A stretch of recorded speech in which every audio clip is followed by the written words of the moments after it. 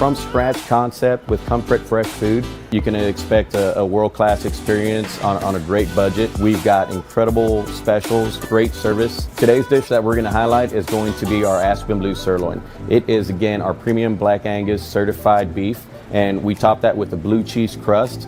Again, everything that we do here is made from scratch, and it's no different from our steaks. We hand cut all our steaks in-house. So our team back there, it's just an incredible team. Everything that they do, they take so much pride in. They put a little bit of themselves into everything that they do over here, especially since it is a made from scratch concept. We want everybody to come, visit us, enjoy some great food with some great service. Bring your friends, bring your family, come have some great food, have a great time with us with some of the best comfort scratch food.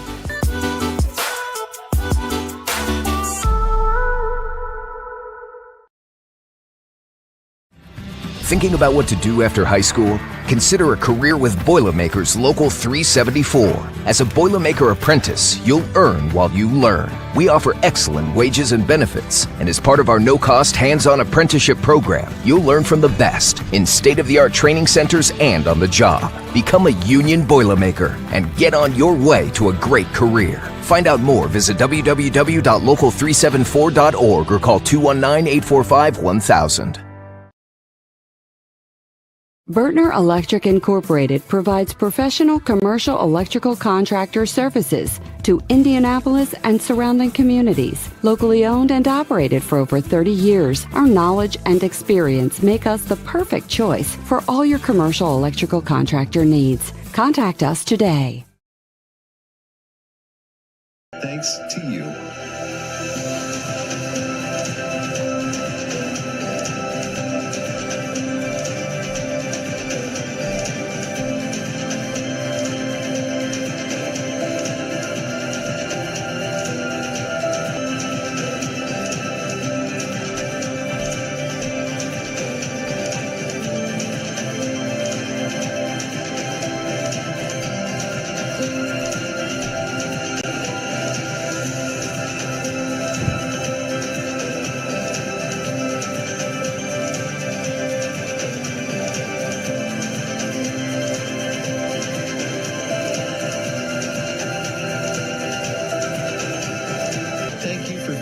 Standing with us.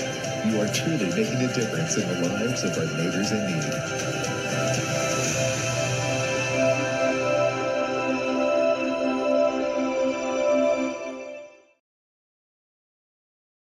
Can't make it to the game? We've got your back. Just go to www.IndianaSRN.org and tune in to all of the live action, or go to our on-demand service and relive your favorite moments.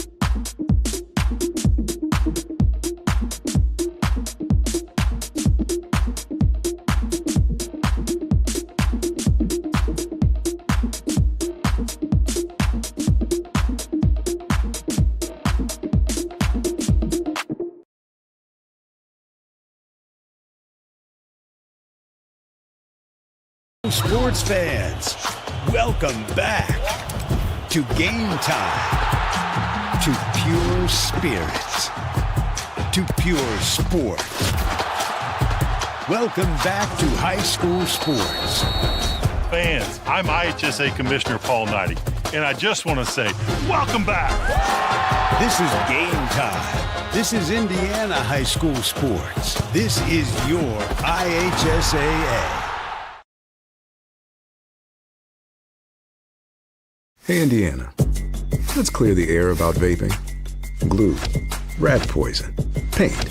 We all know these products contain poisons like formaldehyde, arsenic, and lead.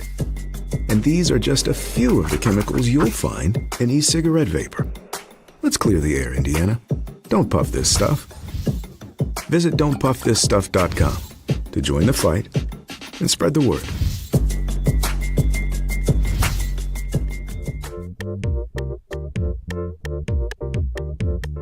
At first, me and my mom were struggling. I was trying to pay the bills and trying to take care of my mom at the same time.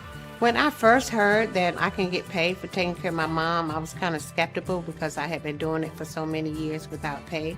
That's when I reached out to Passion to Care. I read all their reviews and I saw that they were #1 in the field. Passion to Care has really, really changed my life. Right now, I take care of my mom 24/7 thanks to Passion to Care.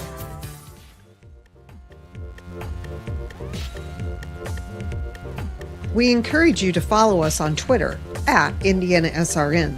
Find upcoming games, video highlights, and much more. Follow us now at IndianaSRN.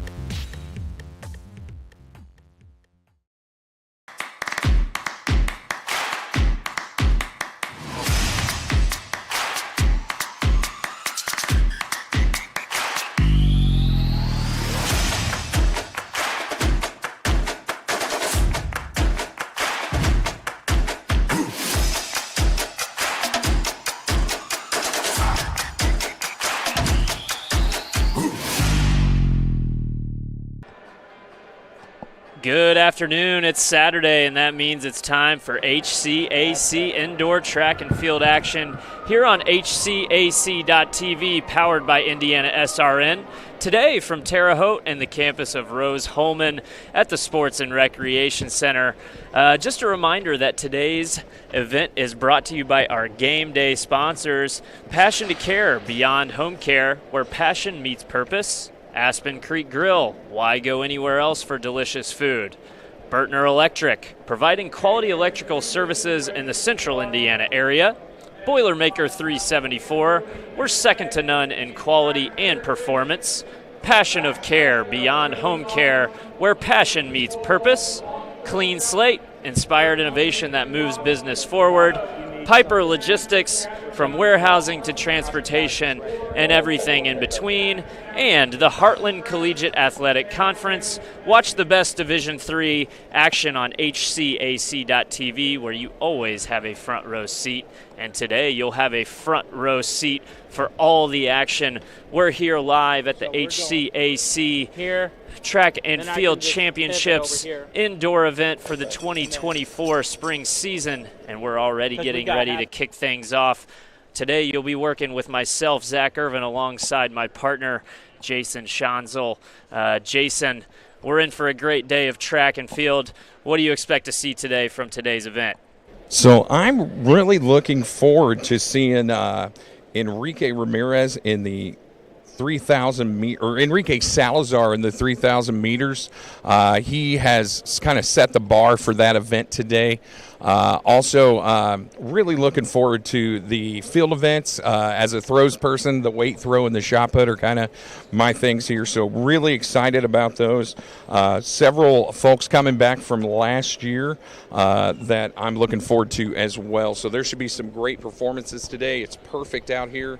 The track is ready to go. The field events are ready to go. So we're going to have a great day of track and field here for the HCAC conference meet. Hey, Jason, I'm pumped to work alongside you today. And like you mentioned, we'll get things started here with our first track event.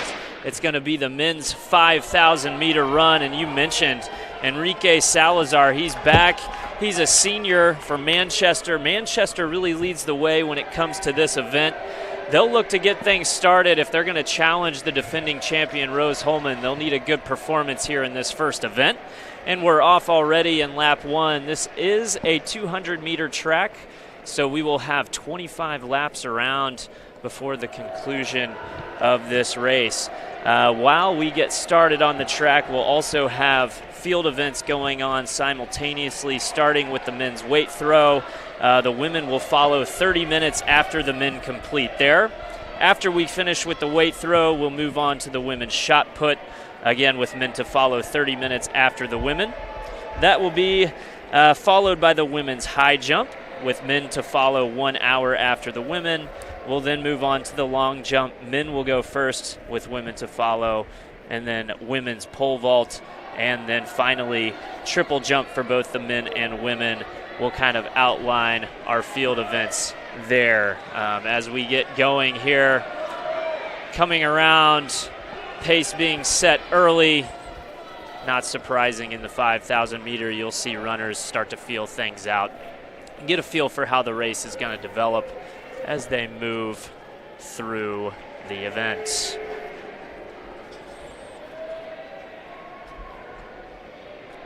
Already a quick pace being set through the first few laps.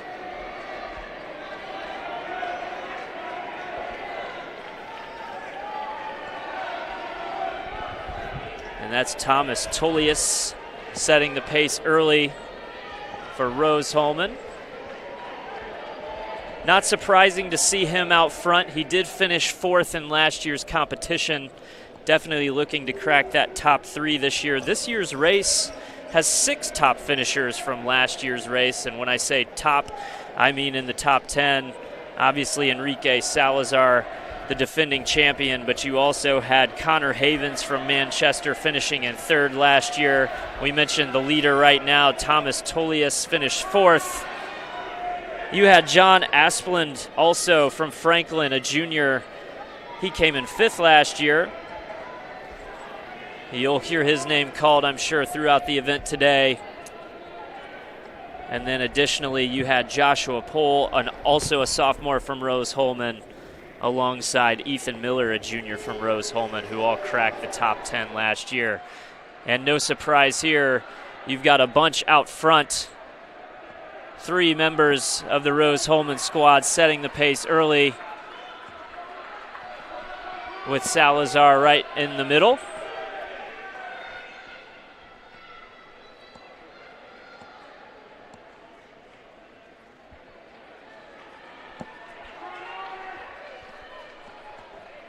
And while we get things started here in the 5,000, we're going to kick it down to Jason. He's down with the weight throw, where things are going to get started for us down there. And yeah, they've just begun the weight throw right now. One of the first competitors here in the weight throw. Also, the women's pole vault, women's shot put has begun, and the women's high jump. Currently, one of the first couple throwers here in the weight throw.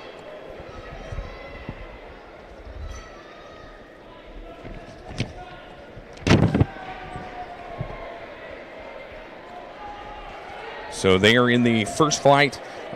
Caleb Pipes of Anderson just had his throw here. We are looking at Transylvania's Ernest Bowen for his first round throw here. Comes in seated at 12.22 meters for Bowen. And a good successful throw for him as he will exit out the back of the ring.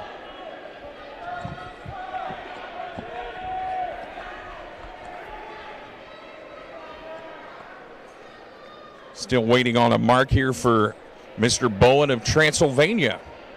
12.84 his first throw. For those of you that don't use the metric system, that's just over 42 feet. So 42 feet, 1.5 inch for Bowen of Transylvania. Next here you'll see Mount St. Joseph's Austin Womack. Austin comes in seated at a 10.5 meter throw here. Let's see if he can improve on that mark.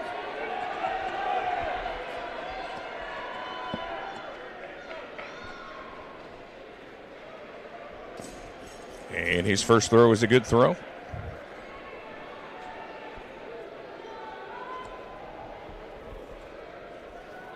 Those of you that have never seen a weight throw, that is not a high school event. That's something that you take on in college. As Womack throws 9.13, so probably disappointing for him there.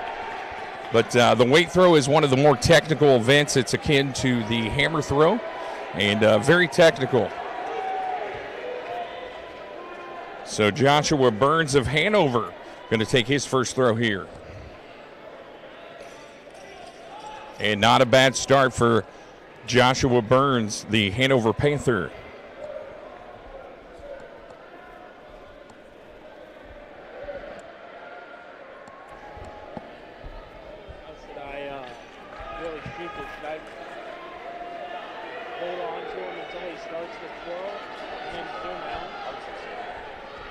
So 11.69 meters for Josh Burns.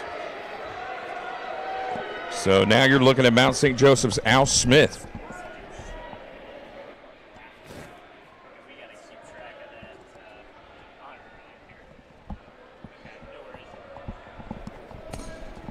And a nice high throw there for Smith of Mount St. Joseph's.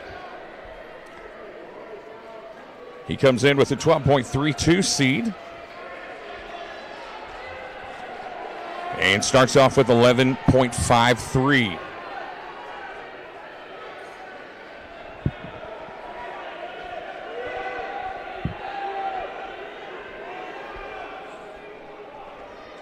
So our second Anderson Indian of this flight, Garrett Corwin for the Ravens, looking to better his mark of 10.01 meters.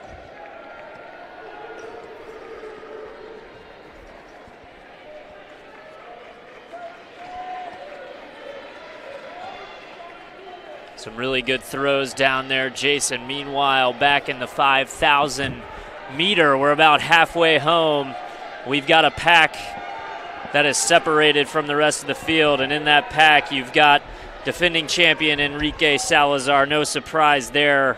Connor Havens, also from Manchester, in the bunch. You've also got a couple Rose-Hulman athletes in the mix. That'd be Joshua Poole and Thomas Tullius. And then also squeezing in that top five in the 5,000 meter, you've got Ethan Weston hanging there with the pack.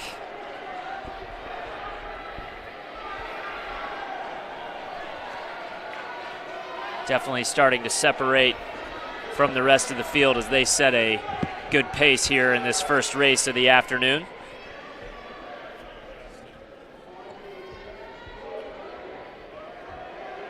All right, you are looking at Reed Schreiner of the Franklin Grizzlies. He's attempting his throw number 2, and he throws it into the netting there for a foul.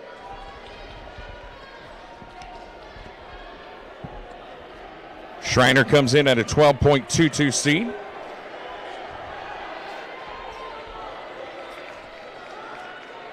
His teammate Maxwell Malone now in the ring for the Franklin Grizzlies with a slightly better mark at 12.33 meters, looking to improve on that.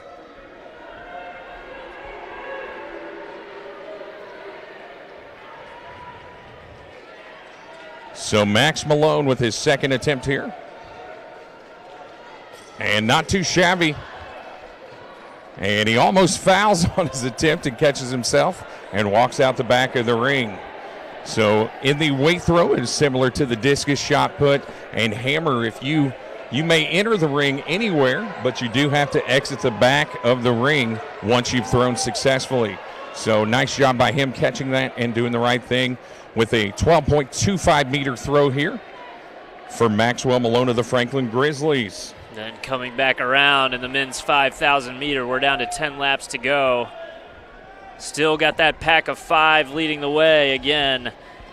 That's Thomas Tullius out front. He's followed by a couple Manchester runners. No surprise, Enrique Salazar along with Connor Havens. Tullius teammate Joshua Poole in the mix, and then following up in that 5th place spot is Ethan Weston from Hanover as they continue to set a pace. Moving now to 9 laps to go.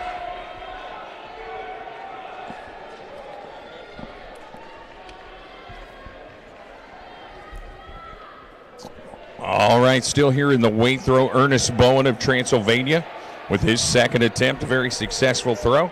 Looks like he may have bettered his mark from earlier. Very under control for Ernest.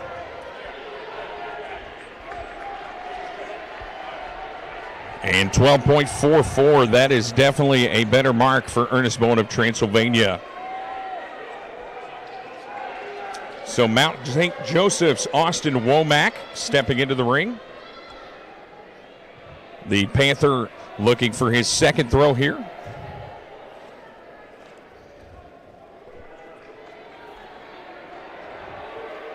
An under 10-meter throw on his first attempt.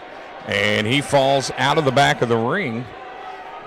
And that is still a good throw, but he's going to exit out the front, so he will scratch that throw. So no mark for Austin Womack of Mount St. Joseph's. Josh Burns of Hanover now stepping into the ring in the men's weight throw. And meanwhile, Josh has been over 11 meters. And he holds on and fouls out the front of the ring. So Josh will get no mark here. So typically in a throwing competition, you'll see the throwers in their first throw just get a mark of some kind, even if it's not a good mark in their opinion, but they will go after it once they've got that mark, and they will kind of let it go on the second and third throws just to see if they can ride that edge. And you see a Al Smith of Mount St. Joseph's with a nice throw in his second attempt. Still waiting for his distance to pop up on the board, 11.78. So still probably a little disappointing for Al, as he's a well over 12-meter thrower here. And Garrett Corwin of Anderson will take his second attempt, as you see him in his all-black Ravens outfit. And a good attempt there for Garrett Corwin of Anderson. So waiting on his result.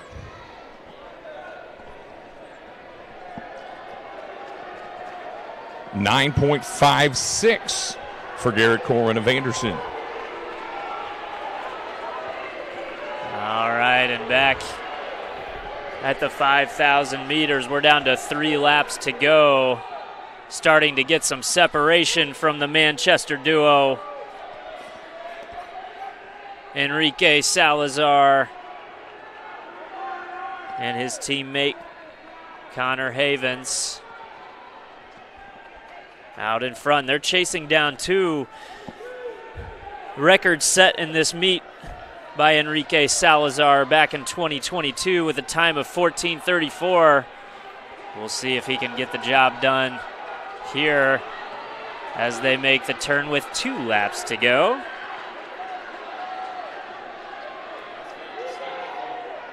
Sticking right with each other.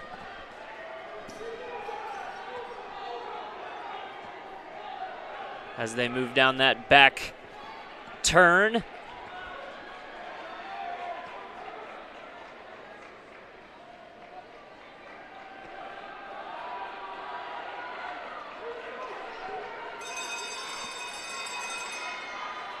And that's 1 lap to go.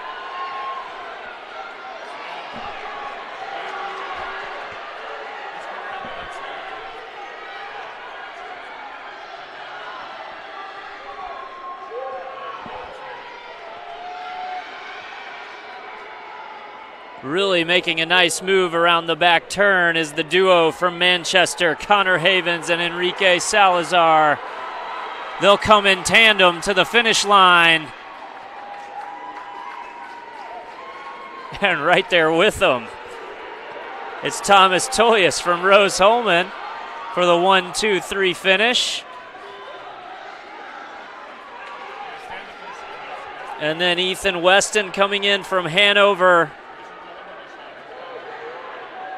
along with Joshua Pohl, is going to be your top 5 unofficially. As we get our first race in the books here at the HCAC Indoor Track and Field Championships. To follow this race will be the women's 5,000 meter run. So stay tuned for that action. But for now, we're still with the men's, as we have the rest of our finishers coming across the finish line.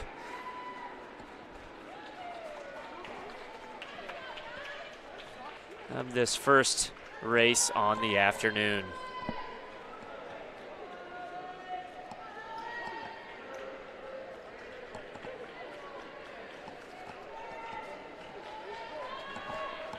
Meet scoring works like this. There's 8 places per event that will be scored, and it goes in order for the 1 through 8 finishers. First place will get 10 points for their team.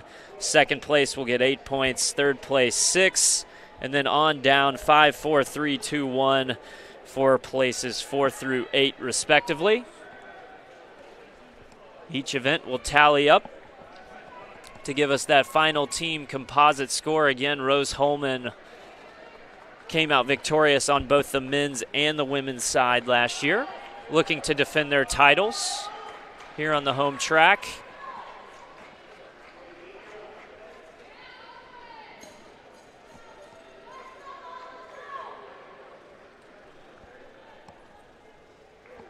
As we come to the conclusion of the men's 5,000 meter race.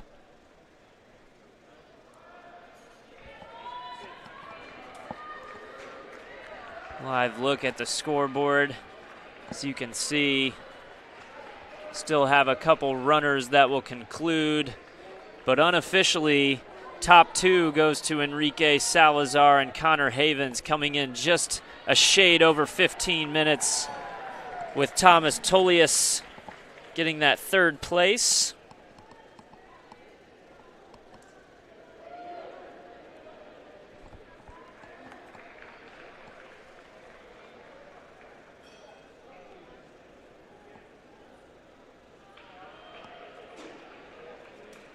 Ethan Weston placing in the top 4. A nice finish for him. The senior from Hanover really ran a nice race, stayed with that pack from the outgo, and was able to keep pace. We'll get a really nice top 5 finish for him as he rounds out his collegiate indoor career with the 5,000 meter. Then 5th place, Joshua Pohl for Rose Holman.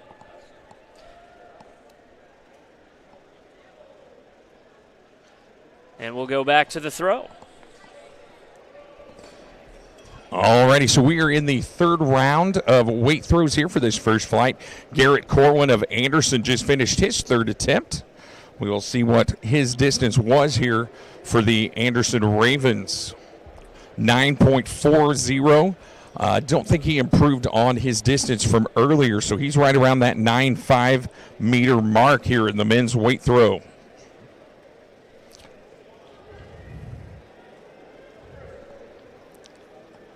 So still on our 3rd round of attempts here in the preliminaries of the men's weight throw. And Patrick Fancher of Franklin, a very nice throw here.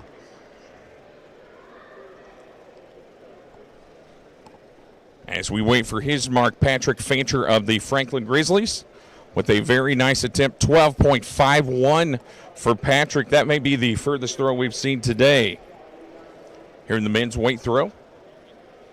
We're still here in close proximity to the women's shot put as it is going on, and the women's high jump on the far end of the arena. Our 3rd place finisher from Rose Holman, Thomas Tullius, with a time of 15 minutes and 2.23 seconds. And we'll move it on down to our awards presentation. This for the 5,000 men's will go to our PA announcer.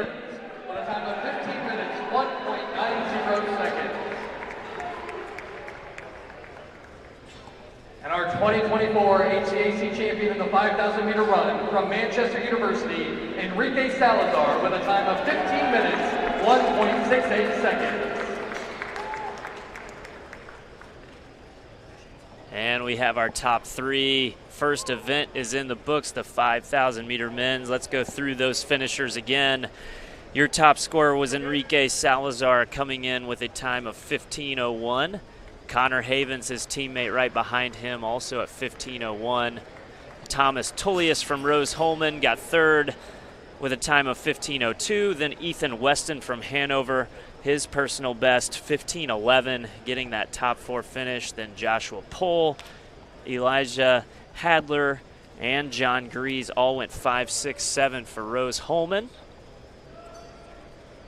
Cole Kropka rounding out the top 8 from Bluffton. Braden Oden from Manchester got 9th, and Riley Devaney round out the top 10.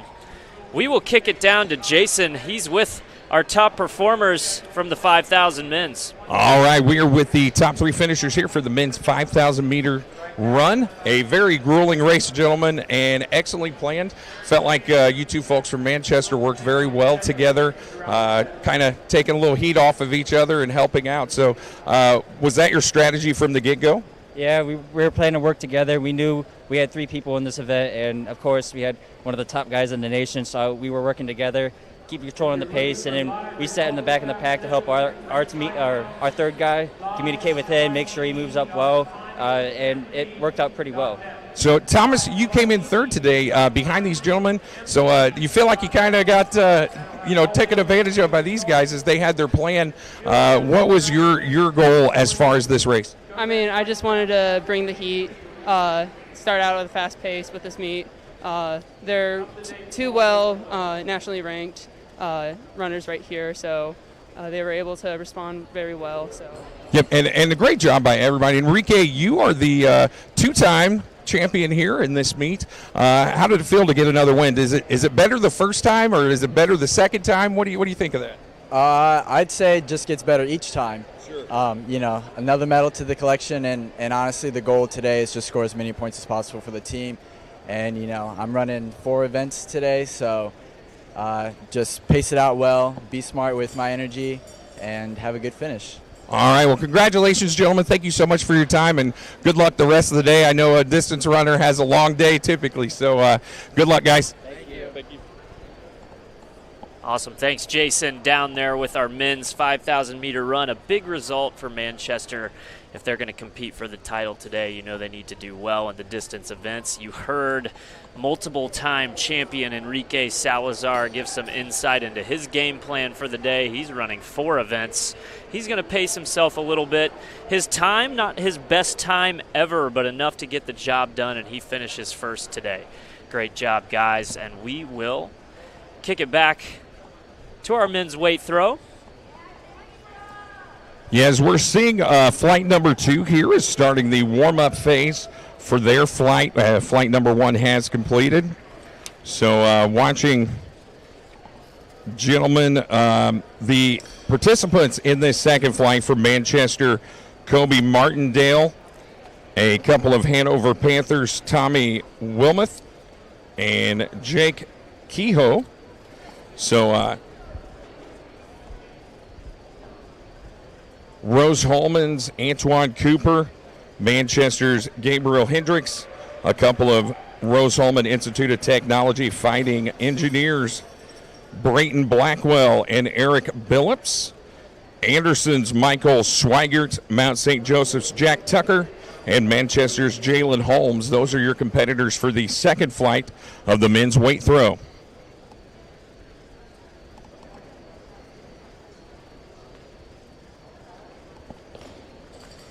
As you see, Michael Swigert of Anderson there with his warm-up throw. So this flight will be a little more dynamic as far as performances here. So you'll see, Manchester's Kobe Martindale has a superior throw of 16:03.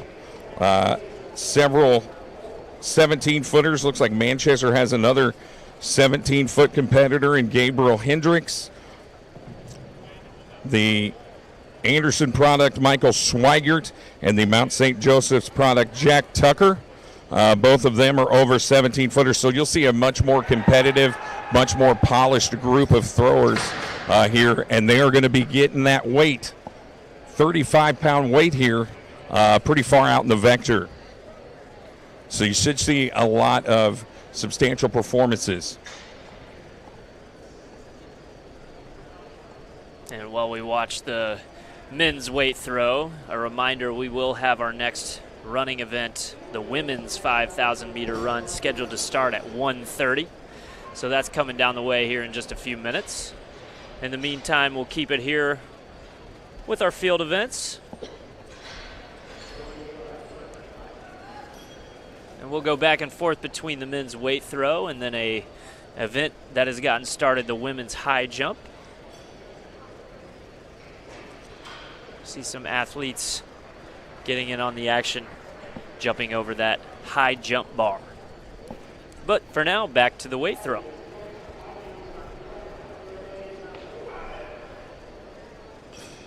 And I think you're in store for a tremendous amount of performances here in this second flight. There's some really good weight throwers here. Like I said, high end of the 17-meter mark, 17.76 for Anderson's Michael Swigert, 17.4 for Mount St. Joseph's Jack Tucker.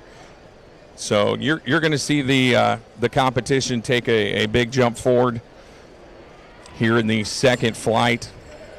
So warming up, vitally important to these throwers to make sure that they have that muscle memory and body memory here. Very technical event. We are always told weight throw and hammer throw are as technical as a pole vault or perhaps the hurdles or discus. So very, very technical event. A lot of balance, a lot of agility needed to throw 35 pounds worth of weight. So very, very tough event to perform in here in the weight throw, men's or women's. Jason, it's making me tired just watching these athletes throw that heavy ball around. You got to keep your head on a swivel down there too. Make sure you're not getting hit with any items. Yeah, 100% correct. And the big difference too, 35 pounds for the men, 20 pounds for the ladies. Compared to the shot put is 16 pounds for the men, 8 pounds for the ladies. Very, very different.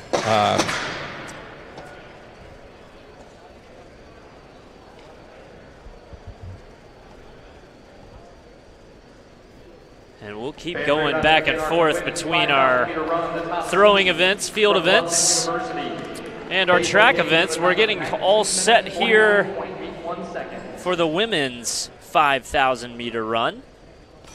This race will have 13 contestants, 13 entrants, a little less than the men's race. But they'll be running the same distance, obviously, 5,000 meters. That's 25 laps around the 200-meter track here at the Rec Center.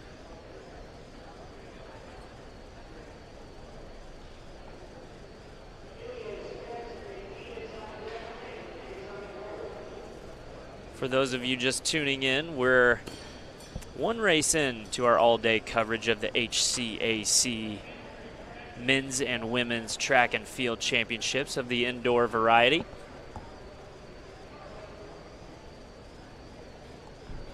You'll have exclusive coverage here on HCAC.TV, powered by IndianaSRN. Again, as we get ready to start our women's 5,000-meter race.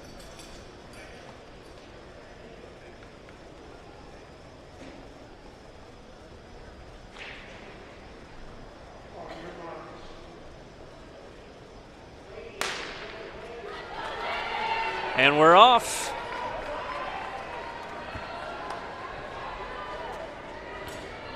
Much like we saw in the men's race, I think you will see some of the athletes get together here at the beginning and bunch up, try to stay together. You saw that work well for both Rose Holman and Manchester in the men's version.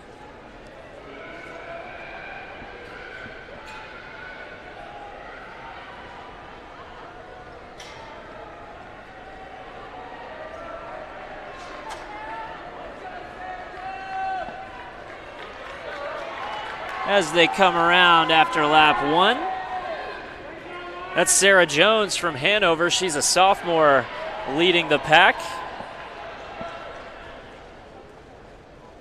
as they're all staying together for the most part through 1.5 laps here in the early going.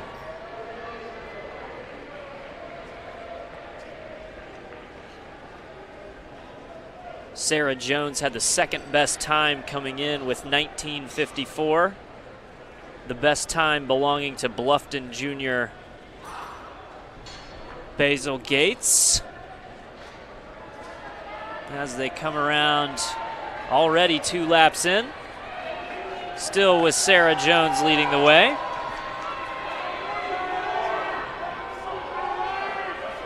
That's Abigail Kerfman from Rose-Hulman in second place, with a bunch of athletes grouped up behind Sarah Jones.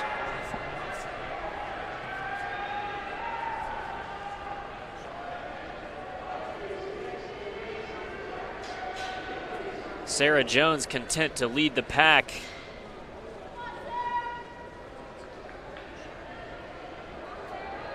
As we get to the conclusion of lap 3:22 to go, we're going to kick it down to Jason and our women's shot put.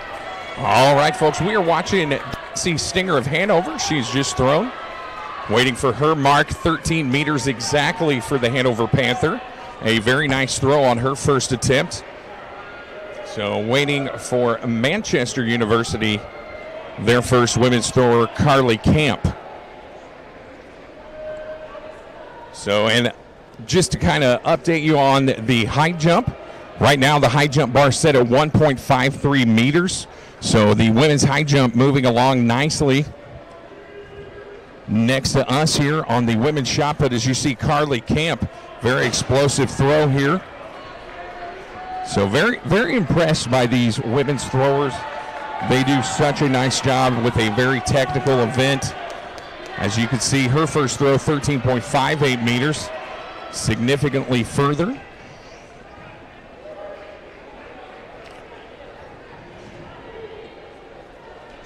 So you will see some very, very nice attempts here. Charlotte Wilson of Manchester now for her first attempt as she blocks and throws.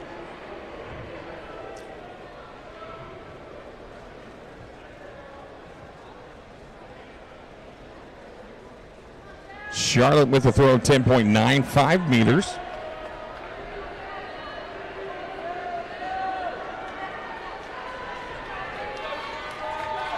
So this is the second flight of women's shot putters.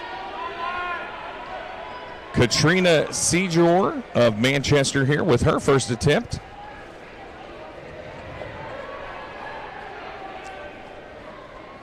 Sejour comes in with a 10.96 seed throw. So hoping to improve on that. Her first throw, 9.49 meters. Right now, Carly Camp of Manchester will be the class of this flight. She has the farthest seated 0.02 meters. And behind her, Hanover's Jessie Stinger. They will probably fight for the championship here as Madeline Hudnall of Mount St. Joseph's has just thrown her first attempt. Madeline comes in with an 11.9 throw. She goes 11.47 here. Like we spoke about earlier, you know, just like the weight throw, these ladies trying to set a mark here and just more or less qualify for a finals, and then once you get there, you can go all out and kind of ride the edge here. As you see Paige Smith of Bluffton with her first attempt. Paige comes in seated at 10.13 meters. So again, she's just trying to get something on the board here and get a mark to potentially make this final for this women's shot put as she goes 8.88 meters. Yeah, meanwhile, back at the women's 5,000 meter run, we've got a group bunched up front. It's led by Hanover's Sarah Jones, Elza King in the mix from Rose-Hulman, Paige McCain from Anderson, Basil Gates from Bluffton, and Riley Stephanie from Manchester. So 5 different schools represented in the top 5 of the women's 5,000 meter. They've got 18 laps to go, and we'll kick it back down to Jason, who's still covering our women's shot put.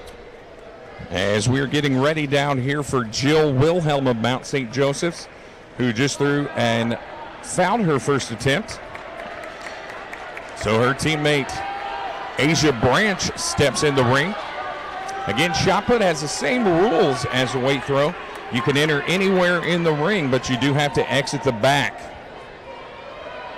As you see Asia Branch with her first attempt here in the second flight for the women's shot put.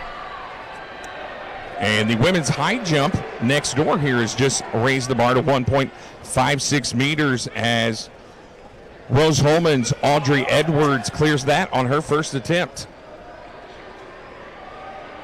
So Asia Branch of Mount St. Joseph's in the women's shot put, her first attempt, 10.02 meters.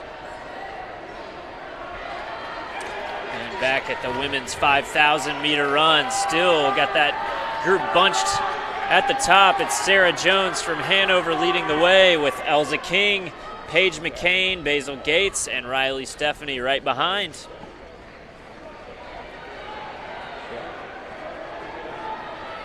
There's 16 laps to go in our 5,000 meter run for the women.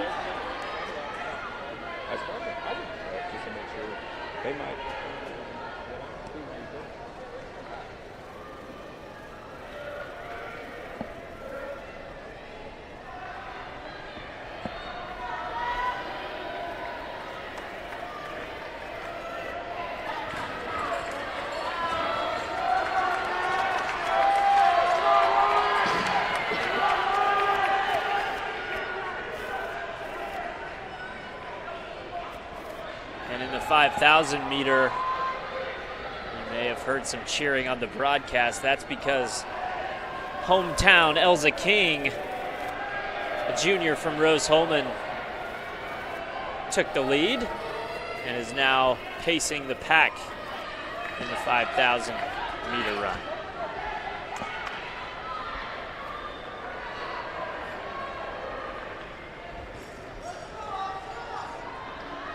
And there you can see Elza King out front.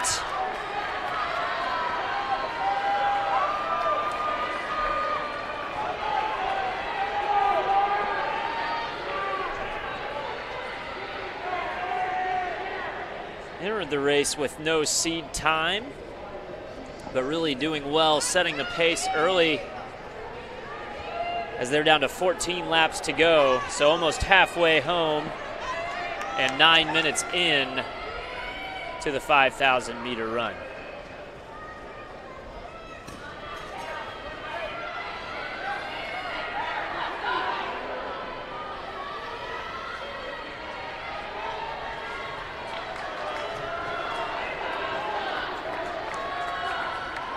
Lead getting larger.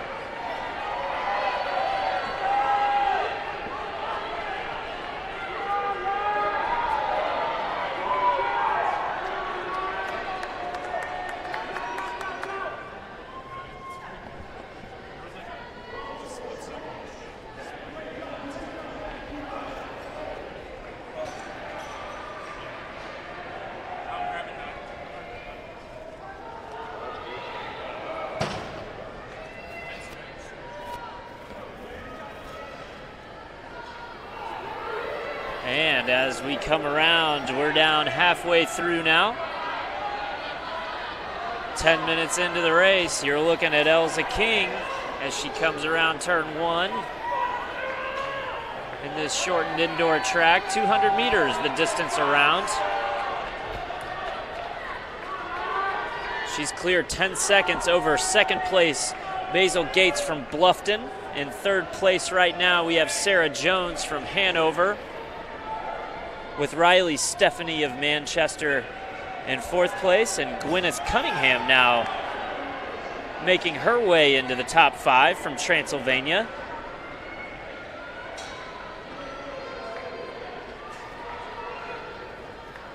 A lot of the runners starting to spread out now. And again, that's Elza King continuing to set the pace. Out front, creating distance between her and her competitors.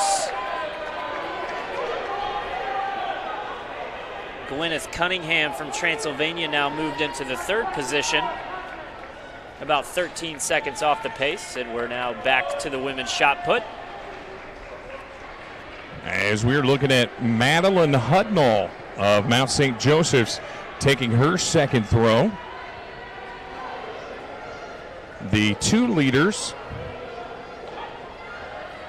have already thrown their second.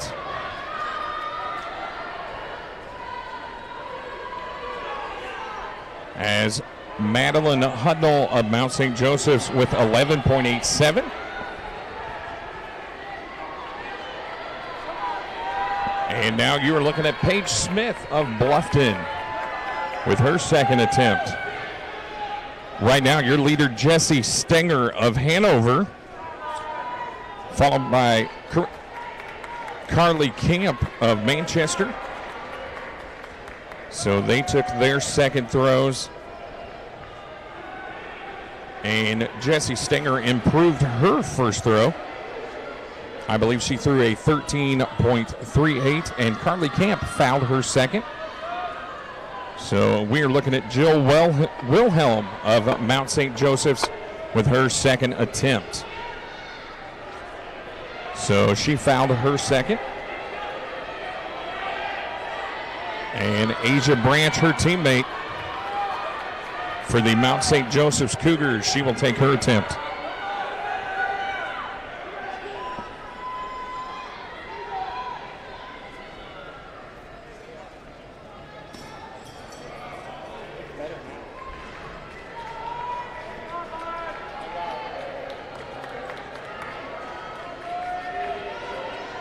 So Asia Branch also fouls her second attempt in the women's shot put. Back at the 5,000 meter run. We'll cut there shortly after this throw.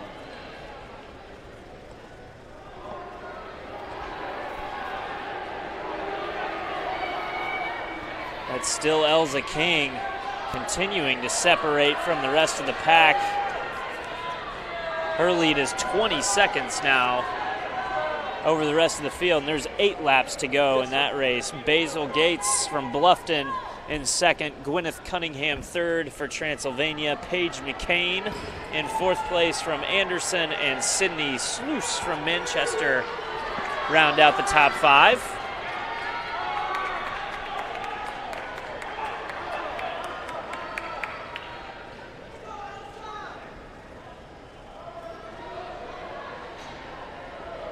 And in this race, Elza King just not fazed by the fact that she's running what seems to be by herself. She's just in her zone, in her element, as she continues to set the pace in this women's 5,000 meter.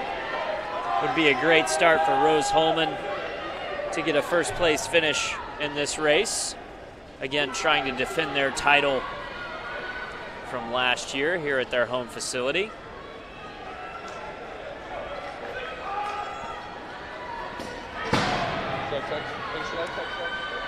And we're back to shot put.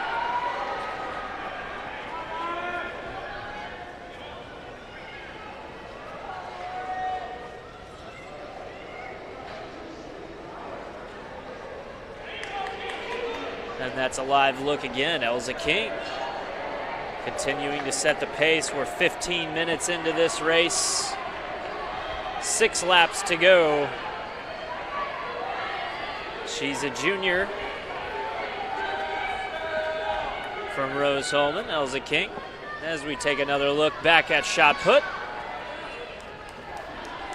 So right now you were looking at one of the favorites, Jessie Stenger of Hanover, looking to break that 14-meter mark here as she gets off a nice throw. She's going to be close here. I'm not sure if that is quite 14 meters.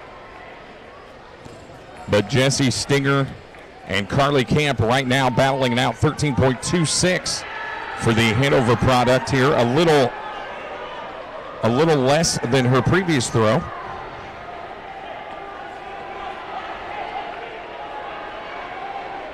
So here comes Carly Camp of Manchester. She's the other capable winner here in the women's shot put. But both Stinger and Camp have most assuredly set their place in the finals here. They will probably be seeded 1 and 2 in the women's shot put as Carly Camp in her third attempt goes 13.98. So very nice throw by Carly Camp. That will put her in the lead currently in the women's shot put. And back in the women's 5,000 meter, still Rose Holman setting the pace. That's Elza King. Now the lead up to 30 seconds. 4 laps to go. She continues to set that pace. You want to get ahead? Yeah,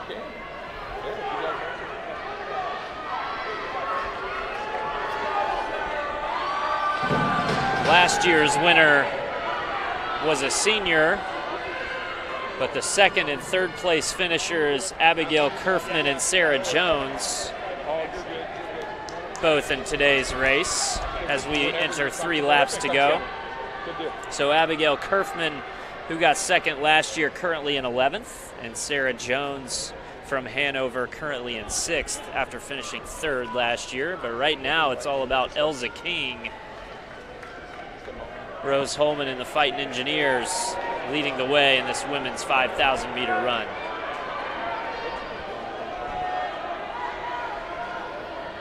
She'll come down the main stretch here looking to pass fellow competitors who are not on the lead lap.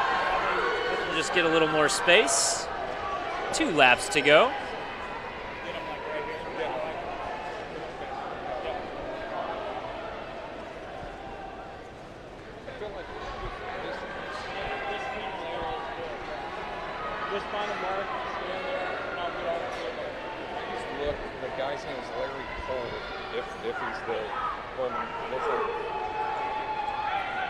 She continues to blister around the track. Right now coming down. She's got 1 lap to go.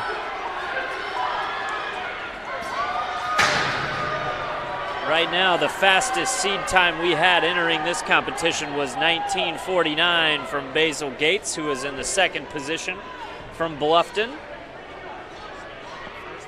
But we're looking at a time that will well surpass that seed time here if Elza King is able to finish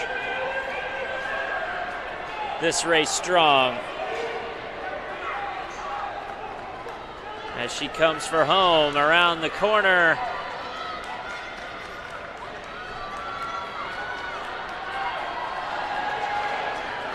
As she crosses the finish line to loud cheers and ovation. What a great run for Elza King, finishing unofficially at 19:02, coming in 47 seconds below our fastest seed time entering the event.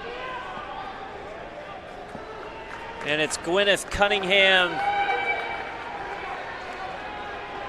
coming in 2nd place unofficially from Transylvania with a time of 19:25. And then it's Basil Gates in the 3rd place spot from Bluffton.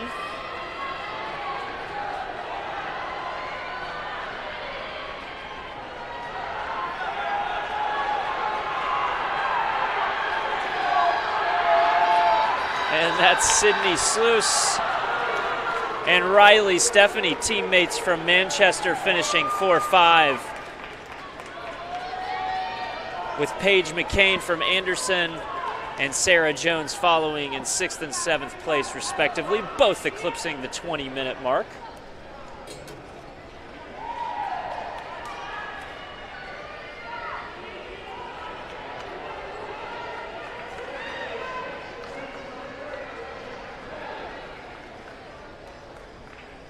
As we come to the conclusion of our women's 5,000 meter run. Still 5 runners out on the track.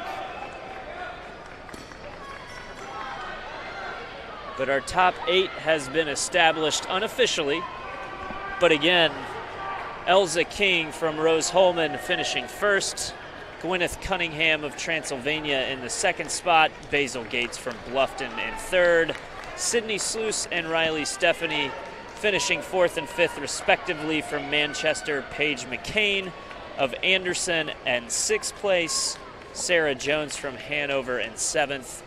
All of the top 7 eclipsing the 20-minute mark. And then that 8th spot, scoring points for Transylvania, was Ellie Thornsberry. Again, unofficial results at this time, but we have 11 of our runners finishing.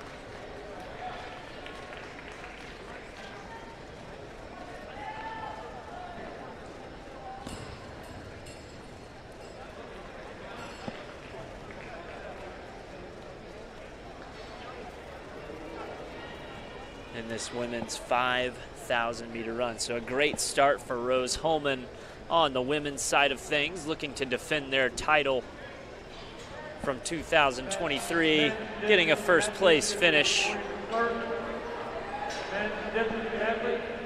in the women's 5,000 meter. Again, our lineup for the day, we're through the 5,000 meter runs. We'll have field events running concurrently while we move through our track events, but after the women's 5,000 meter run, we're going to have our men's and women's distance medley relays. So stick around for that action. It'll be starting here in the next 5 to 10 minutes. As you get a live look at the leaderboard, unofficial results for the women's 5,000 meter. Again, Elza King running a great race, finishing in 19:02. She's a junior from Rose Holman.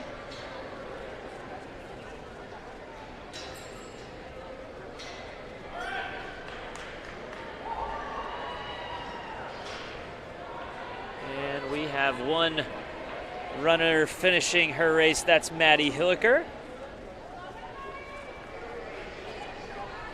And she'll put a bow on this women's 5,000 meter race.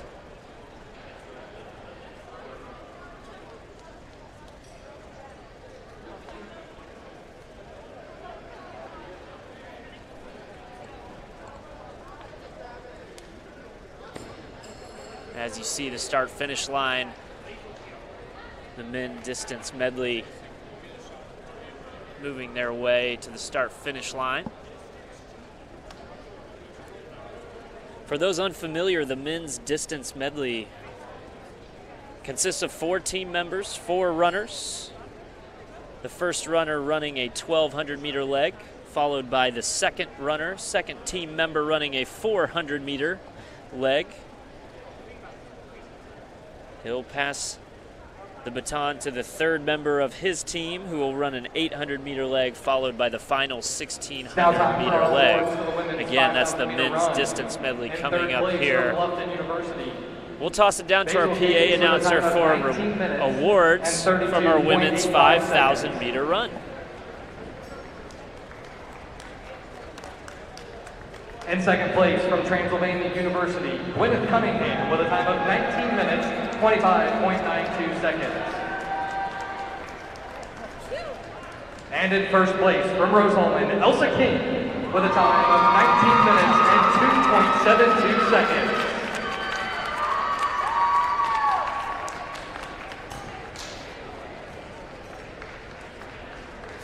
Podium for the women's 5,000-meter run. Basil Gates coming in third from Bluffton, Gwyneth Cunningham in second place from Transylvania. And your winner, Elza King, at a blistering 19:02 from Rose Holman. As soon as they're wrapped up with their photographs, we'll kick it down to Jason with a post-race interview.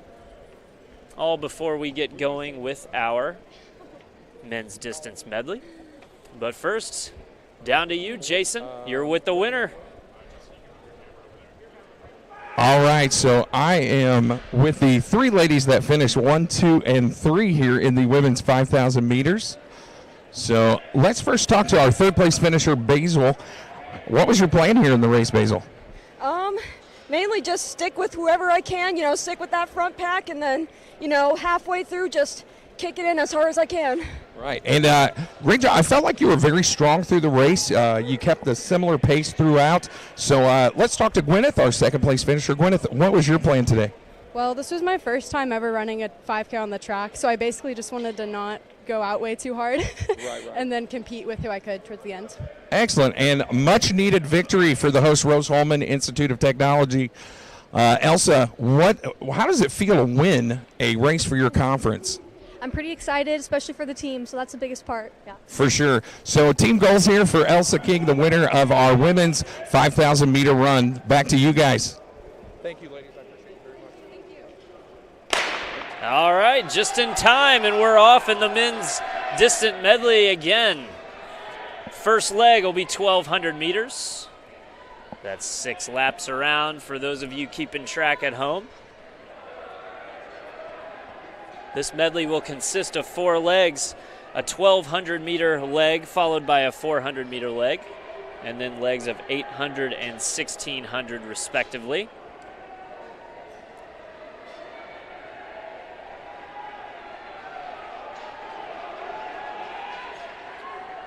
The team to beat coming in with a seed time of 10 minutes, 11 seconds was Manchester.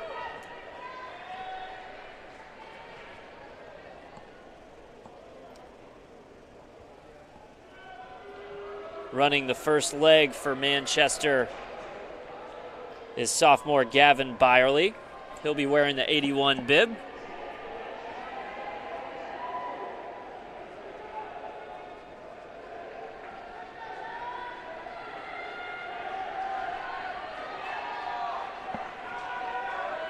As they come around, already 2 laps in to this medley. For Hanover, they came in with a seed time of 11 minutes 36 seconds. Out on the track now is freshman Noah McLean. For Bluffton, they came in with a seed time of 12. For them, it's senior Ethan Lai who gets things started. For Mount St. Joseph's, Jacob Miller, a senior, is out on the track.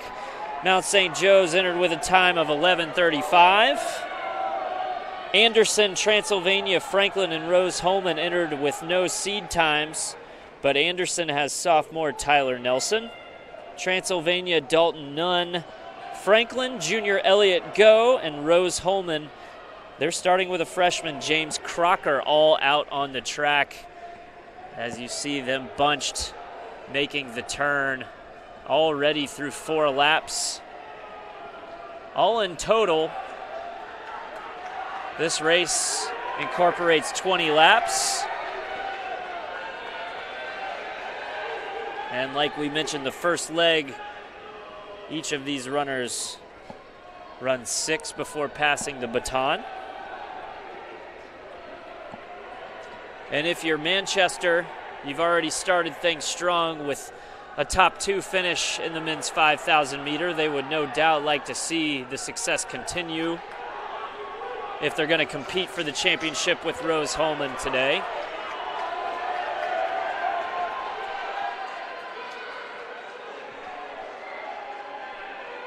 And just like that, we're coming to the conclusion of the first leg of our men's distance medley. This next leg is the shortest leg as we get our first baton toss. This will be a sprint, 2 laps around, and that's Manchester in first place. That's Ryan Fox, a freshman for Manchester, setting the pace. Way out in front. As he'll come around the home stretch on lap number 1. His leg will be 2 laps long.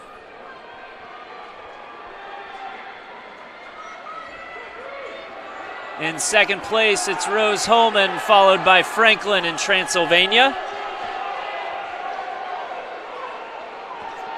For Transylvania, that's Evan Barker. He's a freshman.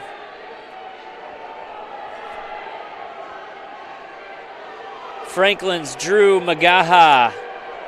And Rose Holman, Stefan Pugh on the track, as we already have Manchester handing off the baton for the third leg, 800-meter leg. And that's Jonah Richards, who will look to keep that lead strong for Manchester. It's a 4-second lead, as overall we still have 12 laps to go in this medley race.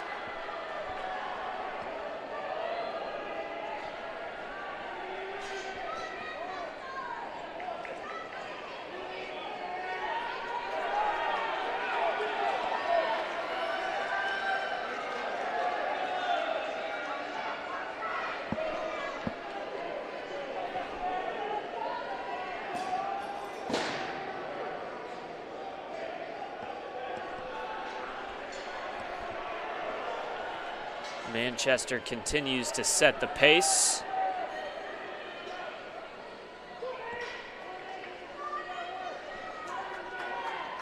This leg, again, being 800 meters, will be 4 laps around the track. In third place for Pennsylvania University, Ferris Howard, with a height of 5 feet 1.25 inches. In second place from Rose Holman. You're looking at Manchester's Jonah Richards again. He runs the third leg of this men's distance medley. And your 2024 HCAC Women's High Jump Champion from Pennsylvania University, Taylor. Continuing to extend the lead as we're over halfway home in the medley.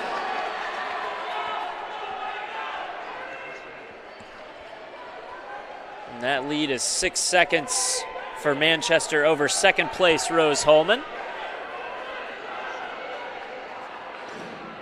And now on the podium we have high jump. Looks like Transylvania was able to take first and third place, with Rose Holman getting second place in those events.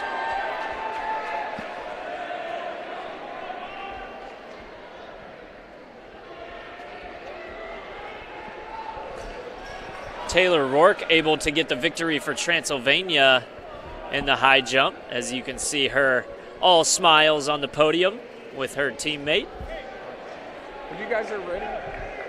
Sorry, thank you. And then we'll kick it to Jason, who's with our women's high jump winners. All righty, I am with Taylor, Audrey, and Ferris, 1, 2, and 3 in the high jump. So Ferris, how's it feel to be a all-conference performer today? It feels really good. I was not doing too well at the beginning of the season, and I missed 2 of the meets due to other circumstances, but I'm really proud of myself and what I could pull through today. Yeah, and a great accomplishment. I mean, there's no better feeling than fighting through adversity and coming up winning. So, Audrey, very, very important points for your team, getting runner-up in the high jump. What was your goal today? There's a lot of different things I've been working on throughout this season, so I was kind of just hoping that all of that would come together today, and I think it did. So I'm just happy that all the work has been. Yep, no better feeling, great thing when hard work pays off. So Taylor Rourke from Transylvania, your winner in the women's high jump. Taylor, what do you think? It's awesome. I'm glad to be here 2 years in a row. I have great coaches and great teammates. Super proud of Ferris. We've worked through a lot this season, and I'm glad that we're up here together. And also this freshman who's going to go big places as well. Awesome. So that is Taylor, Audrey, and Ferris. Oh, Ferris has one more. She also got the new school record. And a new school record, 1.59 meters. Correct, Taylor? All righty. So congratulations to you 3 ladies, our women's high jump first through third placers. Yeah, how about that? Taylor Rourke setting the school record for Transylvania, that high jump of 1.59 meters. For the women's high jump, we'll go through the results 1 through 8 while you watch live feed of the men's distance medley. For that women's high jump, it was Transylvania with the first place finish. Audrey Edwards for Rose Holman came in second, with Ferris Howard of Transylvania again on the podium in third. Fourth place was Abigail Kirby from Earlham. Fifth place, Jada Hunter-Hayes from Rose Holman. Tied with Allison Muck from Franklin. They both finished tied for fifth. It was Paige Massey from Bluffton and Olivia Ryder from Bluffton finishing in the 7 and 8 spots, scoring points for their squads respectively. Now back to the men's medley It's Manchester still out in front. There's 3 laps to go on this final leg. The final leg is that 1,600-meter run.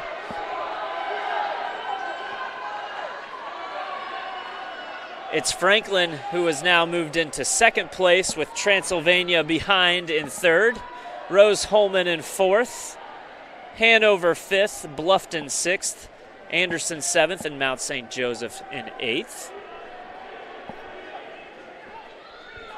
For Manchester, you're looking at Connor Havens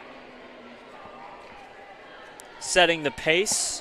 Again, 2 laps to go. Connor Havens was your second place finisher just a short time ago in the men's 5,000 meter run. So already his second distance event on the afternoon. For Transylvania, their anchor runner is Drew Meter. He's a senior. He'll look to keep Transylvania in that 2 spot. For Franklin, it's Sam Wilson, a sophomore, running the anchor leg.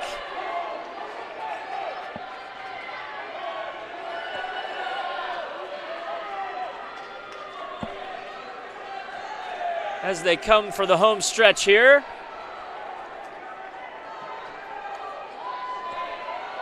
It's going to be Manchester. Connor Havens. That anchor leg, he looks around. He gets some cheers. Another nice finish for Manchester. As then we have Transylvania and Franklin coming in at the 2 and 3 spots in this men's distance medley.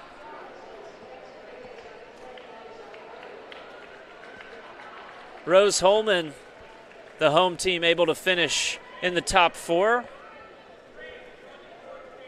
Hanover coming in 5th place, and for Hanover, that anchor runner was Oxiel Castro Badia. He's a freshman. Bluffton rounding out the top 6. That was Alex Montross. He's a senior coming across the finish line. And we've still got runners from Anderson and Mount St. Joseph coming home. And for Anderson, that's David Stansberry. Just a sophomore. He'll be back for more in the coming years. And rounding out that 8th place finish for Mount St. Joseph, Alex Schmidt. And just like that, the men's distance medley is in the books. Again, a recap of the team finish in that event. Coming in 1st place was Manchester, 2nd place Transylvania, 3rd place Franklin, 4th place Rose-Hulman. As you see the leaderboard scrolling through there, our live finish. The electronic scoreboard in this beautiful facility, Recreation Center here on the campus of Rose-Hulman.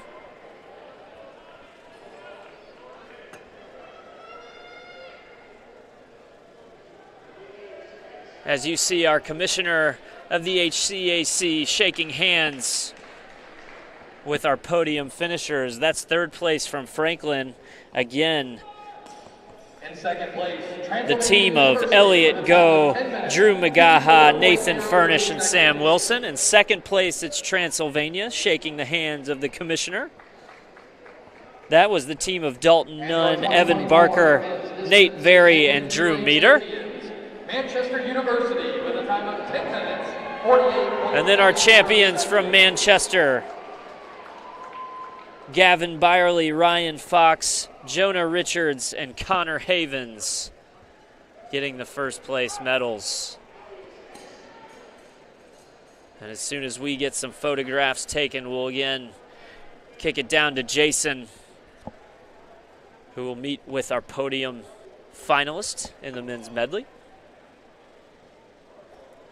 Our next track event, too, will be the women's distance medley getting ready to get started here. Same format as the men's. And we'll have 7 teams entered in that race.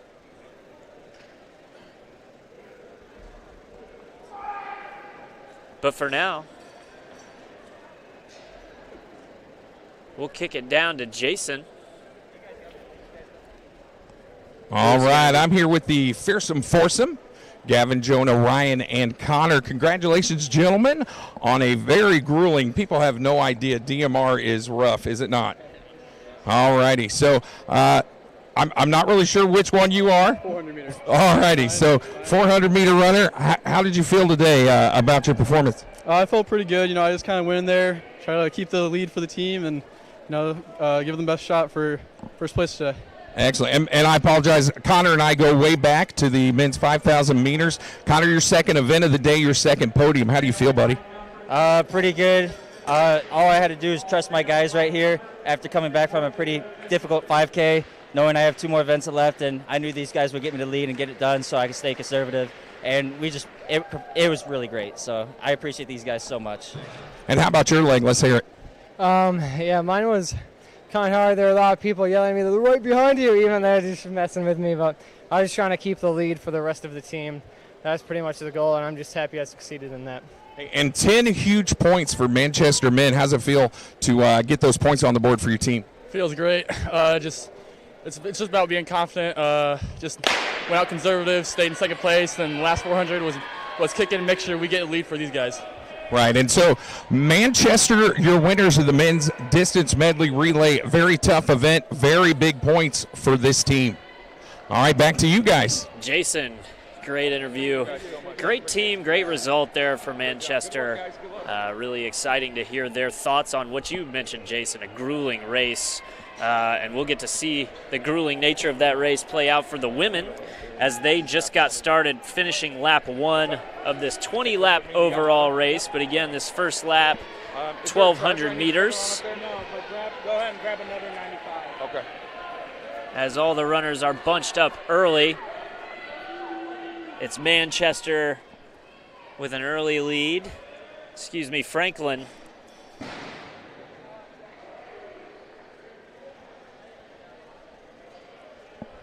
Getting things started.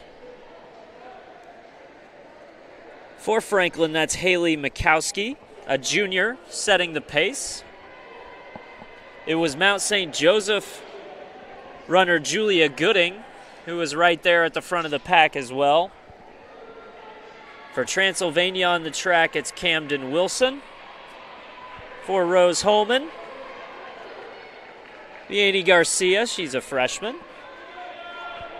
Anderson starts things off with Jasmine Benjamin. She's a sophomore. And for Hanover, it's Geneva Matthews. And Manchester, they've got Caitlin Four, the freshman, out on the track as we're 2 laps in to the women's distance medley.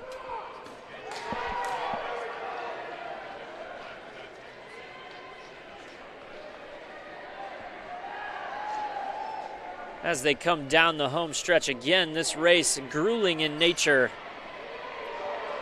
This first leg so important. You want to set pace, but also make sure that you don't fall behind if possible.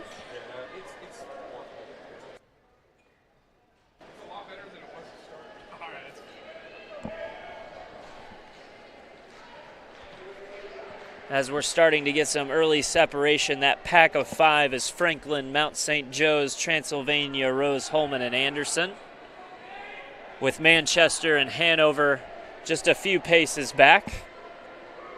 Again, that top 5 all within 1 second of each other here as they come down the stretch of their 4th lap.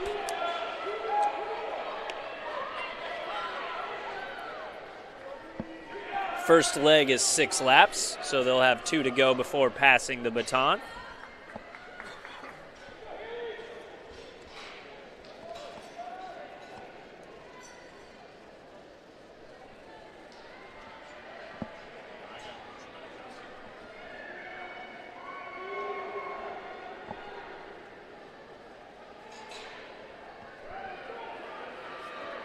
And a little bit of separation starting to take place now for Franklin.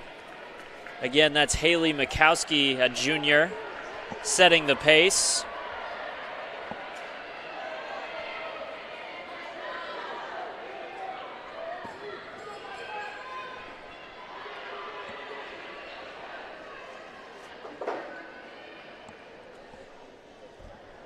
as that lead is now stretched out to 2 seconds over second place Mount St. Joseph's, and that's runner Julia Gooding. And Transylvania in third, 5 seconds off the pace. That is Camden Wilson, a sophomore, as we get our first baton pass from Franklin. That's Vicky Arney, a freshman, who will take the second leg, our 400-meter sprint of this women's distance medley.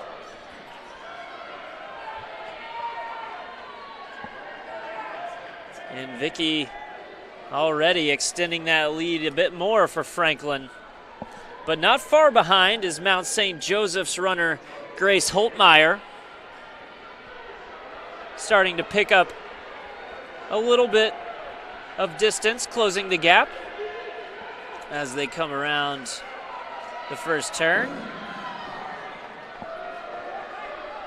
Again, the medley is a 20-lap race overall. We are through 7 of those laps, 13 to go as a team. With this leg consisting of 4 laps for the runners. In third place right now, it's Rose Holman. On the track for Rose Holman is Lauren Marcourt. She's a sophomore, making a move on Transylvania, trying to make that pass as we get into the baton pass for leg number 3.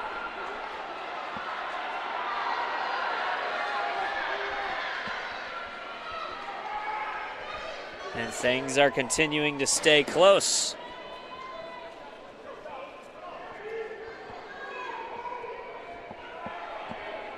Those second leg runners for fourth place Transylvania was Peyton Tan, a freshman. For Manchester, it was Micah Taylor. Anderson, the second leg of the race, was run by Ellison Brunner. And for Hanover, their second leg was Mary Hennessy. But right now we're on leg 3. Again, this women's distance medley. We're 6 minutes, 12 seconds in, and we're about halfway home for this race overall. It's Rose Holman now out in front.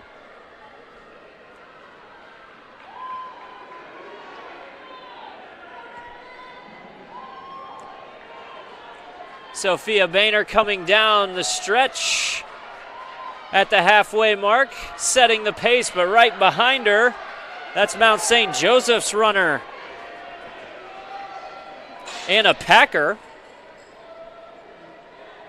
And it seems like they're going to stay pretty close to each other for their laps, as here comes Packer making a move on the backstretch, able to take the lead away from Sophia Boehner.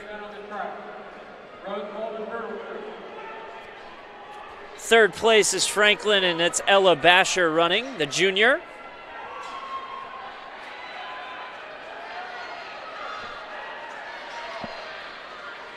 But right now, it's Mount St. Joe's starting to get a little separation, and Anna Packer leading the way. Rose Holman behind, as there's Franklin's third place runner, Ella Basher. Transylvania in fourth place. Maggie Simmons, the freshman, running the third leg for Transylvania, who's actually now past Franklin. Manchester in fifth. It's Morgan Chupp, the senior, running for Manchester, the third leg, with Anderson and Hanover in sixth and seventh, respectively. The final baton pass for Mount St. Joseph's. They'll try to hold on to the lead. The anchor for Mount St. Joe's, Kayla Hess. She'll start with the lead. It's only a 2-second lead over Rose Holman, and it's Brianna Biddle who trails her. But now we're going to go back to the podium. It's shot put, and we'll go to our PA announcer for those women's shot put results. Jesse Stanger with a mark of 13.46 meters, 44 feet and 2 inches. And in first place, our 2024 HCAC Women's Shot Put Champions, Carly Camp from Manchester University with a mark of 14.63 meters and 48 And as soon as they come off the podium, we'll kick it to Jason to interview our women's shot put winners. But those results, that top 3 podium you're looking at, Carly Camp from Manchester, number 1, Jessie Stinger from Hanover, number 2, and Madeline Hudnall, number 3 from Mount St. Joe's. And is the number 3 mark in NCAA Division. Mount St. Joe's still in first place in the medley, and we'll kick it to Jason, who's with our women's shot put podium winner. All right, I am with the shot put top 3, Carly, Jessie, and Madeline. So, Madeline, you're our third place finisher. How'd you feel today? Pretty good. All righty, so you felt good enough to at least get all conference, huh? Yeah. Madeline, a lady of short words. All right, Jessie, you're our runner-up here. Watched you guys throw earlier. Looked like you were having a really good day. You were hitting your spots with your feet, getting around, throwing really well. How did you feel about your performance today? I was definitely really nervous coming in because it's conference and it's the biggest meet of the year. But after I got the first couple throws, I felt really good where I was at. And I'll be honest, your body language showed that watching you earlier. So Carly Camp, our winner for Manchester. Carly, you had to felt great today. Did you have any goals in mind? Did you have a distance you'd like to meet or a PR to set today? I was just hoping to see 14 today, and I accomplished that goal, so I'm pretty happy. All right, well, congratulations, ladies. A pleasure to watch you guys throw, so good luck the rest of the day. I'm sure you have the weight throw later, so good luck in that event. Thank you guys for your time. Thank you. All right, back to you guys up in the booth. And you heard it there, Carly Camp getting the win in the women's shot put. She wanted to hit 14. She hit 14 and more. She got a throw of 14.63 meters to bring home the championship for Manchester. We'll round out the top 8 here as you look live on our women's medley of the distance variety. We're 4 laps to go. It's Mount St. Joseph in first, Franklin in second, and Rose-Hulman in third. But again, I'll run down those top 8 results in the women's shot put while you watch live on the medley. It was Carly Camp for Manchester again in first, Jessie Stinger for Hanover coming in second place. Madeline Hudnall from Mount St. Joe's got third and made her way to the podium. In fourth place, it was Charlotte Wilson for Manchester. Fifth place, Aaliyah Jones from Rose-Hulman. Sixth place, Carolina Snyder-Perez for Rose-Hulman. Asia Branch got 7th place for Mount St. Joseph.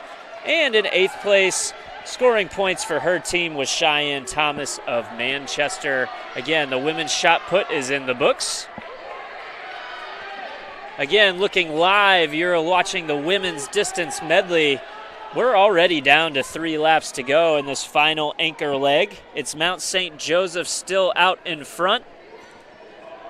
You're looking at Kayla Hess. She's a senior, pacing things for Mount St. Joseph. She has a 5-second lead over second place Franklin and runner Mallory Watson. Franklin able to make a move around Rose-Hulman and Brianna Biddle, who's a freshman for the Fighting Engineers. In fourth place, it's Transylvania, Libby Perkins. Manchester in fifth, Chloe Ferris. Hanover in sixth place, it's Elise Wilson. And for Anderson, rounding out our top 7, it's Sadie Knox. Only 2 laps to go. That lead was 5 seconds. It's now 4 seconds with the gap starting to close. And it's Franklin making a move on the outside. Mallory Watson now in first place. She hears the bell. That bell signifies 1 lap to go. Also, Rose-Hulman making a move around. Staying in second place is Brianna Biddle. It's going to come down to the wire here in the women's distance medley. Franklin in first place. Mallory Watson trying to hold on. Brianna Biddle trying to close the gap, but that gap is widening as they come around the back stretch. Mallory Watson kicking in the afterburners. She's going to get Franklin a first place finish in this women's distance medley. She's all smiles as she gets a hug from her teammate. It's Rose-Hulman in second place. And coming in third is Transylvania making the pass at the end. Mount St. Joseph's will finish 4th. A nice kick there from Libby Perkins of Transylvania as she was able to make the pass for 3rd place at the very end. Manchester coming in. Chloe Ferris about to cross the finish line to get Manchester a 5th place finish.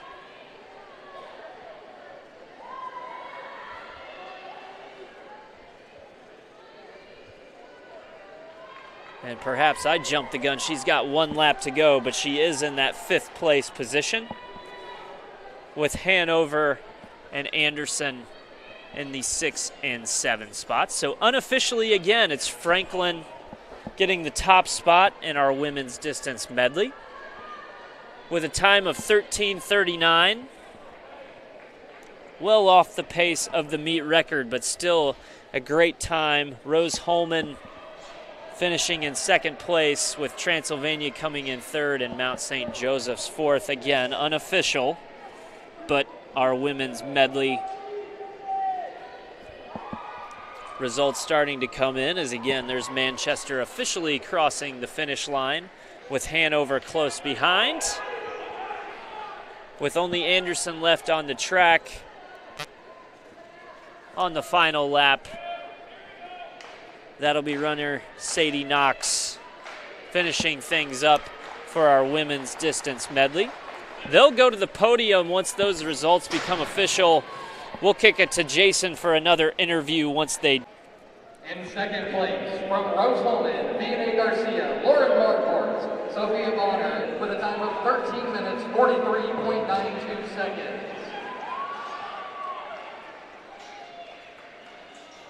And your 2024 Women's Distance Medley Relay HCAC champions, from Franklin College, Haley Mikowski, Vicki Arney, Ella Basher, and Mallory Watson, with a time of 13 minutes, 39.55 seconds.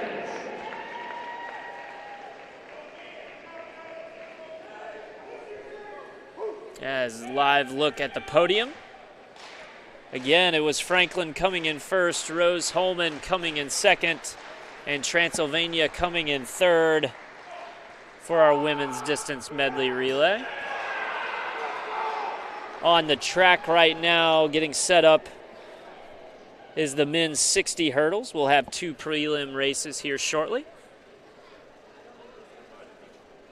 But as soon as our ladies get wrapped up with the celebratory photographs, we'll kick it down to Jason to hear from our winners from Franklin. They ran a great race, kicking in late with about 2 laps to go. Was Mallory Watson. Turned on the afterburners then in the final lap and was able to get Franklin the victory. Mount St. Joe's led a lot of the way. They paced things throughout the middle portion of the race and finished 4th just off the podium, but now it's time to talk to our winners. We're down with Jason and the Franklin Women's Medley. All righty, I am here with the winners of the women's DMR, the Franklin Grizzlies, Haley, Vicky, Ella, and Mallory. Is that right, guys? All righty. So at what point did you guys realize in the race that you're about to win? I have no idea. Yeah, we were keeping track of Mal. I think it was definitely last 2 laps she started to go. I was like, it's our time. We're ready. Hey, and everybody knows DMR is a tough race, and you know it's easy to lose track of those laps. So, do you have somebody? Do you say that somebody that feeds you how much you got left? We are pretty self-sufficient, but we can just trying to work off each other, and you can tell by our bodies and how much last year was left. For sure, and a great team effort and big points for Franklin. You guys needed that, a little shot in the arm for you ladies and your team. So congratulations, ladies. Your HCAC DMR champions, the Franklin Grizzlies. Have a great afternoon, guys. Thanks. All right, thanks, Jason. Like you mentioned, a big shot in the arm for Franklin. If they're going to compete today, they know they need to maximize their podium finishes. They did just that in the women's distance medley, getting a nice conference championship for those ladies. We'll move next into the men's 60-meter hurdles. We're going to have two prelims. So if you're going to advance to the final, you need to either win your heat or be one of the 6 best times if you are a non-winner in either one of the prelims. In this first race, Let them know. it'll be Logan Phillips from Rose-Hulman in lane 1. Andrew Cowlin of Rose-Hulman in lane 2. Timothy Yount of Rose-Hulman in lane 3. J.C. Nutt from Bluffton in lane 4. Cyan Wright from Mount St. Joseph, lane 5. Elliot Davidson, a junior from Franklin, lane 6. Isaac Elizondo, a freshman from Anderson in lane 7. And Tawan Cannon, a sophomore from Defiance in lane 8. As we get ready to get started. Weight throw medals, and then we can do the Rose-Hulman coach. Okay.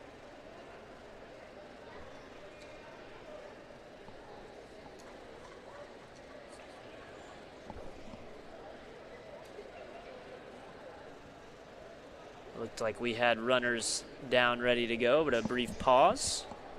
So we'll get reset.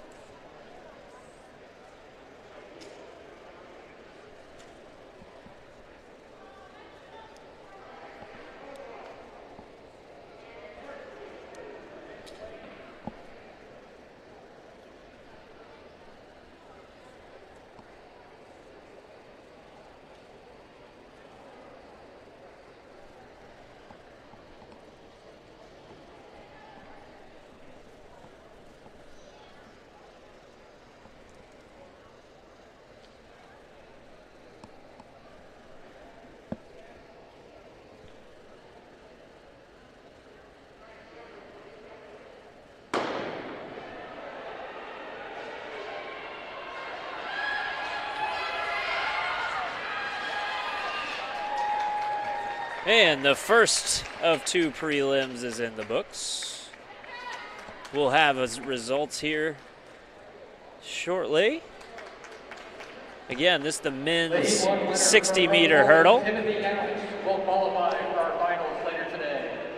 That was Timothy Yount finishing in first place, the senior from Rose-Hulman. His seed time was 8:46. He runs an 8:47 in his first prelim. Desmond Gitz with a time of 8.14 seconds. And we'll know a lot more after this second prelim as far as who advances. Again, it's going to be the top finisher in each heat plus the next 6 best times. So we know Timothy Yount of Rose-Hulman for sure has advanced. In the second heat, in lane 2, it'll be Will Simpson of Hanover. Lane 3, Chris Renee of Manchester. Lane 4, Grady Shea from Hanover. Lane 5, Desmond Gist of Bluffton. Lane 6, Luke Hommel from Hanover. Lane 7, Quentin Willis of Manchester. And lane 8, Diego Yun of Mount St. Joseph's as they get ready.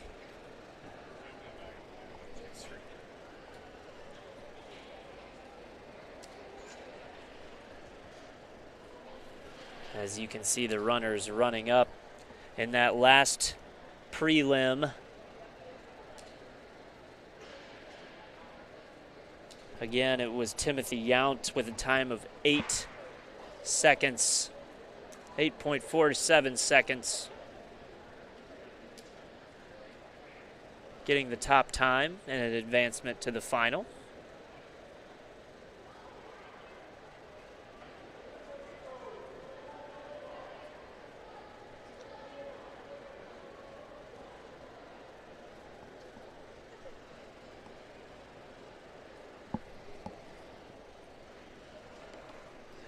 And all things are fairly quiet here in the rec center at the current time, which for the first hour and a half, it's been all action. Again, lots of field events taking place. We've already got women's shot put and women's high jump results in the books,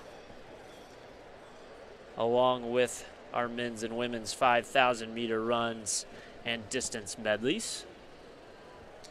We'll have a team update for you here in just a few moments as well, and see where things stand as we get through, or as we've completed our first 6 or 7 events. But for now, it's heat 2 of 2, the prelims for the men's 60-meter hurdles. And here we go.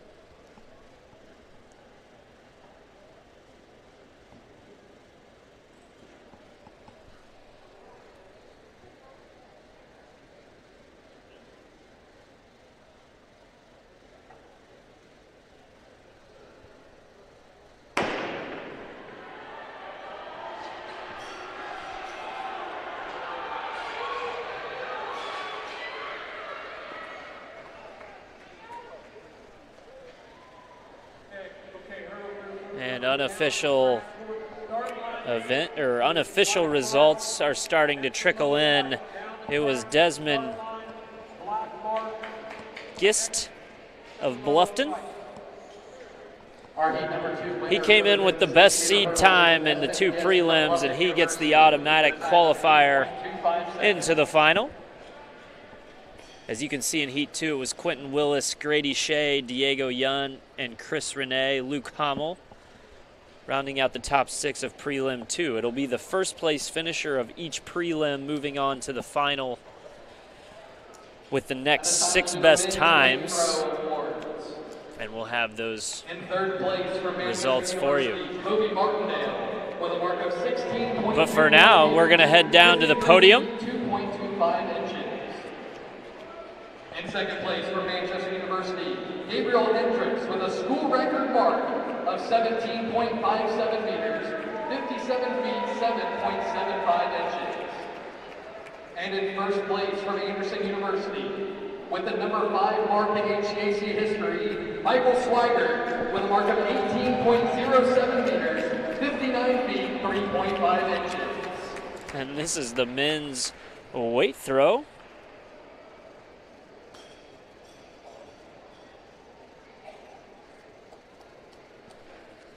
We'll kick it down to Jason here in just a moment. He's down with our podium winners from that weight throw. All right, folks, I am here with the top 3 in the weight throw, and some records fell today, right, boys? So big time. So I am here with Kobe. Kobe's our 3rd place finisher. How did it feel to be all conference today, buddy? It was just electric, man. The feeling's insane. So. Yeah, and I know we were watching as you guys were competing. We talked about it briefly before this interview. Just such a great thing to watch. It's 3 guys just going at it as hard as they can and doing things. So we got a new school record holder here at Manchester. How's it feel to be have your name up on that board, bud? Feels great. I had the record before. It feels great to extend it and keep our legacy going of setting PRs and school records. Yep, and big time, number 5 all-time in the conference today, Michael Swigert of Anderson. Michael, big day for you. How do you feel, buddy? Feel pretty good. I mean, I missed that last one. The last one I was going for, and it just didn't click. But I'm happy with what I got. 1807. It wasn't bad. Yeah, going over 18 meters in the weight throw is a big deal, folks, if you did not know that. So number 5 all-time, new HCAC champion Michael Swigert for the Anderson Ravens. Big points for Anderson. Thanks, guys, so much for your time. Good luck the rest of the day. Thanks, Jason. Like you said, a couple big records falling there on the podium. A new school record extended from Manchester, and then a top 5 HCAC record for our champion from Anderson. So great job, fellas, in that weight throw. We're ready. Next track event, the 60-meter hurdles. Again, these are prelims. The top finisher in each heat will advance, with the next 6 best times qualifying for the final. This is our first prelim for the women's 60-meter hurdles. That's awesome. I love stuff like that, and then you talk to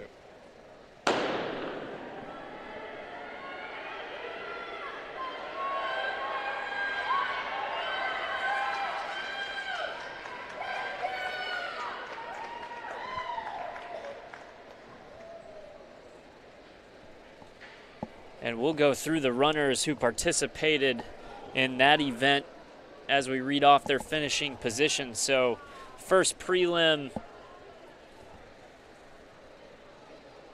saw 5 ladies competing to make the final, and in for sure will be Narindwa Sumakula from Rose-Hulman, followed by Kyra Hicks of Rose-Hulman with a time of 10 seconds. Natalie Day, Irene Lima Medeuno, and Brantley Wathen rounding out the top 5 of that prelim. We're going to go back down to Jason. Hey, folks, I'm here with Rose-Hulman coach, Mr. Larry Cole. Coach, how's your day going thus far? How do you feel like your kids are performing for you? I really don't know. At this point? I mean, I'm the meet director, and I've been doing everything, putting out fires and running around here, and I think we're doing okay. But, yeah, I mean, every event is big for us. if we want to win titles for men and women. And so far, we've done pretty well. We've had a couple of hiccups along the way so far, but I think we've got some of our best stuff coming up. So, no, a good day. Got a big crowd in here. Finally got some good weather, too, and going to be a great afternoon for track and field. All right, that's a Rose-Hulman Institute of Technology coach, Mr. Larry Cole. Good luck the rest of the day, Coach. Thanks a lot. Hey, Jason, thanks for getting that interview. Sounds like spoken like a true coach down there. Things going pretty well, but he's always looking for ways to improve. Thanks, Coach, for giving us a little bit of time and sharing your thoughts with us. Not unexpected, too. He's helping organize and smooth out some of the wrinkles as we matriculate through the day here.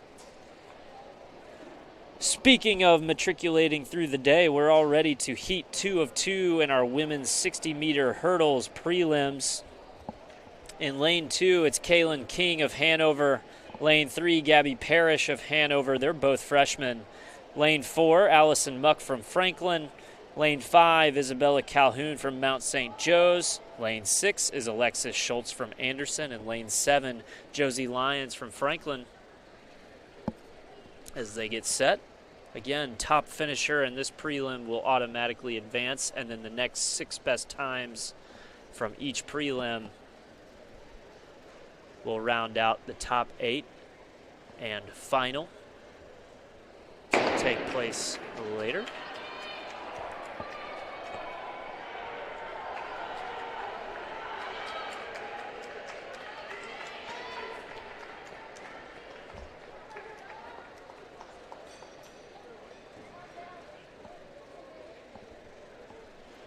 And it's a quick race just like that. The 2 prelims are in the book. Unofficial results, it's Allison Muck who will be moving on to the evening session.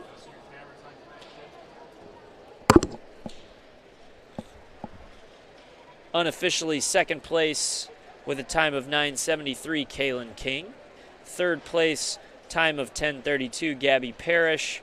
And then fourth place, Isabella Calhoun with a time of 10:58, and Josie Lyons fifth, time of 11:22, and Alexis Schultz rounding out the top 6 with a time of 12 seconds in our heat there.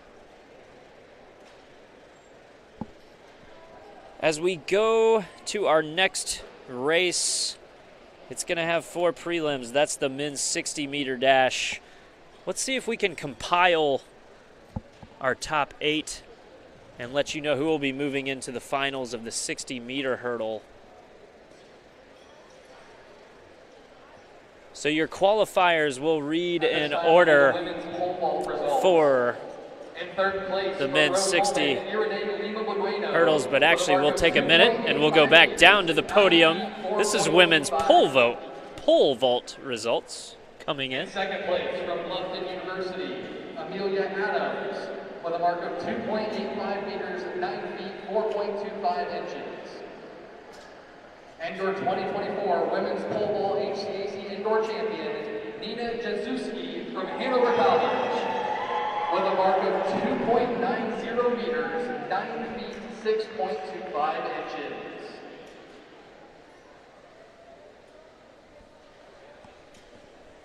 All right, and you're getting a live look at the podium. This is the women's pole vault. Again, that's Nina Jazdowski from Hanover getting first place. Amelia Adams from Bluffton second, and Irene Lima Medellino from Rose-Hulman getting third. We're going to kick it down to Jason. He's with our winner and second place, third place finishers for the women's pole vault. 3 pole vault finishers today. We'll talk to you first. How do you feel about your performance today? Good. Good. And what place did you come in? I apologize. Second place. All right, so we got our runner up here, and big points for your school today, getting second place, so I think they definitely need that. And what place did you come in, hon? First. All right, so we got our winner. Huge points for Hanover. You guys are starting to make your move in the team race, I feel like. So how do you feel about your performance as well? I feel pretty good about my performance. The girls, our group of girl pole vaulters are just amazing this year. We had a lot of good competition, and that was fun this year. Like, we had a lot of good group of girls. And also big points for Rose-Hulman today. You guys are, right now, I feel like it's neck and neck between yourselves and Franklin. How do you feel about you? I I think I did well. I'm happy about my performance, and it was nice competing with all the girls because I feel like they're all so nice. Yeah, and there's nothing better than nice, friendly competition, building those relationships with others. A very, very technical event. Arguably the most technical event today is the pole vault. So good luck to you ladies the rest of the day, and thanks so much for your time. Awesome. Jason, thanks for that update. Again, that was the women's pole vault. We'll go through the results of that race. First place was Nina Jazdowski for Hanover. Second place, Amelia Adams from Bluffton. Third place, Irene Lima Medieno from Rose-Hulman. Amelia Thiemann from Rose-Hulman in fourth. Allie McGuire tying with Amelia Thiemann for fourth place from Hanover. Nadine Davis in sixth for Hanover. Eliza Bowles in seventh, also from Hanover. And rounding out the top eight, Megan Deaton from Rose-Hulman. And just like that, we've got more podium. This is long jump of the men's variety. As you can see, Manchester taking first and third.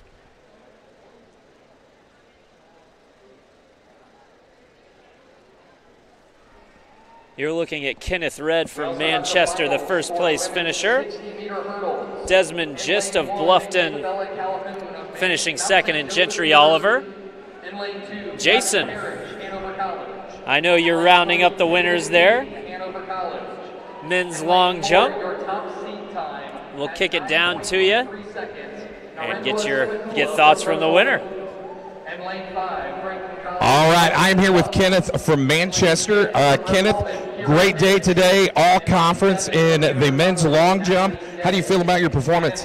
It feels great. I could have done a little better, but when it was right, everything came together. So it's a blessing just to be here. So. Yeah, and I tell you, huge points for Manchester. I feel like Manchester right now on the men's side racking up a lot of points. Hopefully you can continue that. How do you feel about your team score thus far? It feels great. We're just keep doing what we've been doing all year, just going and doing what Coach asked us to do, and just be blessed. Hey, congratulations, Kenneth. Hope you have good luck the rest of the day today. Good talking to you. Thank you, sir. Awesome. Thanks, Jason. Again, that was Kenneth Red, your men's long jump champion. He came in with a jump of 7 meters. Second place in the long jump was Desmond Gist from Bluffton.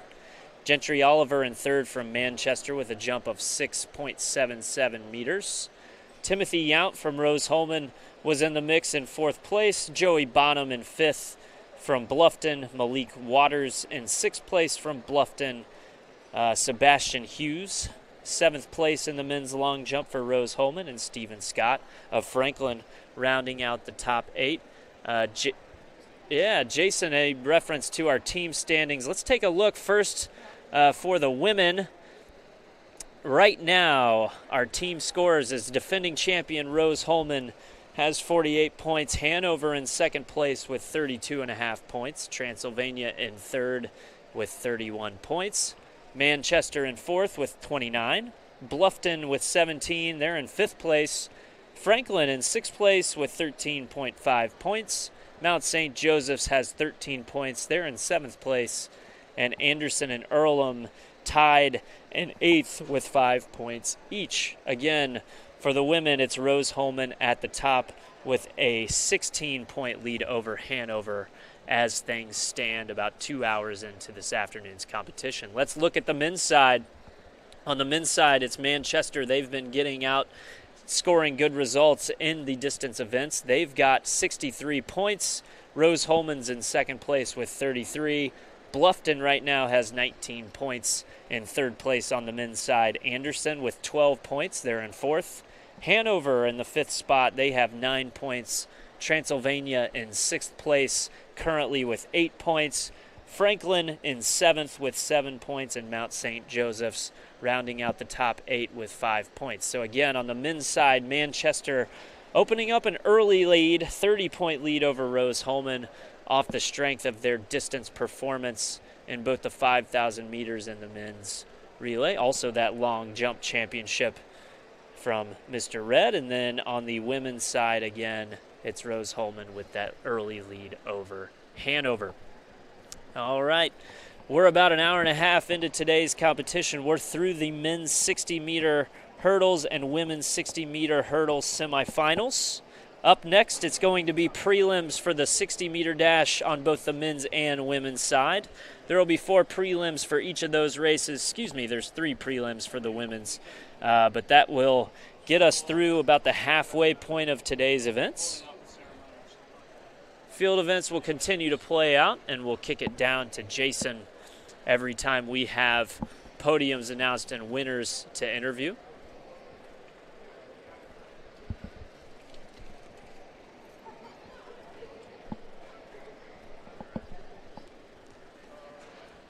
We're going to take this moment to take a quick break. You're watching HCAC TV, powered by IndianaSRN. It's the 2024 Spring Track and Field Championships. We'll be right back.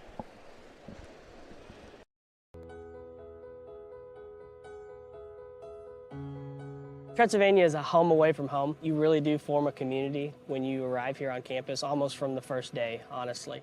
It's really cool that you can walk across campus on any day and run into faculty or your friends. And I think that really just binds us as a community. I always thought I wanted to go to a big school, but as soon as I came, I realized the importance of having a personalized education. I quickly realized how much of a relationship with the professor all the students had, and I could tell that they could just go to the professor for anything they needed, and I really liked that. You're not a number in a crowd. You really have a personalized experience here, and also when you leave Transy, you're the best in your field. At Transylvania, you get so many opportunities. You are going to be able to explore your passion in science. You're going to be able to be a part of a play, and you're going to do it in a really exciting community. It has been one place where I've never stopped working. I've never stopped going between places and having things to do. Sometimes I find myself overcommitted, but I think that's a tribute to how many opportunities there are at Transy. Being in Lexington specifically is amazing, and having so many opportunities to reach out from Transy's bubble into the Lexington community is something that I wouldn't have gotten at another institution. My job is so rewarding. I have students that come into my office and I really feel like I can make a difference. They become creative, they become intellectually nimble, good at dealing with lots of situations. If I had to describe my Transy experience in one word, it would definitely be personal. Stimulating, well-rounded, worth it. Location, location, location. Transformational, life-changing.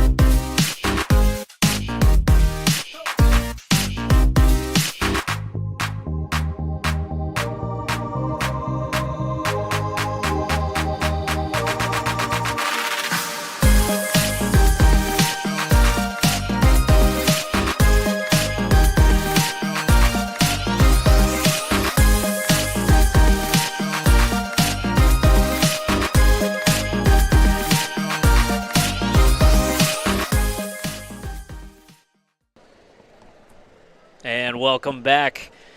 You're watching the HCAC Indoor Track and Field Championships on HCAC.TV, powered by IndianaSRN. We're about an hour and a half into today's festivities. We're already through our men's weight throw.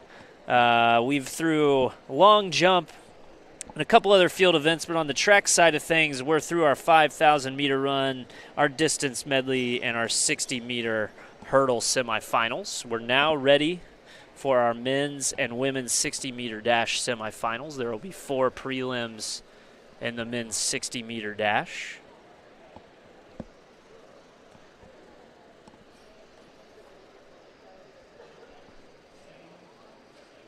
As prelim number 1 is all set to go.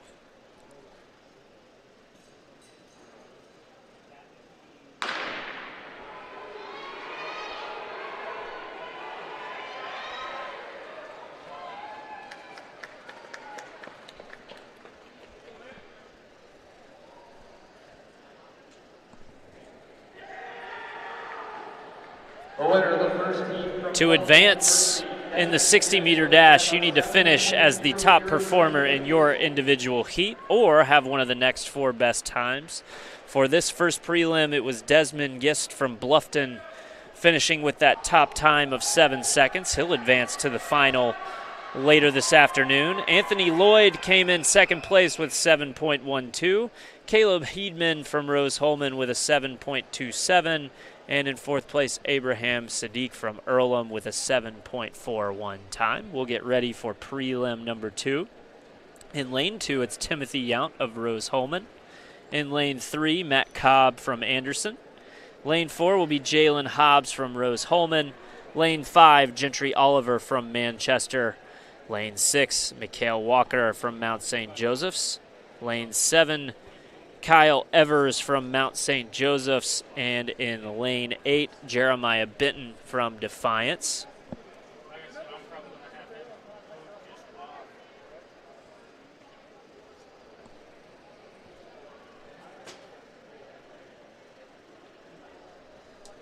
Earlier, we had the men's 60-meter hurdle prelims. Here are the final 8 qualifiers for this afternoon's final. It'd be Desmond Gist, who you just saw in our 60-meter dash. He moved through with a top time of 8:25 in the 60-meter hurdles. He'll be joined by Timothy Yount from Rose-Hulman, Quentin Willis of Manchester, Tawan Cannon of Defiance, Grady Shea from Hanover, Sayan Wright from Mount St. Joseph's, J.C. Nutt from Bluffton, and Diego Yun of Mount St. Joseph. Again, that's the top 8 qualifiers for the men's 60 hurdles. We'll get through this second prelim on our men's side for the 60-meter dash before we round out and give you the results from the women's 60-meter hurdles. But again, our second heat of the men's 60-meter dash all set to go.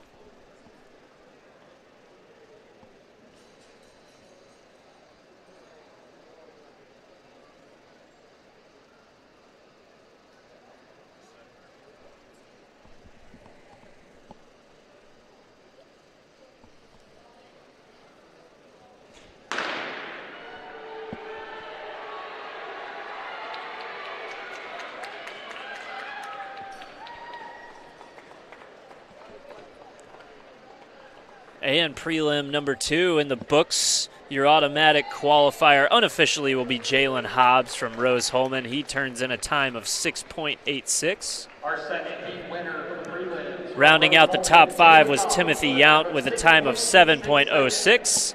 Gentry Oliver with a time of 7.12. Kyle Evers Smith from Mount St. Joe's with a time of 7.23. And Mikhail Walker from Mount St. Joe's with a time of 7.32.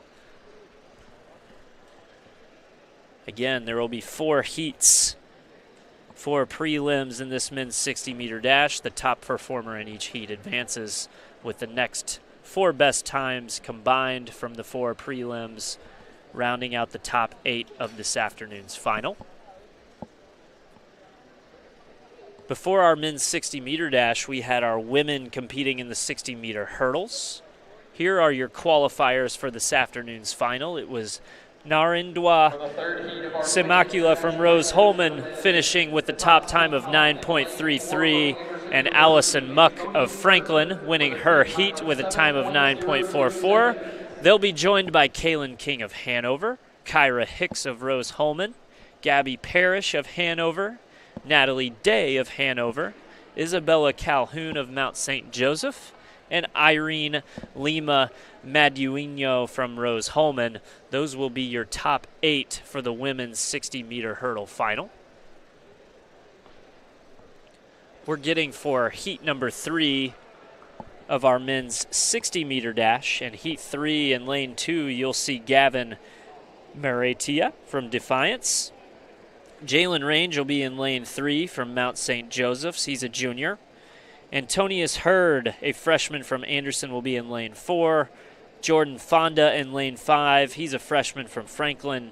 Lane 6 will be a freshman from Manchester, Derek Moore. And then Jack Cox will round out heat 3 in lane 7, junior from Rose-Hulman.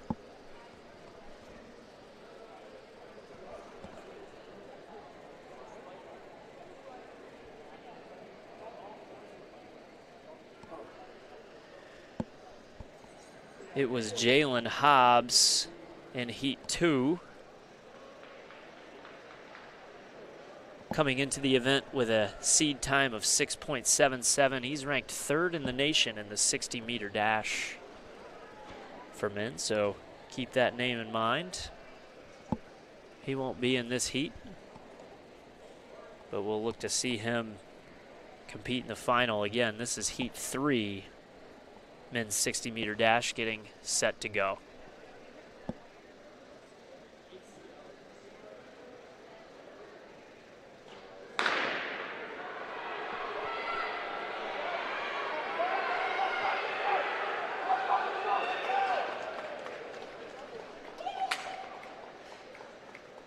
Competitive Heat 3.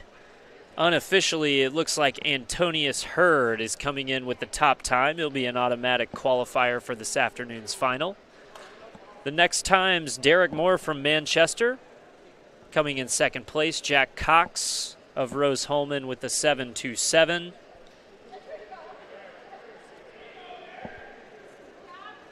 But again, we like to keep in mind that it is a unofficial Our Heat 3 winner in the men's 60 time. prelims, Jalen Range from Mount St. Joseph. As we have Jalen Range move to the top with a 7.21 time from Mount St. Joe's, followed by Derek Moore. So again, always unofficial when we give the first results, but it looks like Jalen Range will be your automatic qualifier for this afternoon's final.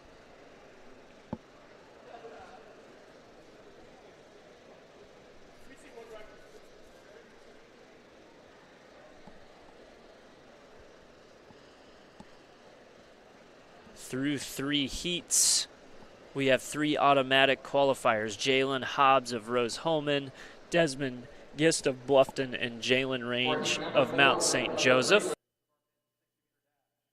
Top seed in lane 5 from Manchester University. Your next 3 qualifying times are Timothy Yount of Rose-Hulman with a 7.06, Anthony Lloyd of Hanover with a 7.12, and Gentry Oliver of Manchester with a 7.12.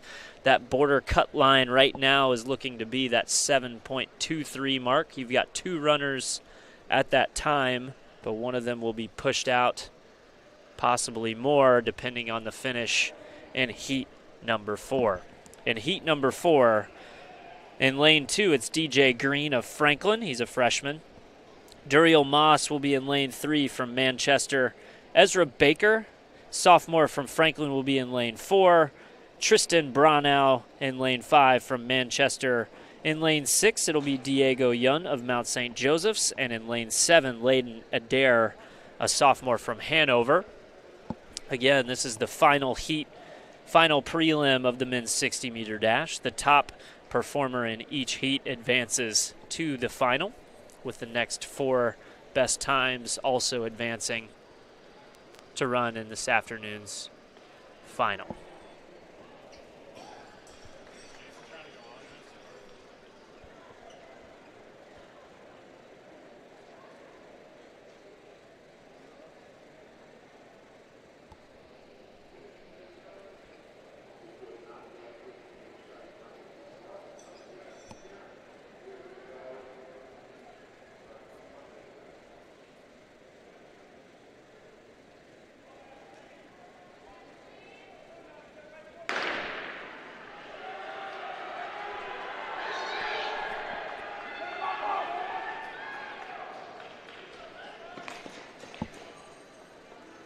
And our final heat is complete.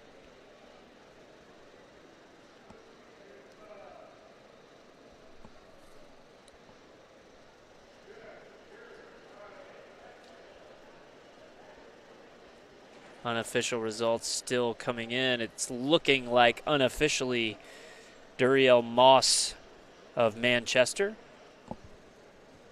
will be your automatic qualifier from Heat 4. We'll see if any of the other runners were able to get into that top 4 time to qualify for the afternoon final.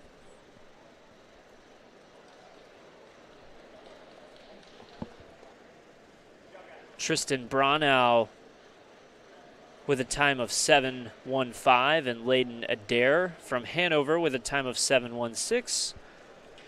There were only 4 runners in that heat, so it's Diego Yun with a 7:25. If we go to the compiled list, here are your qualifiers for tonight's final.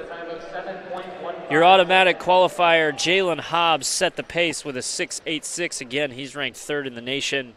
He'll be the favorite in this afternoon's final. Desmond Gist of Bluffton in 2nd place was an automatic qualifier along with Duriel Moss and Jalen Range.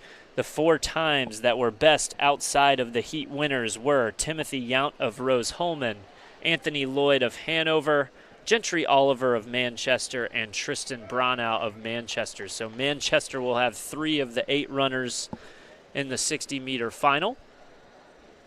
But the top time will belong to Jalen Hobbs. He'll try to get that victory for Rose-Hulman. He'll be joined by teammate Timothy Yount, along with runners from Mount St. Joseph and Bluffton and Hanover. We're going to take another break. We'll be back. This time it'll be the women up with the 60-meter dash. You're watching the HCAC Track Championships on IndianaSRN.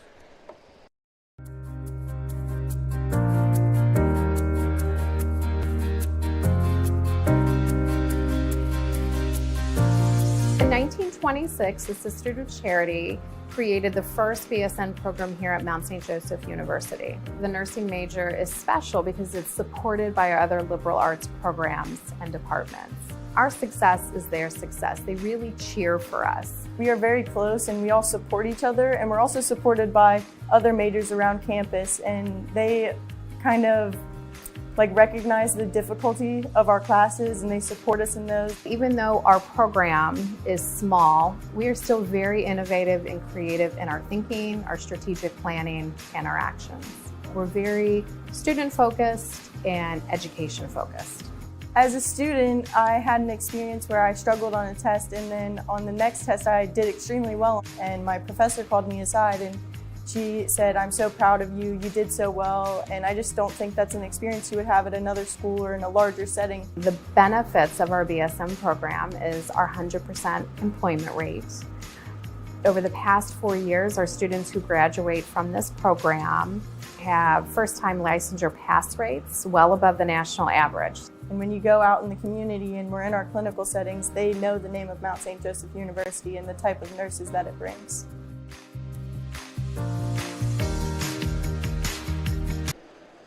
We're back at the HCAC Spring Track and Field Championships, the indoor variety, 2024 version. You're getting ready to watch the women's 60-meter dash prelims. We have 3 heats for the women's 60-meter. Heat 1 will include Emma Williams in lane 2 from Franklin. Lane 3, Rose Talbert from Rose-Hulman. Ava Rushop in lane 4 from Franklin. Jamila Hydra Yusuf in lane 5 from Manchester. Olivia Forte from Mount St. Joseph's will be in lane 6. Rafiat Adiemi from Rose-Hulman will be in lane 7, and Jayana Blakely will round out this first prelim from Manchester in lane 8. 5 freshmen running in this first prelim. The fastest seed time belonging to Rose Talbert, the freshman from Rose-Hulman.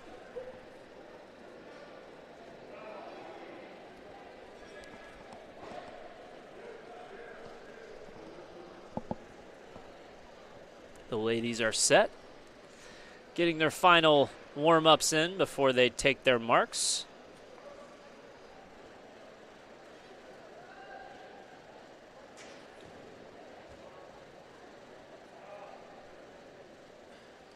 Hey, Savannah, you can go a little tighter on your shot. Yeah, that's good. And then just kind of pan down once they get close.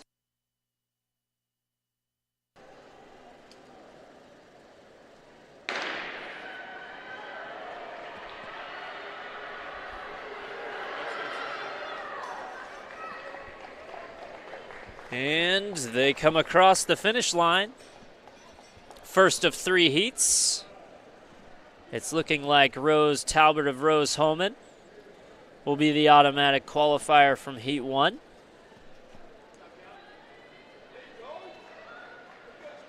Rofiet Adiemi from Rose-Hulman with an 8.20 coming in second place, followed by Jayana Blakely of Manchester, Jamila Hydra Yusuf of Manchester, and Olivia Forte rounding out the top 5 from Mount St. Joseph's. We'll see which of those times hold up. Again, it's your top finisher who automatically qualifies, followed by the next 5 best times.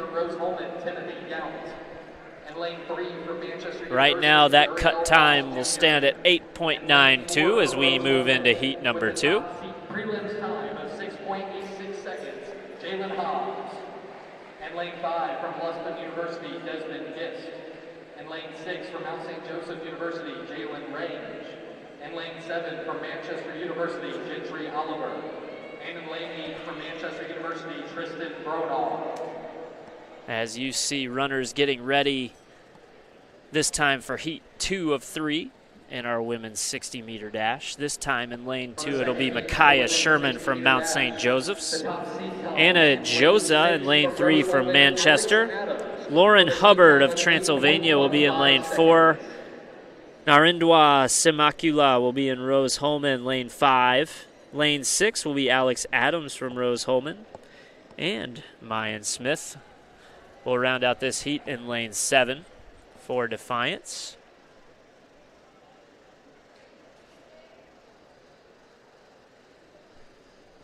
In the team race, it's still Rose-Hulman on the women's side, holding on to a strong lead early.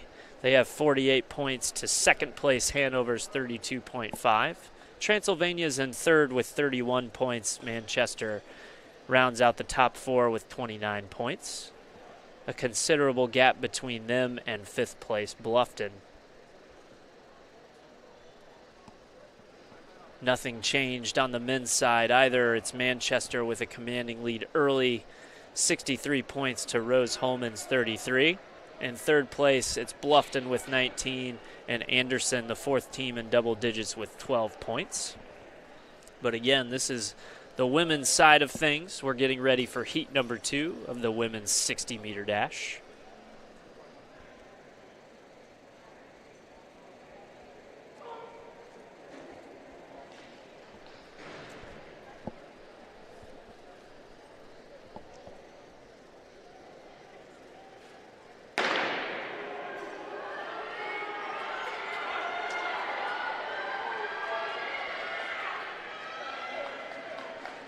And runners will cross the finish line,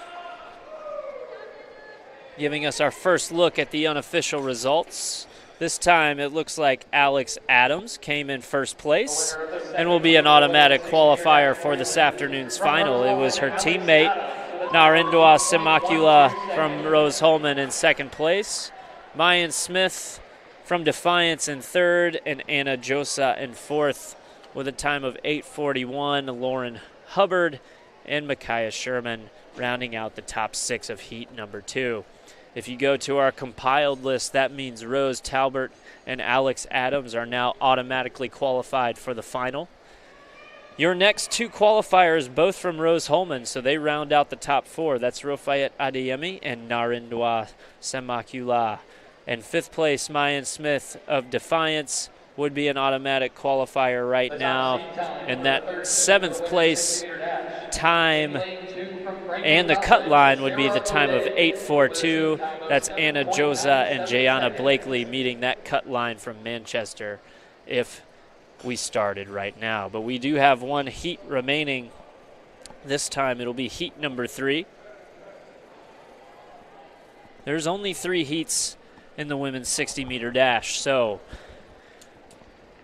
the winner of this heat will automatically advance, and we will have our top 5 qualifiers after this race as well. This time in lane 2, it's Sarah O'Day from Franklin. In lane 3, it'll be Shelby Clements of Defiance. Lane 4, Mara Green of Transylvania. Lane 5, Julia Dreyer from Anderson. Lane 6, Sydney Bell from Mount St. Joseph's. Gabby Parrish from Hanover will be in lane 7, next to her teammate, Kaylin King, another freshman from Hanover, in lane 8. The fastest seed time coming into this event belongs to Sarah O'Day. Again, she'll be in lane 2 representing Franklin.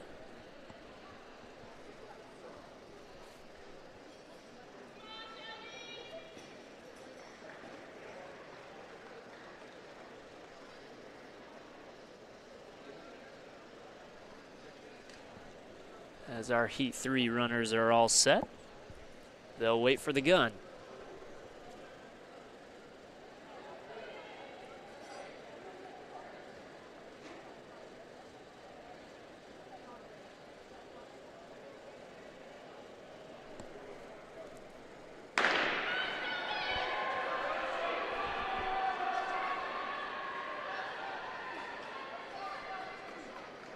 And like we expected, Sarah O'Day unofficially will come in with the top time. We wait to see what that time is. It looks like it'll be an 8.11.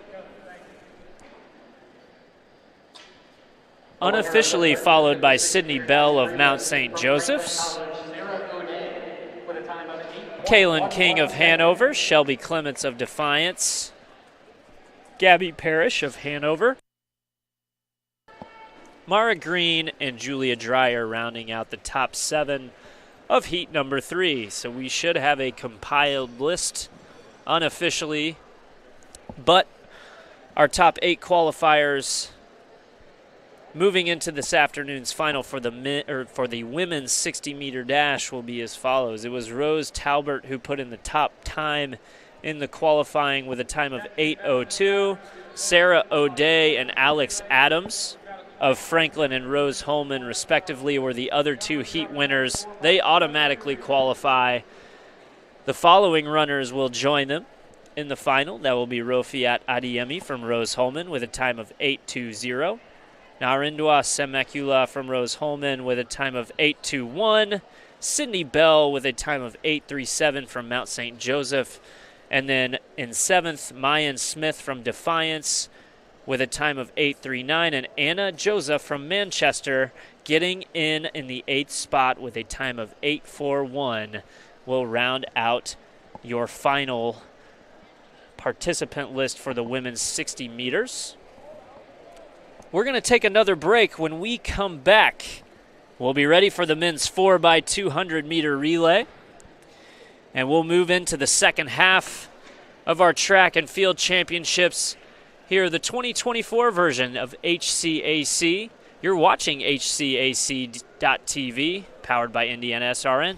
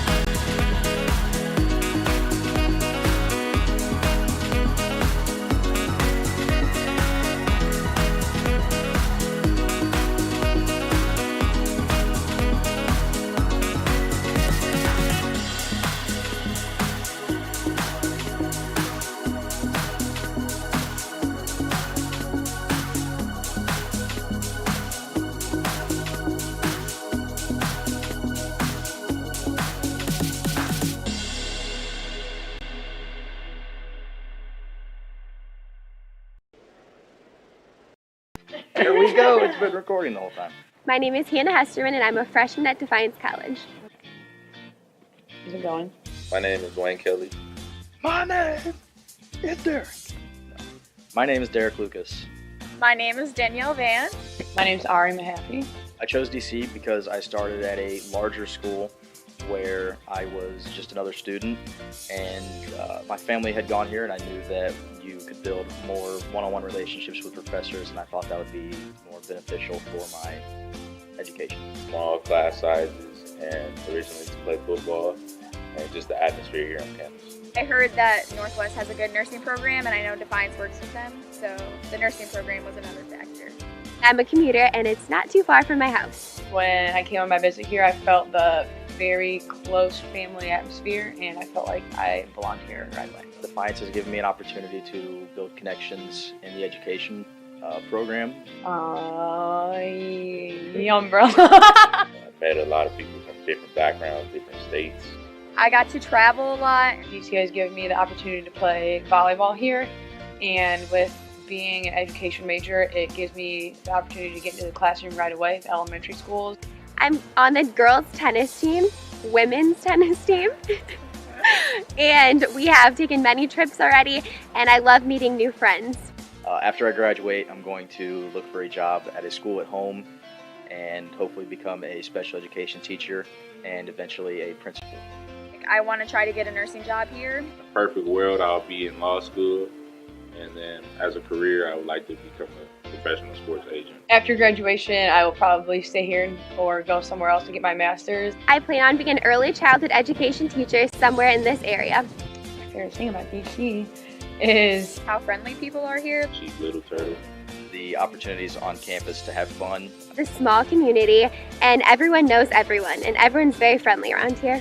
It's nice to get to know everybody and have a lot of friends on campus. I don't know what to say to you. I would tell incoming freshmen to take advantage of the opportunities that they give you here. Choose your friends wisely. College is a lot different than what you think it's going to be. You're going to have a grand old time. Take advantage of the opportunities on campus. I would tell them to take every opportunity they can get. Defy the ordinary. Drop the mic. That's all I got. Man.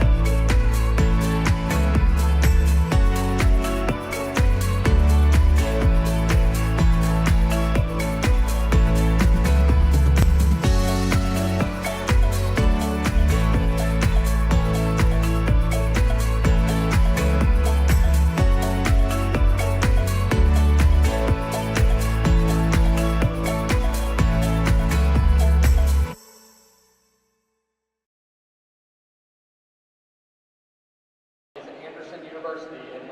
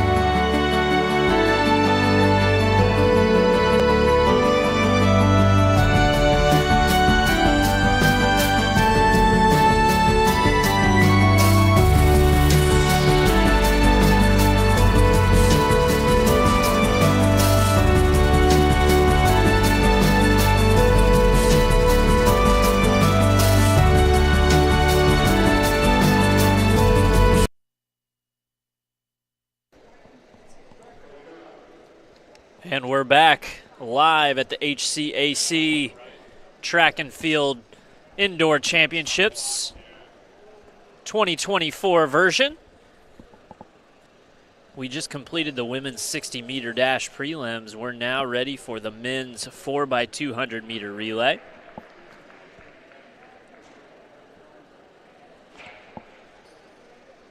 This race will be run in two sections. In section one, we have the top-seeded team from Anderson.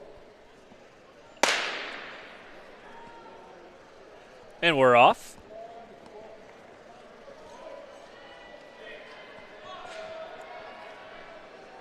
With a 200-meter relay, you'll have one lap around the track before the baton is passed.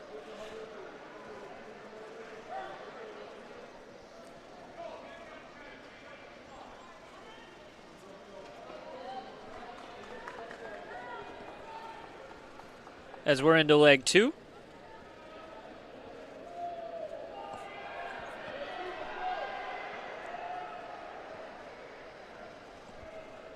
It's Defiance who's got the lead early, halfway through the race. Passing it off into leg three, it's Anderson in second and Franklin in third. For Defiance, the first two legs were run by Gavin Maratea, Taewon Cannon, and now it's Jeremiah Benton coming around the turn. For Anderson, it was Markai Taylor passing it to Will Feebeck, and now Isaac Elizondo. As we see Defiance still holding on to that lead, it'll be Montgomery Rawlins running the final leg against Antonius Hurd of Anderson.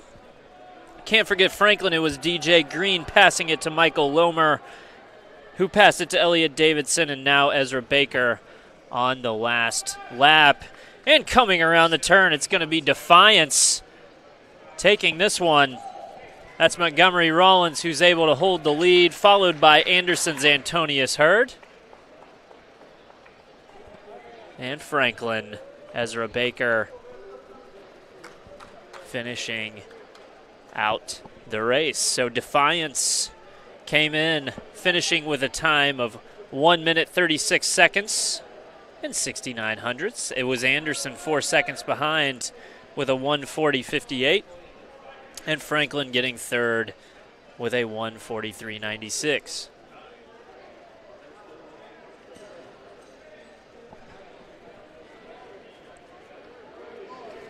Up next is the second section of the men's 4x200-meter relay. The top seed time for Rose Holman in lane 4 with a time of 1 minute 32.23 seconds. All right, and for section 2 of the men's 4x200-meter relay, we'll have 5 teams on the track. It'll be Mount St. Joe's in lane 2, Hanover in lane 3, Rose Holman in lane 4, Bluffton in lane 5, and Manchester in lane 6.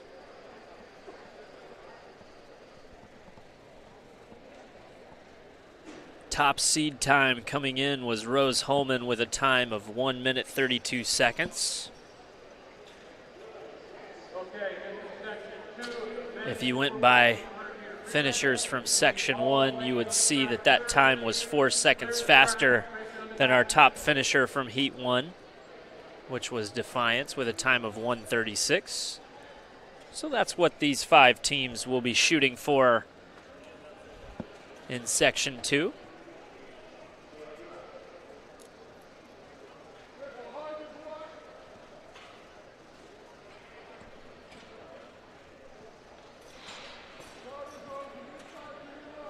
If you go by seeds coming in, it would be Rose Holman, the favorite, followed by Bluffton right behind, and Manchester, all within 0.5 of a second of each other in this race. Then Hanover and Mount St. Joe,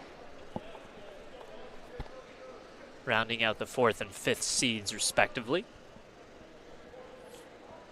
On the track right now, you'll see in lane 2, Mikhail Walker for Mount St. Joe's. For Hanover, it's Anthony Lloyd, Rose Holman, Prescott Brackett, Bluffton, Bladen McCoy, and Manchester, Derek Moore. We'll all get things started for their respective teams.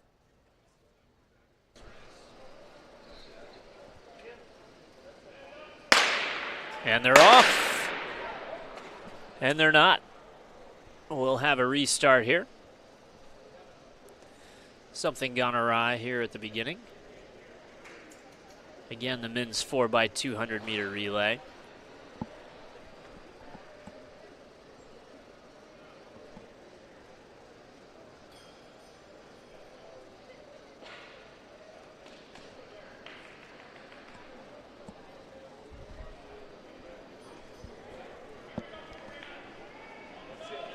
So the false start on the first go-around leads us to our second attempt to get this thing started.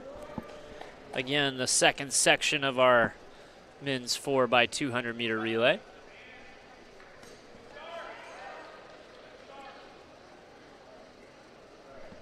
Our gentleman in the red coat gives a thumbs up. He says we're ready to go.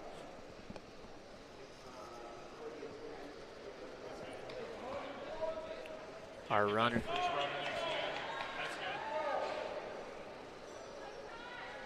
runners now preparing to take their marks.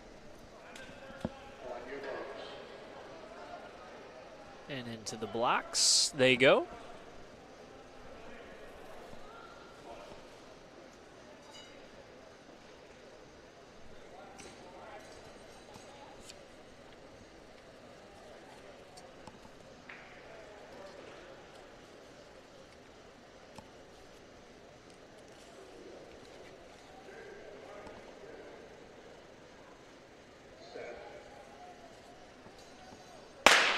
And they're off. This time it's a clean start.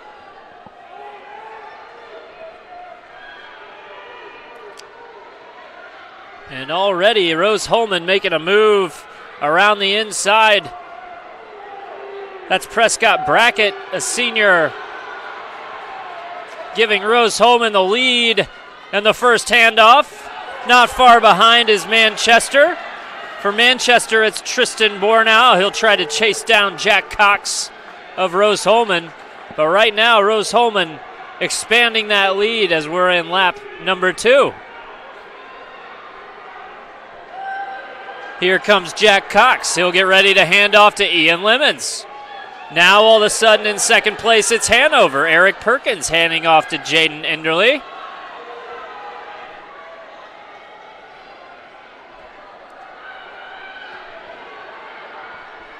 Bluffton in third place. Mount St. Joe's in fourth. Manchester close behind. As we get into the final anchor lap, Rose Holman still in the lead. It's Jalen Hobbs. He'll try to hold on. He's got a big lead. Right now it's over Hanover. Layden Adair will try to chase him down.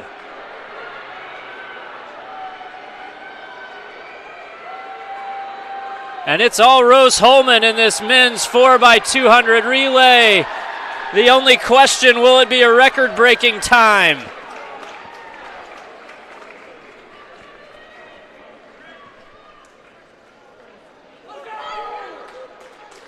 I believe it is.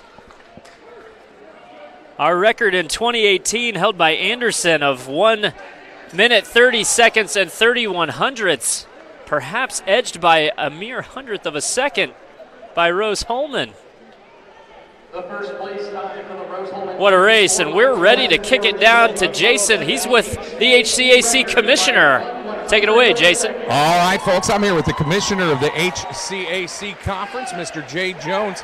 Mr. Jones, what a great event we've had thus far. I'm super impressed by just about everything. Yeah, it's a lot of fun. One of the things I'm really happy about this year is that every distance, every height, every time has been a little faster than it was before. So as a commissioner, that's what you want to see. And the event is humming along really nicely. They're doing a wonderful job here at Rose Holman for us, and so that's pleasing as well. But, man, as you watch they're in the 4x2 conference record fall again, it's a lot of fun when it's that fast. Yeah, and like you said, we've had some great performances. 5th all-time weight throw today. I think the thing that's impressed me most is the classiness and the kindness of all your athletes I've talked to today. It's been really refreshing and great to see. Well, I really appreciate you saying that. One of the things we take pride in is saying we're the heart of D3, and part of that is, yeah, maybe we're Midwest nice, but at the end of the day, culture between teams is not just made overnight.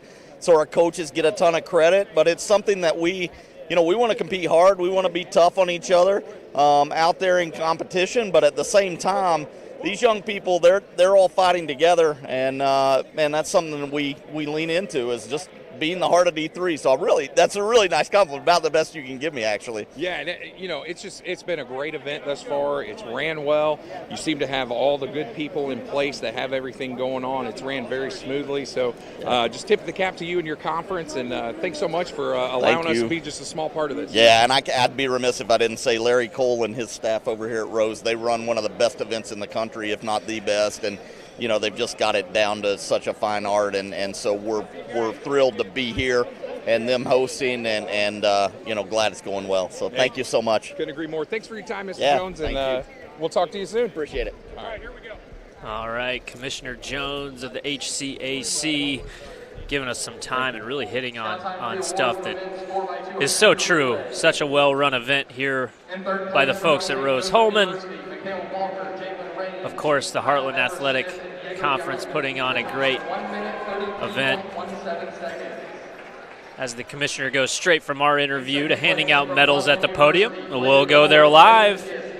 He's handing out medals to our 4x200 meter relay winners.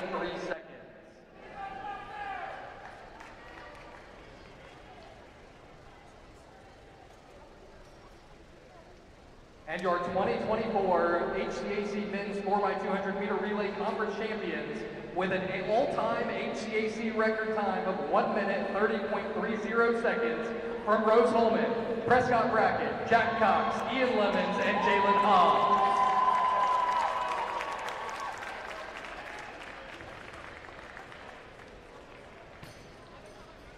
Okay, first section, ladies are on the track. Clear the track, please. Women's 4x200 meter relay. As you see the PA announcer wrapping up his presentation with the commissioner of the 4x200 men's meter relay, a record-setting performance from the home squad from Rose Holman with a time of 1 minute 30 seconds and 30 hundredths, setting both the facility record and the HCAC record by 1/100th of a second. Well done, gentlemen. We're going to stay here with Jason. He's got the record breakers down here for an interview.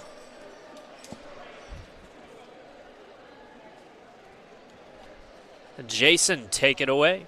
All right, folks, we are here with 4 men who just set the facility and meet record in the 4x200 meters.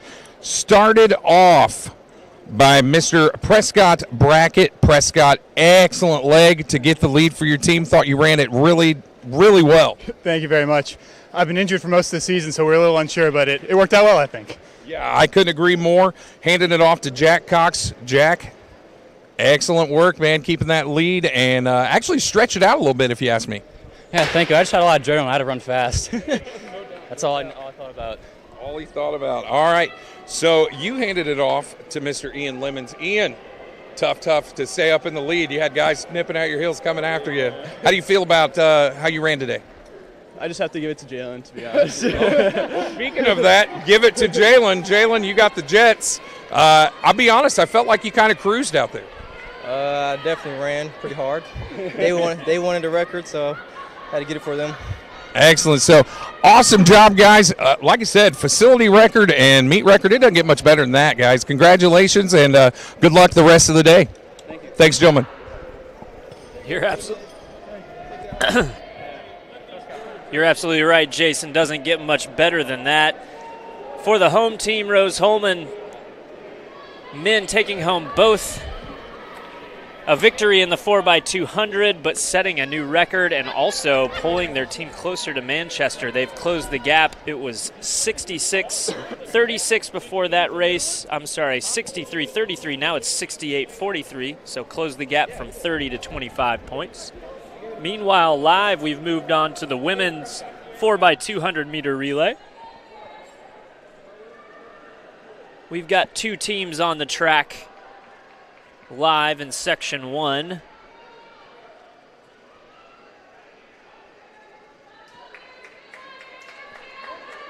Who are those teams, you ask? Well, it's Bluffton and Transylvania. Both on the final lap of this first section of the women's 4x200 meter relay. Will, of course, be followed by a Section 2.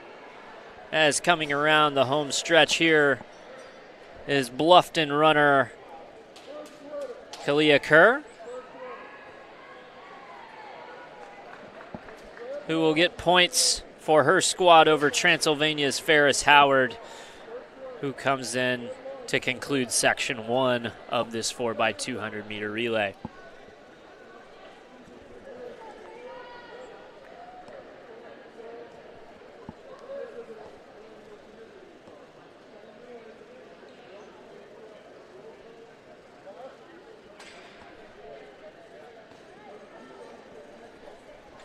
In Section 2 of the finals, we'll have teams competing from Earlham, Hanover, Rose-Hulman, Mount St. Joseph's, and Manchester.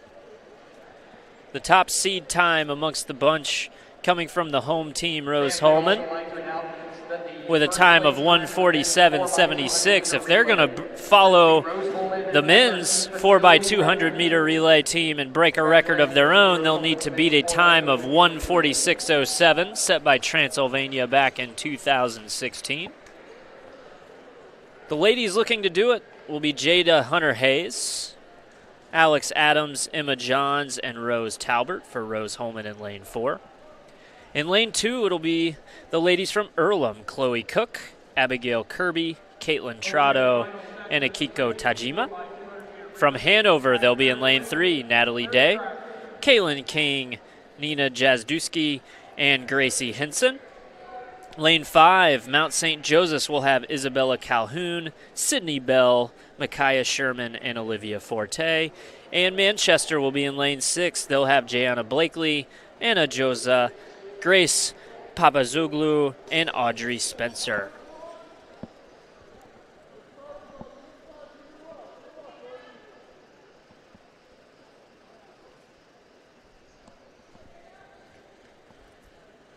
Hanover in Lane 3 would love to put a dent in the team score. Again, a 15-point deficit behind Rose-Hulman on the women's side. Rose-Hulman looking to extend their team lead and also set a record in the process. Our ladies are set to go, and we'll wait for the gun.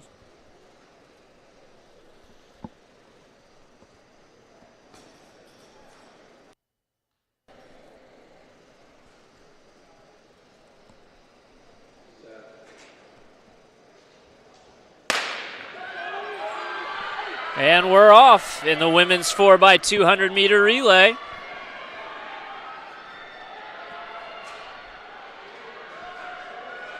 Already Rose-Hulman making a move on the inside. That's Jada Hunter-Hayes looking to take the lead going into the first baton toss.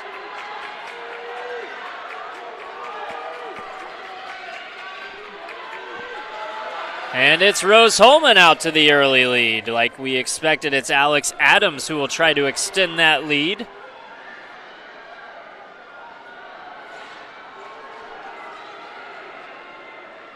They're looking for a time again of 1:46.07 if they're going to break the conference record. And it's Alex Adams passing it off to Emma Johns. The freshman will try to keep it rolling. It's Earlham in second place. Abigail Kirby passing it off to Caitlin Trotto. But right now it's all about Rose Holman. That's Emma Johns extending the lead, coming around the turn as we'll get the final baton pass. Again, they're looking for a time of 1:46.07 to set the record.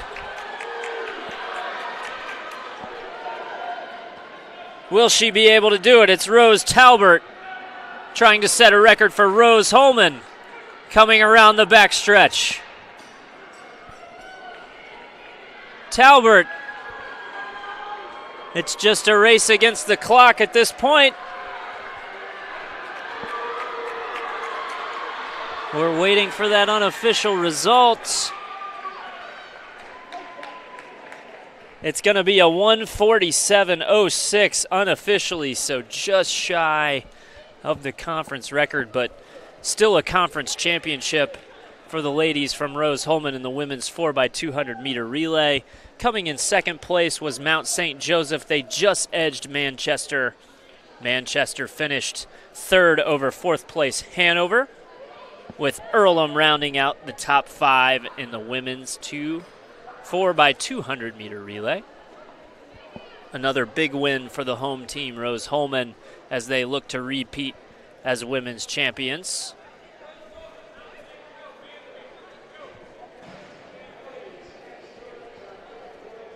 As they'll move to the podium, we'll obviously have coverage for you once they're on the podium with Jason interviewing our winners. In the meantime, on the track, we're getting set for the men 1 mile run. Always an exciting race.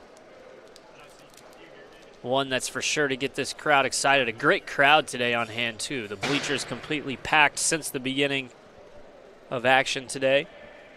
It's now time for our women's 4x200. We're already 3 hours into today's coverage. Moving quick here at the HCAC Championships. And at this time, we'll turn it to the PA announcer for our medal presentations for the women's 4x200 meter relay. In second place, Mount St. Joseph University with Isabella Calhoun, Sydney Bell, Micaiah Sherman, and Olivia Forte with a time of 1 minute 54.61 seconds. And our 2024 HCAC champions in the women's 4x200 meter relay, Rose Holman with Jada Hunter-Hayes, Alex Adams, Emma Johns, and Rose Colbert with a time of 1 minute 47.06 seconds.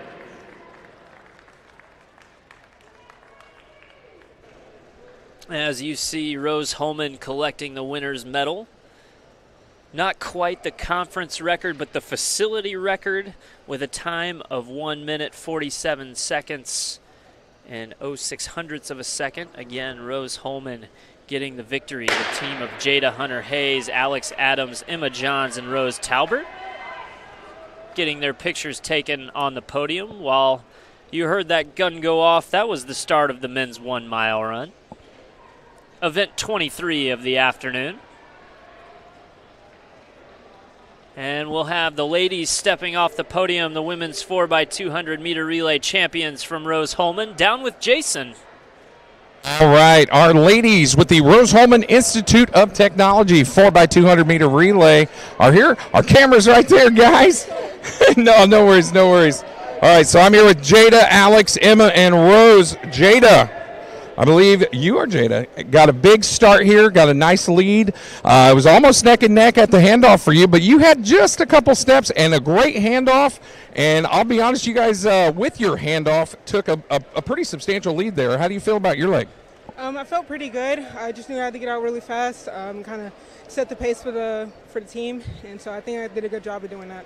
Yeah, for sure, no doubt about it. So with a good lead for Jada, Alex, you were number 2. So like I said, that handoff was pretty good and extended your lead. Did you realize that you had done that with your handoff? We've been practicing our handoffs for a long time, and I feel like we definitely perfected it. And our last meet we ran it, we had an amazing handoff, and I knew I had a couple strides on the next girl behind me, so I knew for this meet it was going to be pretty similar. So I just do like Coach told us and have good handoffs and get to the break line first. Right. We heard Coach Cole yelling at you guys about the handoff. As you know, when you got yours, he was yelling, "Get out, get out, get out." So your leg just outstanding, keeping the lead, staying in front, doing your job well. How do you feel about how you performed today? I think I performed really well. Like Coach said, just get out, go hard, and we've been working on our handoffs with Alex all week, so just getting out, getting hard. I'm glad we just were able to hold on. Right, and I feel like the anchor leg, you kind of had it in the bag by then, but you're racing the clock at this point. So you guys are trying to set a school record, but I don't know if you guys knew, you set a facility record today. So records are falling left and right. So big deal, a good finish and a good anchor leg. How did you feel about how you performed in that anchor leg? I felt really good about it. It was just a normal 200 where it's like get out fast, keep going fast, and hold on at that last 50 meters of it. For sure, and a great job getting points for your team right now in a really tight, heated team battle. So congratulations, ladies. You're 4x200 meter HCAC 2024 indoor champions, Rose-Hulman Institute of Technology. Thanks, ladies. Awesome, Jason. Thanks for that interview. Great work, Rose-Hulman ladies. Again, setting the facility record and getting a conference championship in the women's 4x200 meter relay. We're in section 1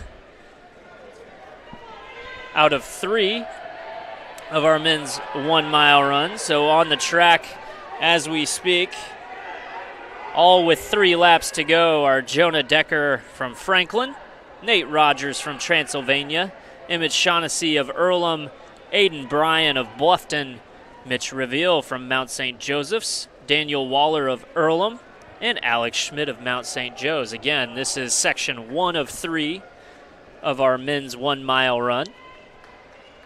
Right now, it's Alex Schmidt leading the way in this section. He came in with no seed time. Nate Rogers close behind from Transylvania. He came in with a seed time of 5 minutes and 1 second. 2 laps to go in this first section.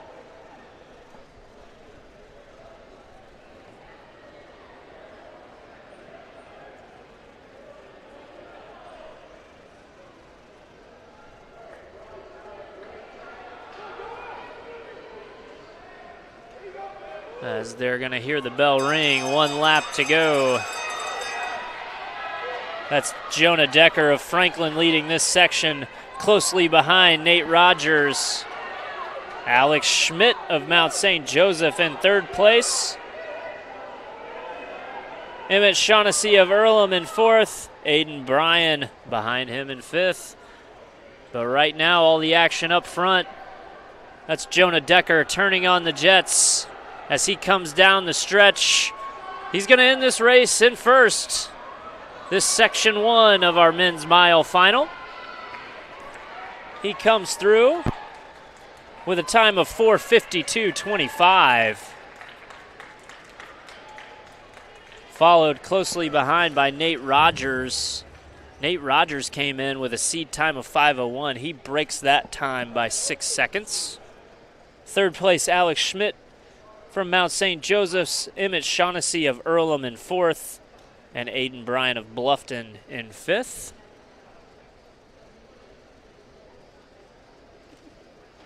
Mitch Reveal will be coming around the home stretch here to put the finishing touches on event 23, section 1 of 3 of the men's 1 mile run in the books.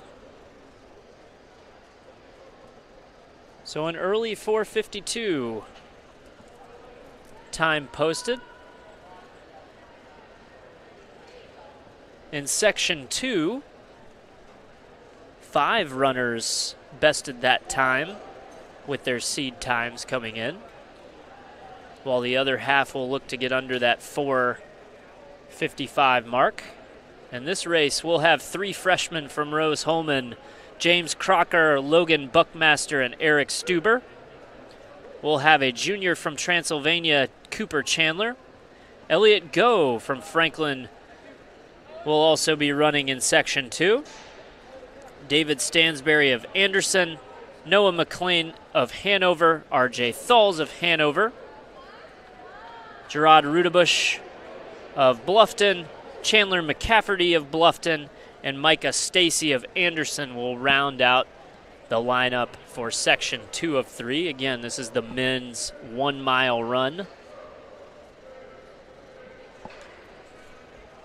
If you're keeping track at home, the record for this event belongs to Derek Bischak of Rose-Hulman. That record was set in 2011. He ran a 4:13 mile. In Section 3, I know we're going to see Enrique Salazar give it a go, and his teammate Connor Havens. They come in with seed times of 4:14 and 4:20 respectively, but we're not quite there yet. We're on Section 2. Again, the indoor track, 200 meters long, so the 1,600 meter or mile race will comprise of 8 laps.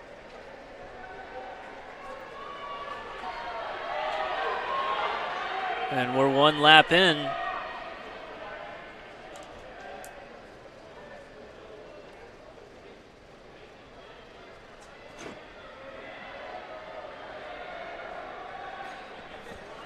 And we're bunched up front.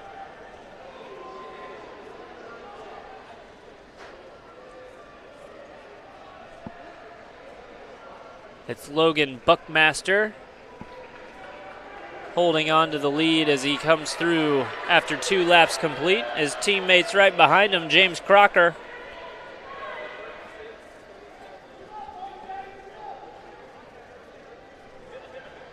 And they'll stay bunched as they move into lap 3.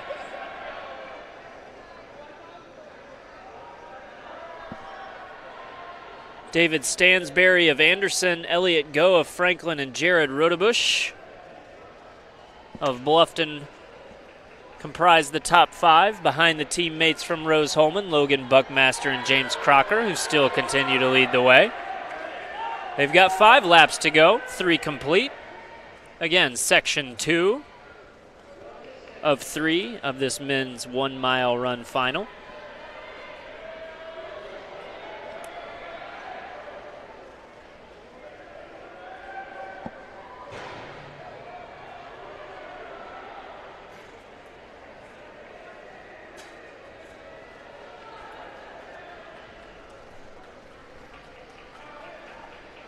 The teammates from Rose-Hulman still holding on to the lead, but not so fast.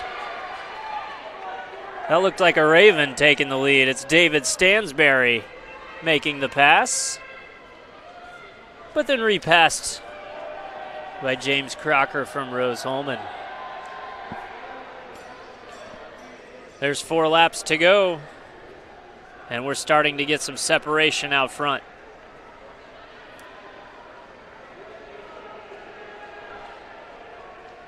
Now, all of a sudden, James Crocker and Cooper Chandler lead the way. And Elliot Go has made his way into the top 3. Followed by Eric Stuber and David Stansberry of Anderson. Looks like we might be in for an exciting finish here in Section 2 of this men's 1-mile run. 1 section to go after this one concludes, but the runners in this section giving it their all as they come down the stretch of lap 6. 2 laps remaining. And it's Transylvania's Cooper Chandler taking the lead. James Crocker close behind. Eric Stuber moved back into the 3 spot, with Elliot Go and David Stansberry rounding out the top 5. A little bit of separation starting to appear for Cooper Chandler We'll see if he's got any left in the tank to turn on the afterburners. He hears the bell. That means there's one lap to go, and he's going to be pushing it. James Crocker still in that second place position.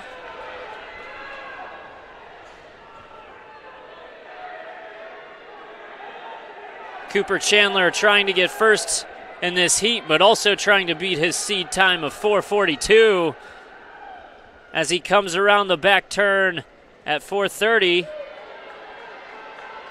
He's going to push and try to finish. He's going to get that time. And you can hear the ovation from the crowd. He finishes with a time of 4:37.78 unofficially, but again, 5 seconds faster than his seed time. This time it'll be James Crocker and Eric Stuber of Rose-Hulman finishing in 2 and 3 respectively. Elliot Go from Franklin in the 4th spot. Jared Rodebush finishing 5th. David Stansberry, Micah Stacy, and RJ Thalls 6, 7, 8. With Noah McClain rounding out the top 9 of heat number 2, or section 2 of this men's 1 mile run. We should see some fireworks in section 3 of the mile run. The seed time of 4 minutes, 14 seconds, only 1 second off the conference record. That's Enrique Salazar. You know he's going to be going for that record. His teammates had a great day. Connor Havens been top 2 in the men's 5,000 and won a relay, that men's medley, earlier today. Gavin Byerly of Manchester will join them in this race. There will be 2 freshmen from Rose-Hulman, Elijah Hadler and Eduardo Del Rosal. Franklin has Jack Sells representing them in this final. Zachary Davenport of Anderson will run alongside Destin Green of Manchester. Dalton Nunn from Transylvania will also be in this race, along with 2 other runners from Rose-Hulman, Alec Melendez and Will Boshin. And finally, Brendan Oden from Manchester will compete as well. And we're off and running in this men's 1 mile run.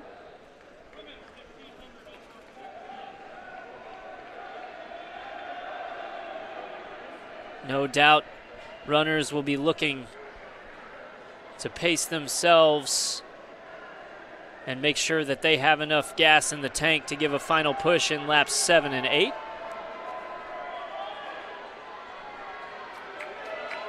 The trio of Manchester runners sticking together in spots 2, 3, and 4 behind Zachary Davenport of Anderson.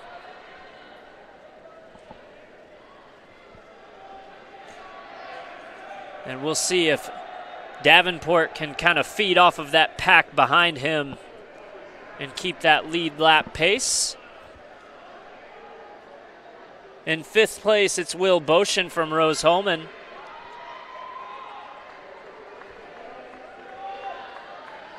As we complete lap 2.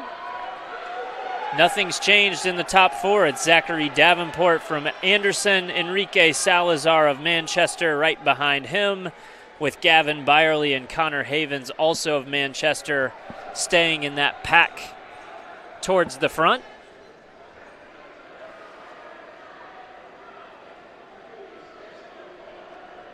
As that group of 4 continues to separate. At 5, 6, it's Will Boshin of Rose-Hulman and Dalton Nunn of Transylvania, respectively.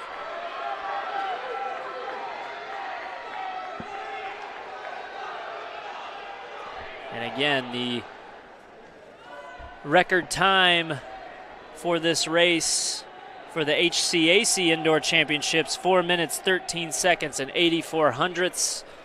That's what any of those runners in the top 4 will be shooting for today, outside of a top place finish. But right now it's Zachary Davenport still continuing to pace things as we go. They're halfway home. Still Enrique Salazar, Gavin Byerly, and Connor Havens, 2, 3, and 4.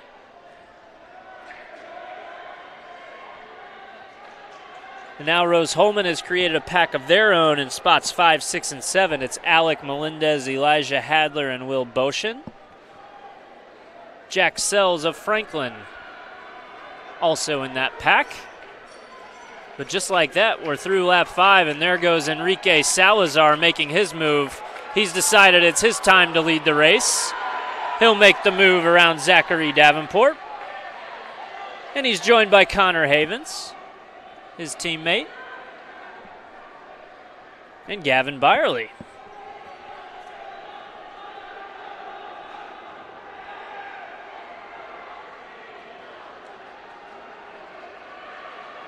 And we're going to have 2 laps to go. Enrique's looking behind his shoulder. He's got his 2 teammates with him. It's Connor Havens, it's Gavin Byerly, with Enrique leading the way in the top spot.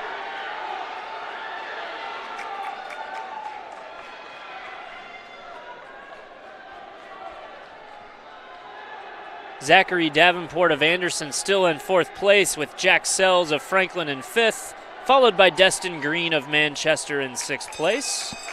And that's the bell for the final lap. Enrique Salazar is in the lead. Again, that conference record of 4 minutes, 13 seconds, and 84 hundredths. Still on the table. Not looking like it's going to fall today. But Manchester still in spots 1, 2, and 3.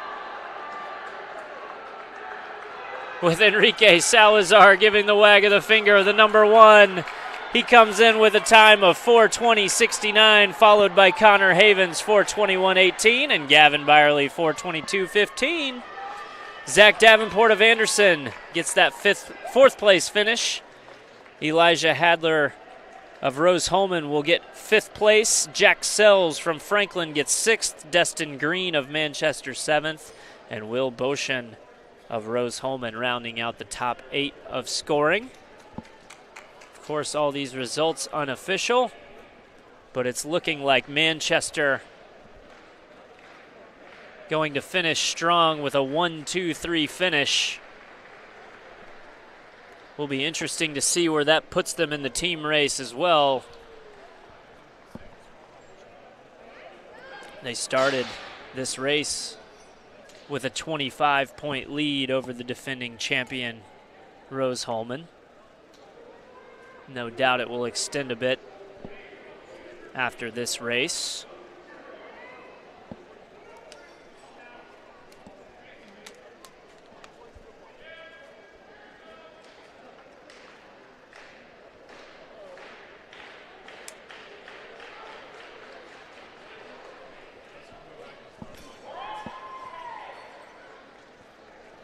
And right now, we're just hanging out until we get official results from our men's 1 mile. Next on the docket will be the women's variety. Women 1 mile run. They'll have 2 sections in their event.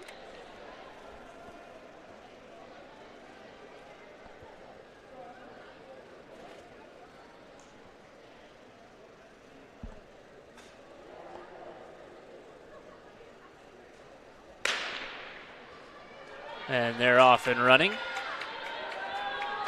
The women's 1 mile run, section 1. We'll go through the lineup here in just a moment, but first to our PA announcer announcing our top 3 in the men's mile. With a time of 4 minutes, 22.15 seconds. In 2nd place from Manchester University, Connor Havens, with a time of 4 minutes, 21.18 seconds. And your 2024 Men's Mile Run HCAC Indoor Champion from Manchester University, Enrique Salazar, with a time of 4 minutes, 20.69 seconds. And the 1-2-3 finish of Manchester on display with Enrique Salazar, familiar name, and he puts the hands out with a smile. He's saying, come on, guys, get in closer for this picture. It was his race to win or lose from the beginning, and he took the lead around lap 5, made sure that he didn't look back other than to encourage his teammates, Connor Havens and Gavin Byerly, the Manchester 1-2-3 finish. We'll go down to Jason, He'll be with our top three.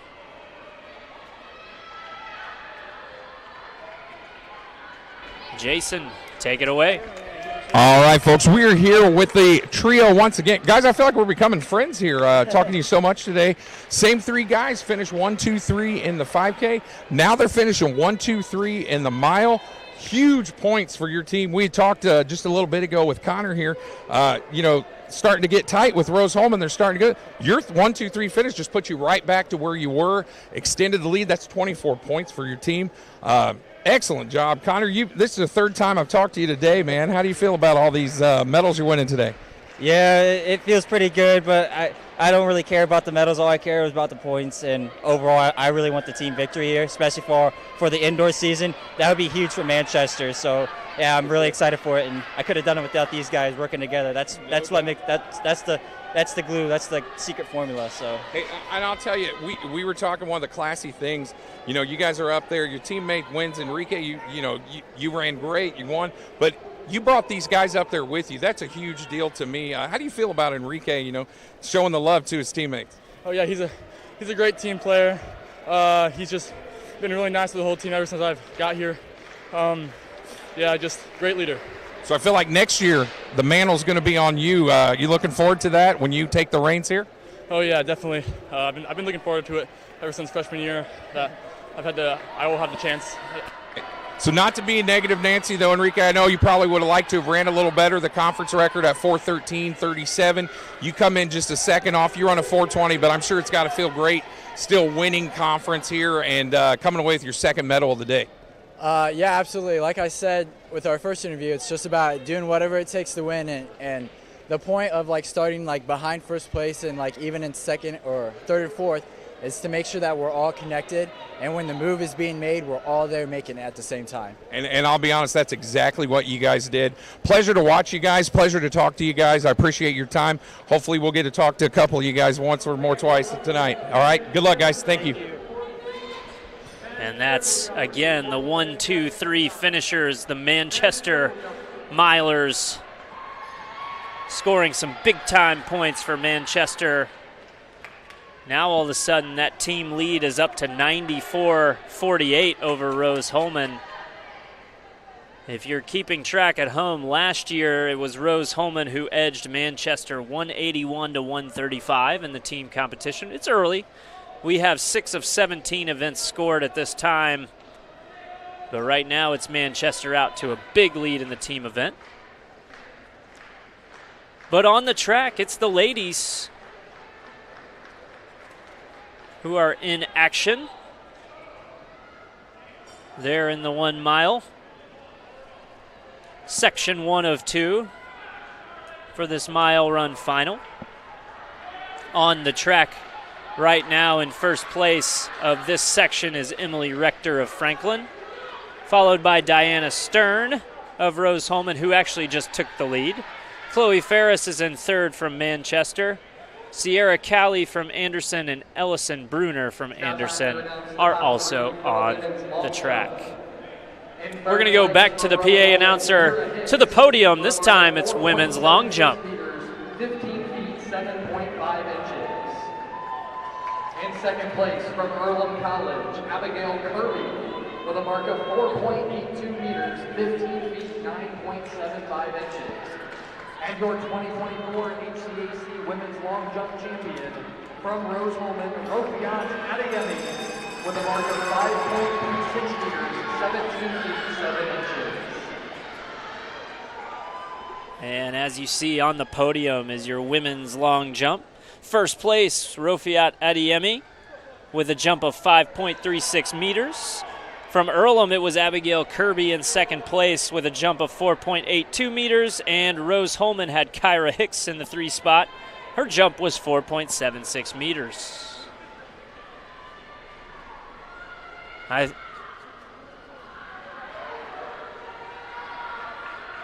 We've got a race concluding here, section 1 of this women's 1 mile. We'll go to Jason with our winner from the long jump as soon as it concludes. That was the conclusion of our race. It was Diana Stern from Rose Holman and Emily Rector finishing 1-2. Jason, we'll kick it to you. You're down with our women's long jump champions. All righty. I'm here with Rofiat Adeyemi and also Abigail Kirby of Earlham. Unfortunately, Kyra Hicks had to run off to another event, so we'll talk to her another time. But congratulations, ladies, on your win, and make it all conference. So how do you feel about your performance today? It was kind of crazy for me because I'm normally a high jumper, so this was not my main event, but it went a lot better than planned. Yeah, of course, to come away with a medal and you're like, this is not my thing, but apparently it is, right? So, all right. So, Rofiat, how do you feel, man? You're conference champion. What's it feel for you to be conference champion in long jump, a very tough event? It feels really good. I wanted to do a little bit better this go around since I'm a senior, but it's okay. I'm happy with first. For sure. And big points for your team right now. You're in a really heated race in your women's event. 10 big points for Rose Holman. So congratulations to you, and also congratulations to you as well. Thanks so much for your time, ladies, and good luck the rest of the way. Have a great day. Thank you, Jason. A little insight into a championship mindset. With Rofiat Adeyemi winning the long jump from Rose Holman, she was happy that she won, but also thought she could have done better. So a little insight into what it's like thinking as a champion. Great job, ladies, in the women's long jump. We're now ready for Section 2, our final section of the women's mile run.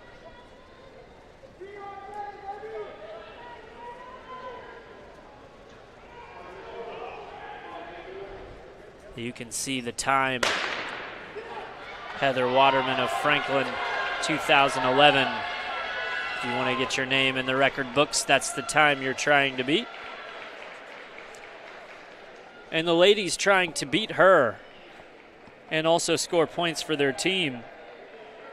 It's Amberly Sorensen of Hanover, Jocelyn Onstead of Rose Holman, Paige Wildman of Hanover, Mallory Watson of Franklin, Adair Dooley of Hanover, Hannah Whitney from Hanover, Kayla Hess of Mount St. Joe's, Jasmine Benjamin of Anderson, Vianney Garcia of Rose Holman, Caitlin Four of Manchester, and Libby Perkins of Transylvania, all competing for the championship in this women's 1 mile. It's Amberly Sorensen who came in with the best seed time of 5:10.93. She leads the way through lap 1. Followed in second place by Jocelyn Onstead from Rose Holman.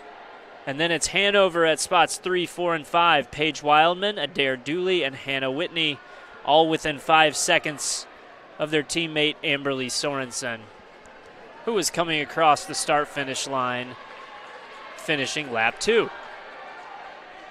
Right on her heels is Jocelyn Onstead. After the first 5, there's a considerable gap before we get down to 6th place Mallory Watson of Franklin, Vianney Garcia of Rose Holman in 7th, and Jasmine Benjamin of Anderson in 8th. But for now, it's all about the top 2. That's Sorensen of Hanover duking it out with Jocelyn Onstead of Rose Holman, coming down the stretch of lap number 3.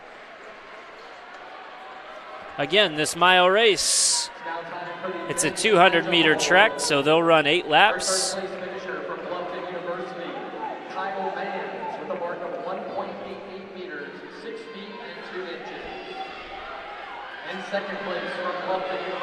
And while they run, we'll go to our PA announcer, men's high jump now at the podium. And your 2024 men's high jump HCAC indoor champion, from Rose Holman, Kyle Brownell, with a mark of 1.99 meters, 6 feet, 6.25 inches.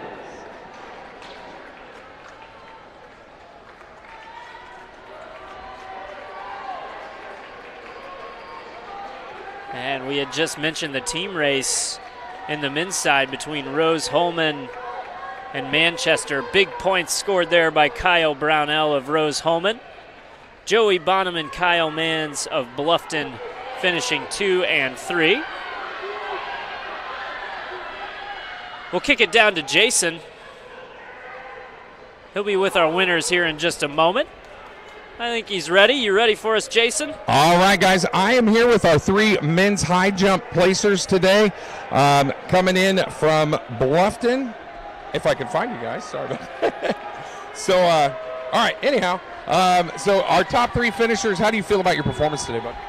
I feel pretty good. Good to get a medal and be on the podium. For sure. How do you feel about being all conference? That's pretty good. That's my best year I've jumped this year so far, so that's an accomplishment. Well, it's also got to feel good being on a podium with your teammate here. That's a pretty big deal. So I'm sure you guys appreciate that. And big points for your team. How do you feel like you guys are helping in the team points? I think we're helping a lot. We don't have such a big team, so we can get all the points we can get. That helps. All righty, and I'm here with Kyle Brownell, the winner from Rose-Hulman Institute of Technology. So big jump for you today and all-conference championship. What do you think? How do you feel, bud? I feel pretty good. Had some good jumps, good attempts at 204, which I'm hoping to clear soon. So yeah. Okay. And then 10 big points for Rose-Hulman. You are right now in a dead heat with Manchester trying to keep up. So those 10 points are huge. So helping your team out. So thank you guys so much for your time, and good luck the rest of the way. And congratulations. Thank you. Thanks, Jason. Perfect timing as we come down the home stretch. We've got 2 laps to go, as it's still the Amberly Sorensen-Jocelyn Onstedt battle at the top. And there goes Onstedt right now, taking the move to take the lead. And she hears the bell. There's 1 lap to go. Did she move at the right time? All indications say yes, as that lead looks to extend. Jocelyn Onstedt of Rose-Hulman getting a final kick over Amberly Sorensen of Hanover. Also in the 3, 4, 5 spots are Hanover runners Paige Wildman, Hannah Whitney, and Adair Dooley.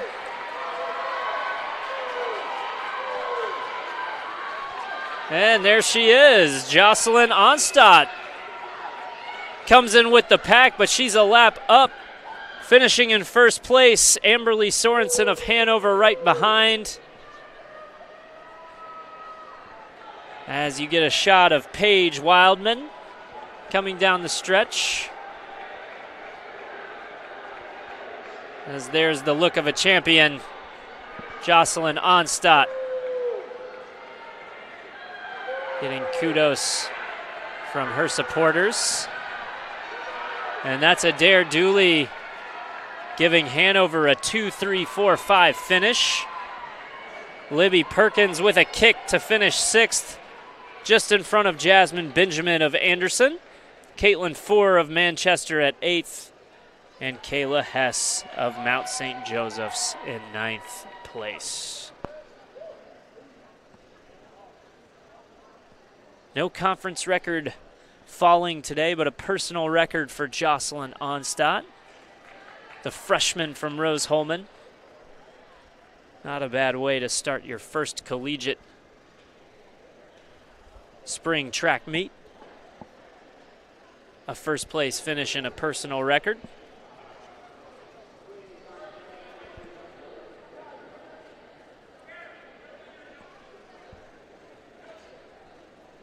As you can see, results of the women's 1 mile run.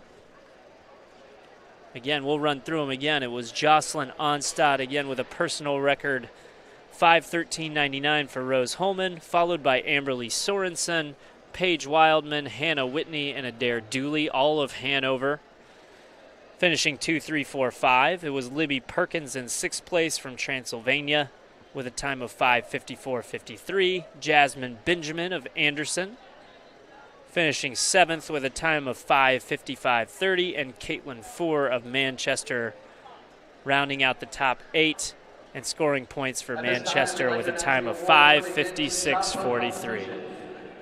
In 3rd place from Bluffton University, Marcus Finley with a mark of 14.27 meters. On the podium right now, it's men's shot put. Let's turn it to our PA address announcer. Tommy Wilman with a mark of 14.73 meters, 48 feet 4 inches. And your 2024 men's shot put HCAC indoor champion from Manchester University, Gabriel Hendricks with a mark of 15.49 meters, 50 feet 10 inches.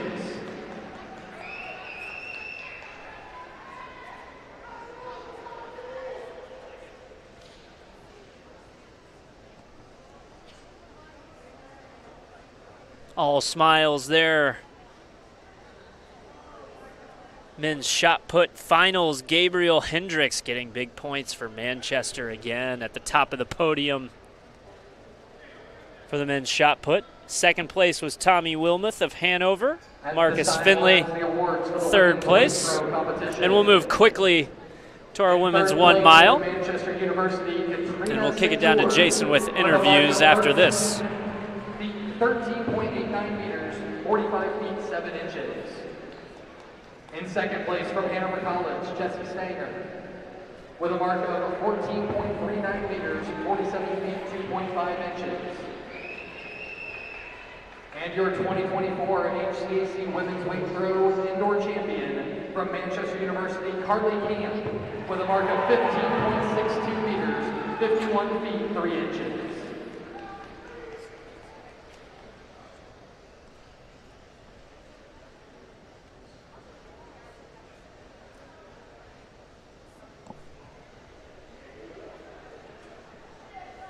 And you're looking at the podium. This is the women's weight throw.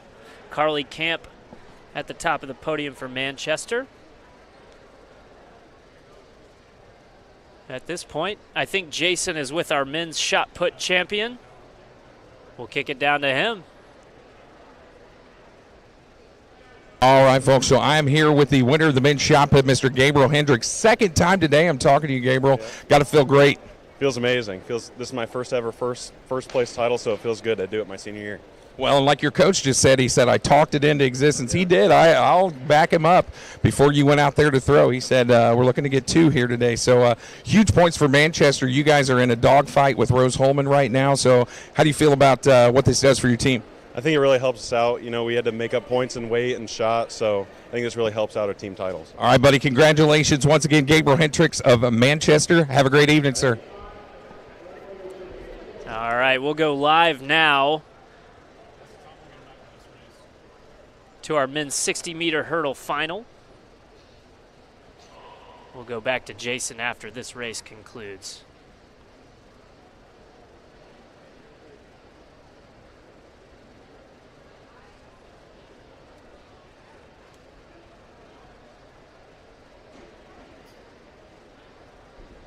And in this race,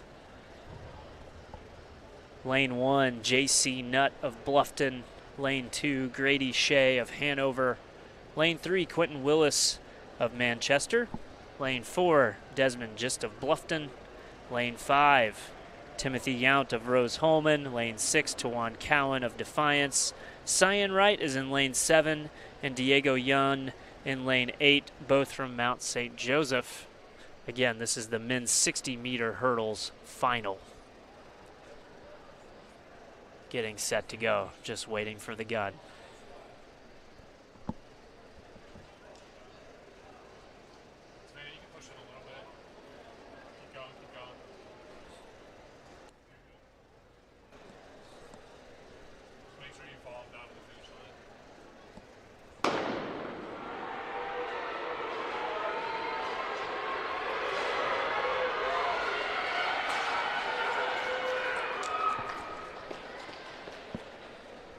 And coming across the line, unofficially, Desmond Gist, your winner from Bluffton. And this time we'll start the awards for the women's mile run. Our third place finisher from Hanover College, Paige Wildman. We'll come back with results 35.42 seconds. Here in just a moment. Amberly Sorensen. But right now we're on the women's mile run podium.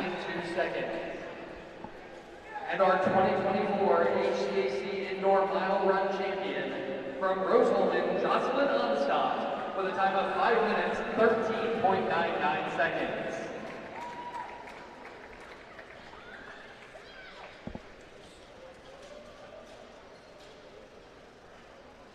As you see the podium there, and we're ready for Jason.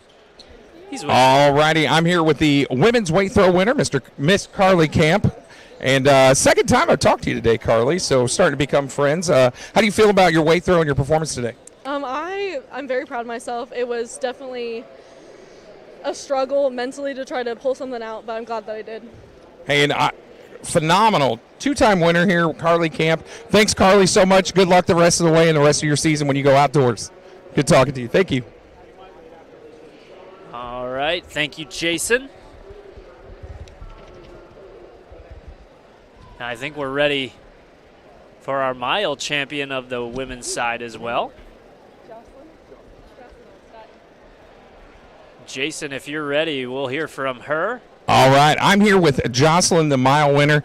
Jocelyn, amazing race. Felt like you made your move at just the right time and finished strong here. How do you feel about your race? I think I raced it strategically, and I think it went well. Yeah, and your competitor was in the lead most of the way, and then you just went at just the right time. Great finish. Huge points for Rose Holman. You guys are in a dogfight right now. So how about that team points that you just scored? I think it really helps the team, and I think we're going to win today. I hope so. Congratulations again, and I hope you have a good rest of your meet. Okay, and good luck at outdoor. Excuse me. Have a great day. Back to you guys. Thank you. Thanks, Jason. And we're almost set for the women's 60-meter hurdle finals. In lane 1, it will be Isabella Calhoun from Mount St. Joseph.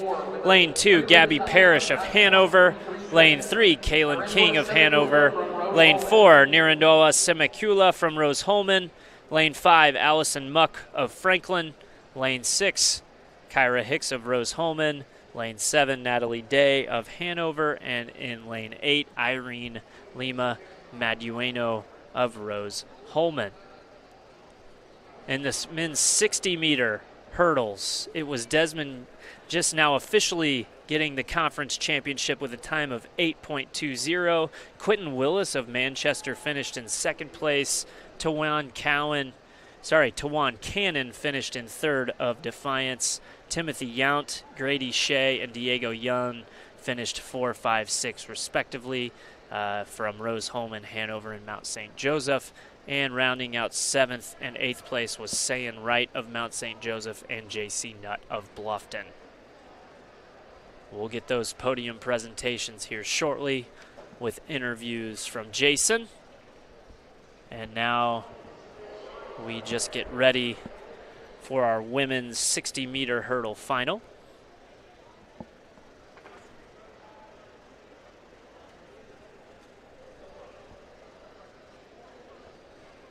Also, for those keeping track at home, we saw the podium from the women's weight throw, but let's go through that top 8.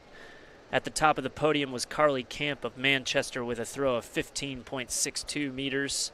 Jessie Stinger of Hanover was in second place with a throw of 14.39 meters. Katrina Sejour of Manchester got third with a throw of 13.89. Dakota Getz of Hanover was in fourth with a throw of 13.81. Charlotte Wilson of Manchester had a throw of 13.14. Aaliyah Jones of Rose Holman got sixth place with a throw of 12.71. Carolina Snyder-Perez got seventh for Rose Holman with a throw of 12.5. And Madeline Hudnall finished in eighth place, scoring points for Mount St. Joseph with a throw of 12.50. Again, that was the women's weight throw. Just concluded a few moments ago.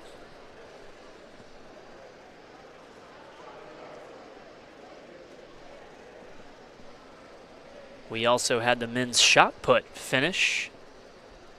Big win for Gabe Hendricks of Manchester with a throw of 15.49 meters and taking home the conference championship. It was Tommy Wilmuth of Hanover getting second place, Marcus Finley of Bluffton getting third, Michael Swigert of Anderson getting fourth, Jake Cahoe of Hanover getting fifth. His throw was 13.73.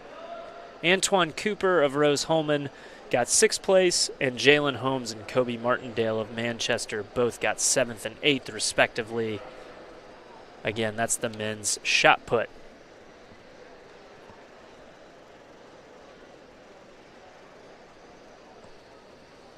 This is the women 60-meter hurdles.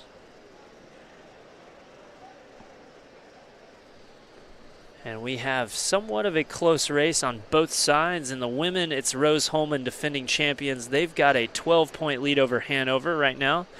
12.5-point lead, a 92 to 79.5. Manchester's in third place with 60 points, and then a big gap between Manchester and fourth place Transylvania, who has 36 points. Bluffton's in fifth with 23. Mount St. Joseph is in sixth with 22. Earlham has 16, Franklin 13.5, and Anderson rounding out the top 9. On the women's side, again, but it's Hanover chasing Rose-Hulman down 12.5. Let's see how these hurdles play out, if it has any impact on the scoring. When we hear the shot go off. Women's 60-meter hurdles. Here we go.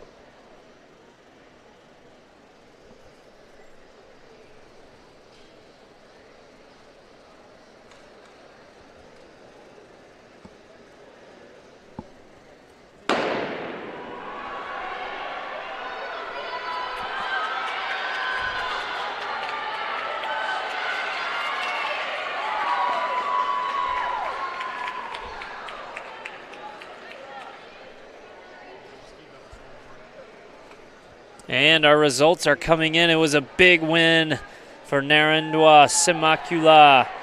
9.21, just stumbled on that last hurdle. Otherwise, she might have been flirting with a conference record. Allison Muck of Franklin got second. Kaylin King of Hanover came in third. Kyra Hicks of Rose-Hulman in fourth place. Natalie Day and Gabby Parrish of Hanover, 5th and 6th, respectively, with Irene Lima Madueño of Rose-Hulman getting 7th, and Isabella Calhoun rounding out the top 8, again in the women's 60-meter hurdles.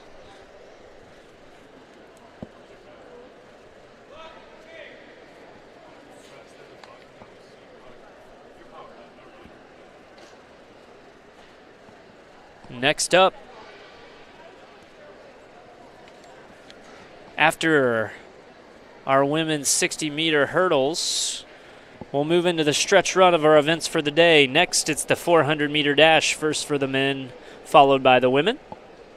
We'll follow that up with fireworks, the 60-meter dash final starting around 5:20, first for the men, then the women. Then we'll move into the 800-meter runs, both on the men's and women's side.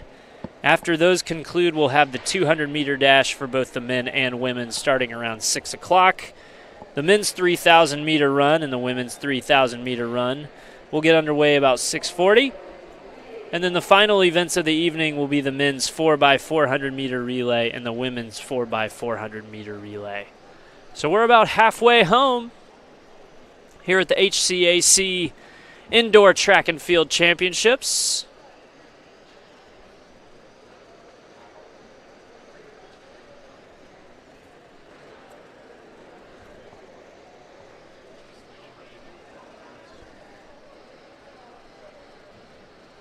We'll have some award presentations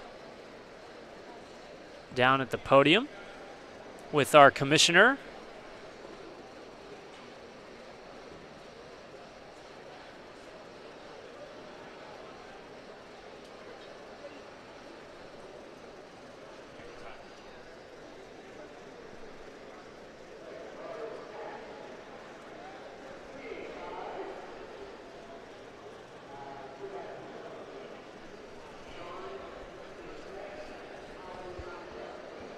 Commissioner Jones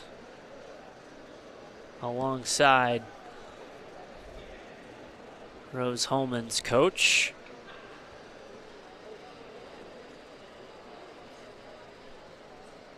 Awaiting official times, I believe, before they can officially award the medals for the 60-meter hurdles on the women's side.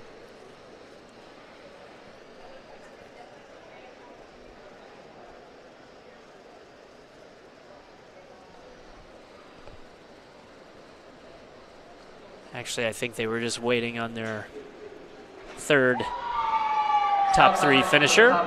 And here we'll turn it over to the PA announcer for those top 3 results. Women's 60 hurdles. With a time of 9.74 seconds. In second place from Franklin College, Allison Buck. with a time of 9.61 seconds that ranks second in school history.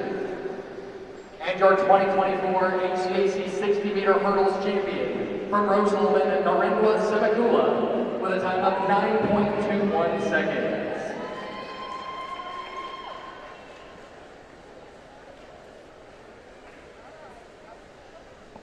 As you get a look once again at the top three finishers of the women's 60-meter hurdles. First place was Narendra Semakula from Rose-Hulman. Allison Muck of Franklin got second, and Kaylin King of Hanover got third. Nice finish for Rose-Hulman as they're looking to fight off Hanover at the top two spots. We've got our champion down with Jason. Jason, take it away. I'm here with the women's 60-meter hurdles champion, Narendra Semakula from Rose-Hulman Institute of Technology. Excellent race, very smooth. How did you feel about your performance? It was okay. It wasn't one of my best ones, but I'm still happy I was able to cross the finish line on both feet.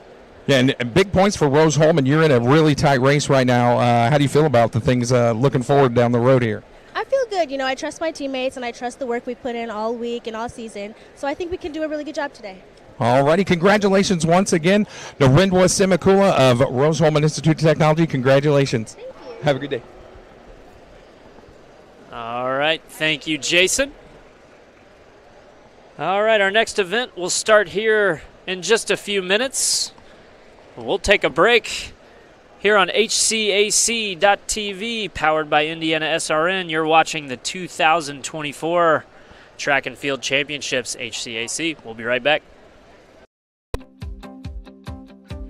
I chose Earlham because you're all a bunch of nerds. You're compassionate, empathetic, caring nerds. And those are my people. So I chose Earlham, one, because it was far away from home, and I really wanted a chance to grow and develop into my own adult without the outside influence of my family. And I also wanted the opportunity to really focus on my studies. I am very passionate about neuroscience. I've been passionate about neuroscience since before I came to Earlham. And I just really wanted an opportunity to grow within that field and that major and explore my options. Another reason why I came to Earlham is because the community seemed genuinely loving and caring about their students. And I felt like this was a great place for me with the diversity. I'm from Cincinnati, kind of what they call a bubble. And this was a very eye-opening opportunity for me, and I felt that I could really succeed on and off the field, and that was kind of the big reason as why I chose Earlham. While working here at Earlham, the thing that I've loved the most is the community that we talk about, we actually live. As the baseball coach, I am represented amongst other aspects on campus. I'm working with faculty, I'm working with advancement, I'm working with health services, I'm working with public safety, I'm working with media and communications. And we all are working the aspect of talking about why Earlham College is a great place for our students to be here, for our alumni to give back, and for our student athletes to be able to compete here. There are 50,000 reasons I came to Earlham, and there's one really big reason. Nope, not that! The world's most complete fossil giant beaver. The reason why I chose Earlham is because of the small class sizes, which allow for more one-on-one time with the professors. Well, the reason why I chose Earlham College was very personal to me. I was looking for an institution that was going to allow for me to participate in, experience, and engage in all the opportunities that I felt that an 18-year-old me desired and wanted and deserved, and I couldn't have been more pleased. I wanted to participate in intercollegiate athletics, and Earlham College offered and provided that opportunity. I wanted to engage a diverse populace of people, different humans and individuals from not just locally near me, but literally with perspectives from around the world, and Earlham College provided that for me.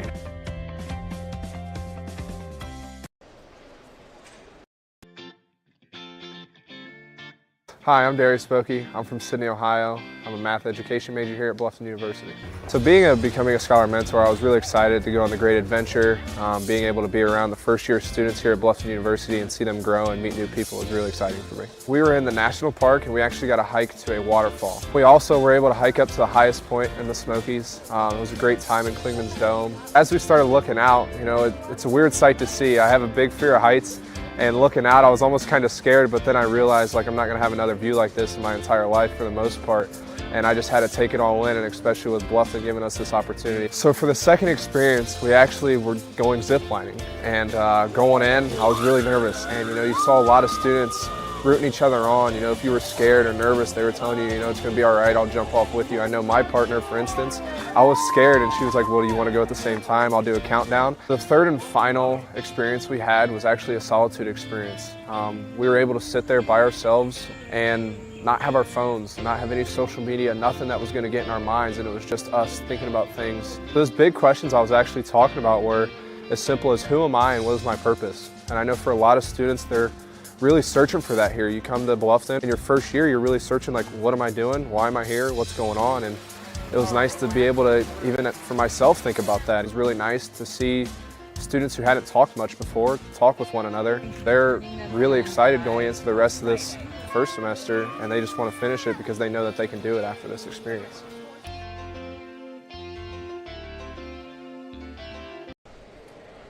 Welcome back to the 2024 Indoor Track and Field Championships for the HCAC.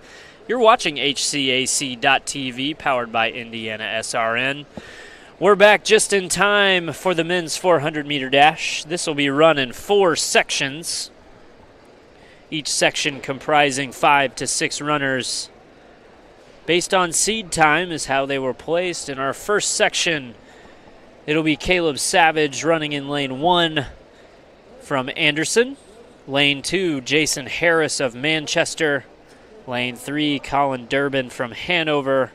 Running in lane 4 will be Will Feebeck, a sophomore from Anderson. In lane 5, it will be Andre Wright, a freshman from Mount St. Joseph's. And in lane 6, it will be Braylon Twine, a junior from Manchester.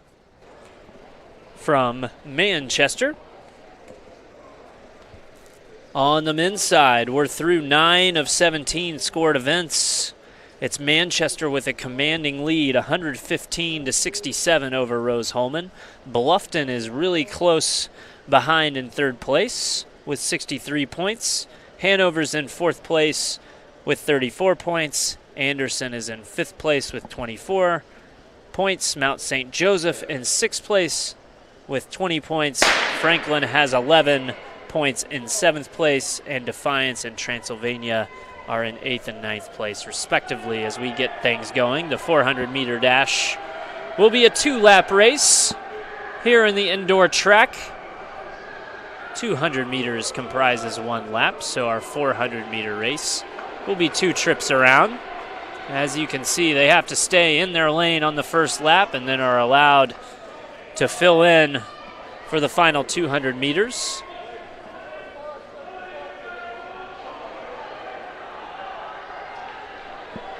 In this race, it's Braylon Twine out front for Manchester. He's got a considerable lead over Will Feebeck and Andre Wright. But here comes Will Feebeck of Anderson making a kick down the stretch. And he'll get the finish. Excuse me, that's Caleb Savage coming in first from Anderson. Will Feebeck was right behind him in second place. Braylon Twine finishing in third, Andre Wright fourth, and Jason Harris of Manchester finishing in fifth place in our first of 4 sections, the men's 400-meter dash.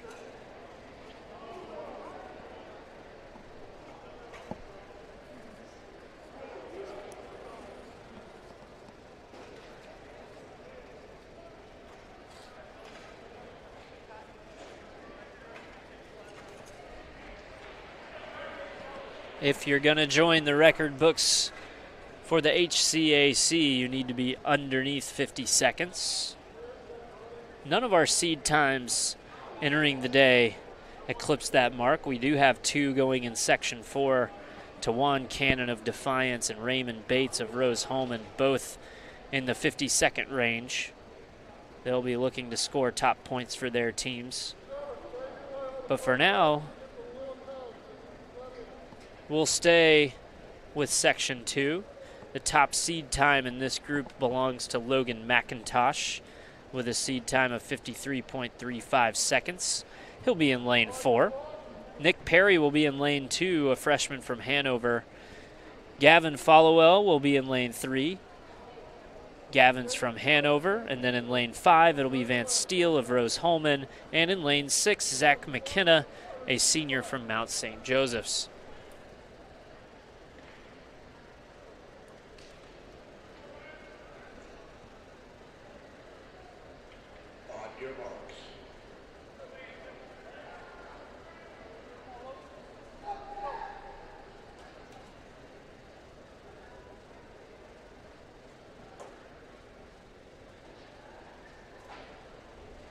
Runners are on their mark, ready to go. Waiting for the opening gun.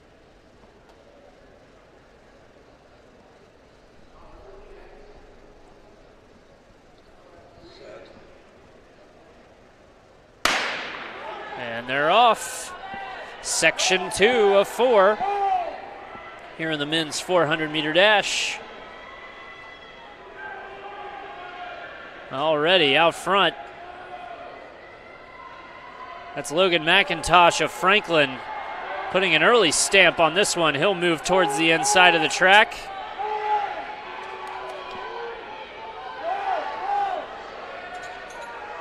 Taking those large strides around the first turn in lap number 2. He's followed closely by Gavin Followell of Hanover.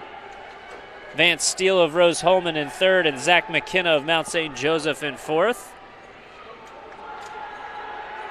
And down the stretch they come. It's Logan McIntosh. He's got a considerable lead. He's going to hold on to it and finish first in Section 2. Followed by Vance Steele, who was able to get into the 2 spot. Followed by Gavin Followell of Hanover, and then Zach McKenna of Mount St. Joseph. So we're halfway home in the men's 400-meter dash.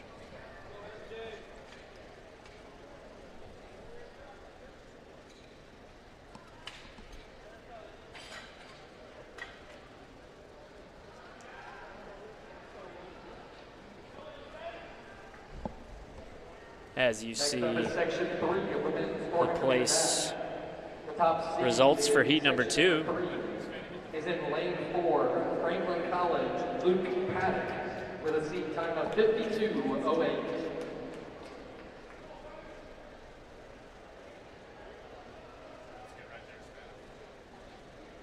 So in heat number 2, again, it was Logan McIntosh turning in a 52.74, his season's best. He was followed by Vance Steele of Rose-Hulman. And then Gavin Followell from Hanover and Zach McKenna of Mount St. Joseph's. Season best for Gavin Followell of Hanover, and then a personal record for Zach McKenna of Mount St. Joseph. So well done, fellas, on those accomplishments. In heat number 1, it was Caleb Savage of Anderson with a 56.92 taking first. But it was Will Feebeck and Braylon Twine of Anderson and Manchester finishing with personal records of their own. Nice accomplishments from those 2 gentlemen as well. But now it's time for heat number 3. Again, there will be 4 sections total of this men's 400-meter dash. 2 laps around the indoor track here at Rose-Hulman Rec Center. In lane 2, it'll be Micah Williams of Earlham. He's a freshman, coming in with a seed time of 53.14. Ian Lemons will be in lane 3 from Rose-Hulman. Luke Paddock will be in lane 4 from Franklin. Lane 5, we'll have a Grizzly Cub as well, Stephen Scott. In lane 6, Montgomery Rollins of Defiance as we get things started.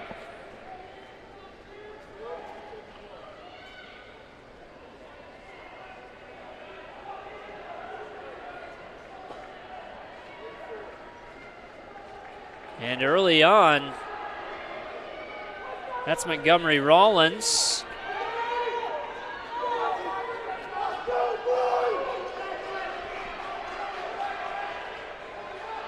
In second place, he was out early in the lead, but it's Ian Lemons who was able to overtake him. And we're already coming to the back turn. And they're neck and neck up front. It's Ian Lemons and Montgomery Rollins, who will be able to hold each other off. Actually, it was Luke Paddock.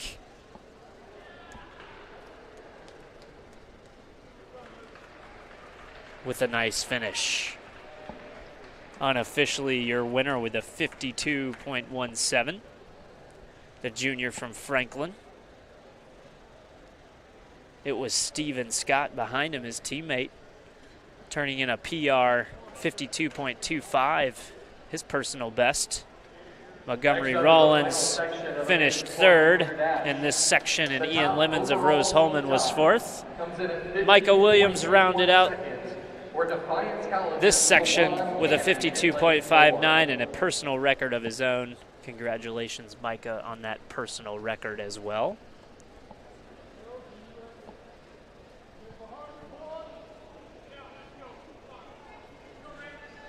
With the finals up next, only 4 runners, so we know for certain that the top 4 so far in the books, Luke Paddock, Steven Scott, Montgomery Rollins, and Ian Lemons, will score points for their teams because they're in the top 4 finishers already.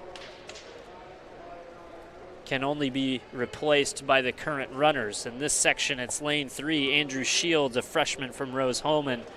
Tawan Cannon, the sophomore from Defiance, and the favorite in this race. He'll be in lane 4 from Defiance. Raymond Bates from Rose-Hulman will be in lane 5. Only 0.05 of a second off of Tawan Cannon's time. And then Russell Lau of Bluffton, and we're off in this final heat. The men's 400-meter dash. Blazing around the first turn. Montgomery Rollins.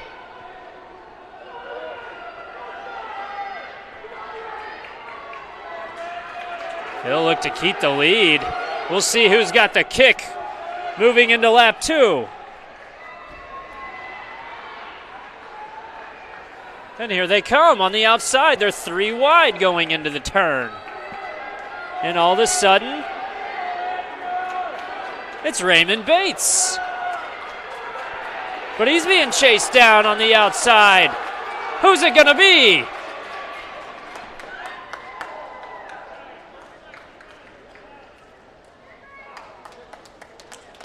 Unofficially, Tawan Cannon is your winner. Gets him on the lean at the finish line with a 50.73 and a conference championship.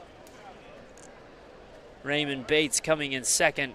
Teammate Andrew Shields in third with a 51.29. That's a season best for Bates and a personal best for Shields.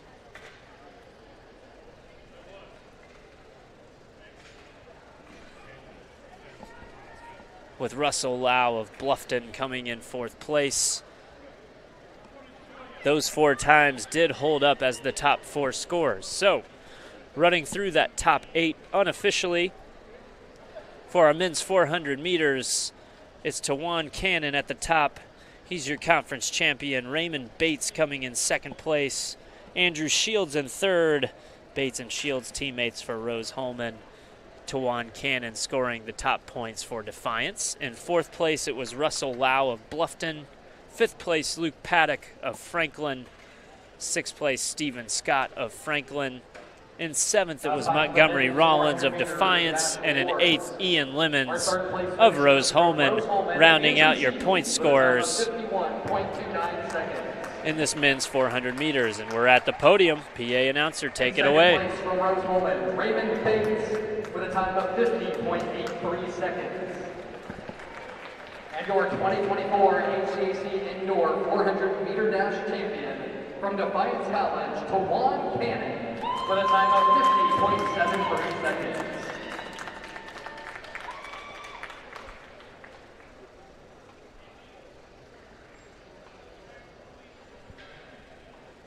And you're getting a close-up look of our men's 400-meter dash winner, Tawan Cannon. He came in as the favorite.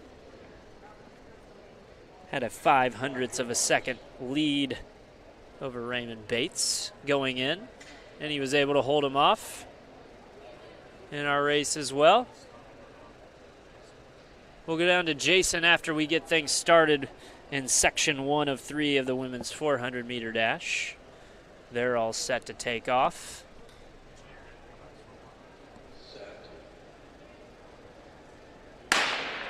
And they're off, so we'll kick it down to Jason, who's with our winner in the men's 400 meters.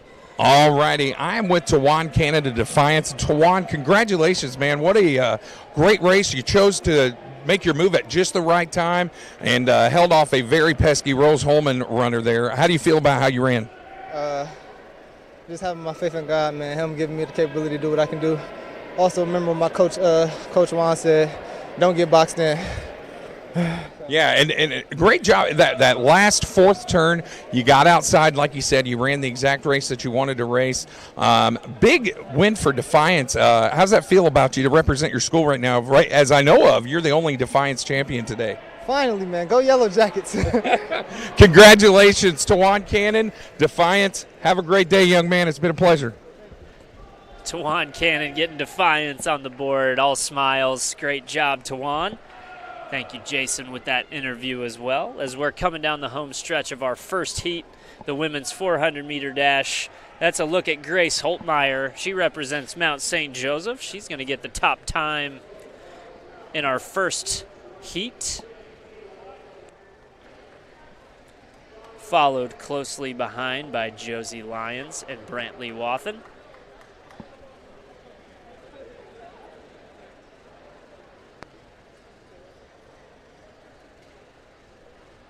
And you can see those results. Section of the women's 400-meter dash.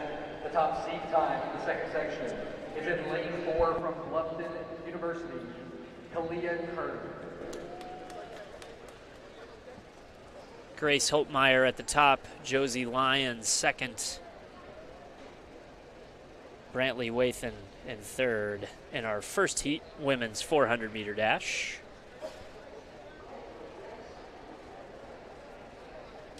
We've got 3 sections.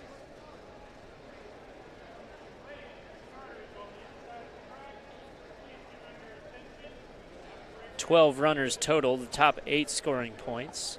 So even if you're not in section 3 of 3, still something on the table. It's time-based. As we get set for section 2, this will be Gracie Hinson in lane 2 of Hanover, Julia Gooding of Mount St. Joe's in lane 3, Kalia Kerr of Bluffton in lane 4, Anna Packer of Mount St. Joseph's in lane 5, and Carson Graves of Transylvania in lane 6. They're all set to go. And they're off. Again, with only 4 in section 3, you know that the top 4 finishers here will at least score points for their teams. So a lot on the line as they move towards turn 1 here in this women's 400-meter dash.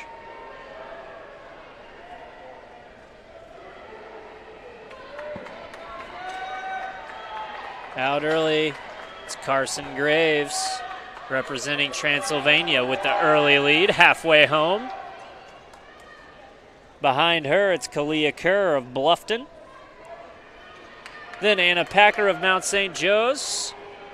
Julia Gooding from Mount St. Joe's behind her teammate. And then Gracie Hinson bringing up the end.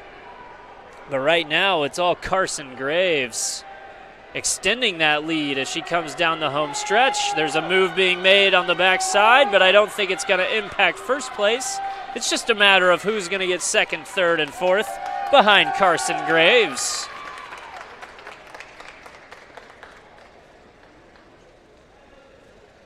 Unofficially, it will be Carson Graves with a time of 1:04.84, but Kalia Kerr getting in there for Bluffton, the second place spot here in heat number 2.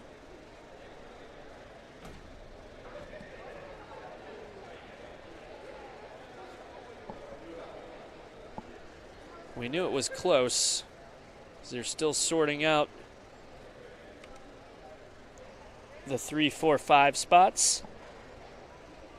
It'll be Julia Gooding and Anna Packer of Mount St. Joseph's finishing 3rd and 4th in that heat, with Gracie Hinson finishing 5th. So if you compile those results, your top 4 after the first 2 heats is Carson Graves of Transylvania, Kalia Kerr of Bluffton, Julia Gooding of Mount St. Joe's, and Anna Packer of Mount St. Joe's, all guaranteed to score points for their team as top 4 finishers to this point. There are 4 runners in heat number 3 of the women's 400-meter dash as they get set.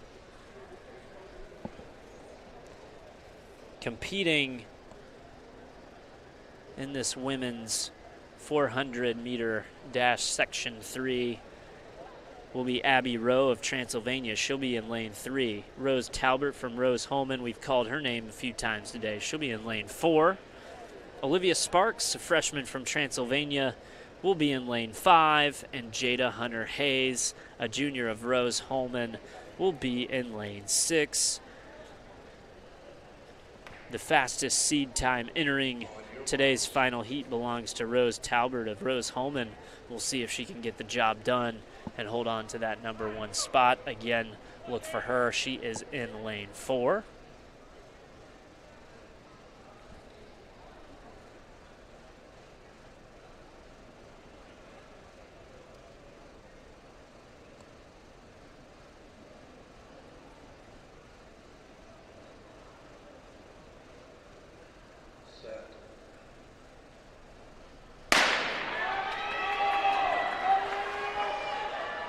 Good starts by all 4. Clean out of the brakes.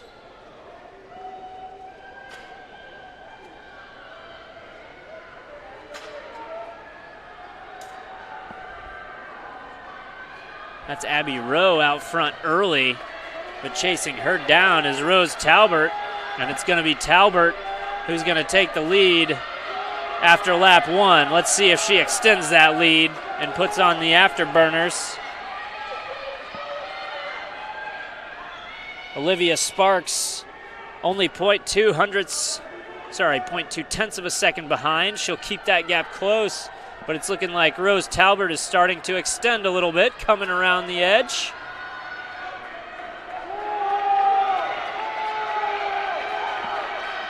.58.75 would be a record breaker. Let's see what she finishes with. She leans across the finish. .59.32. And a first place finish for Rose Talbert.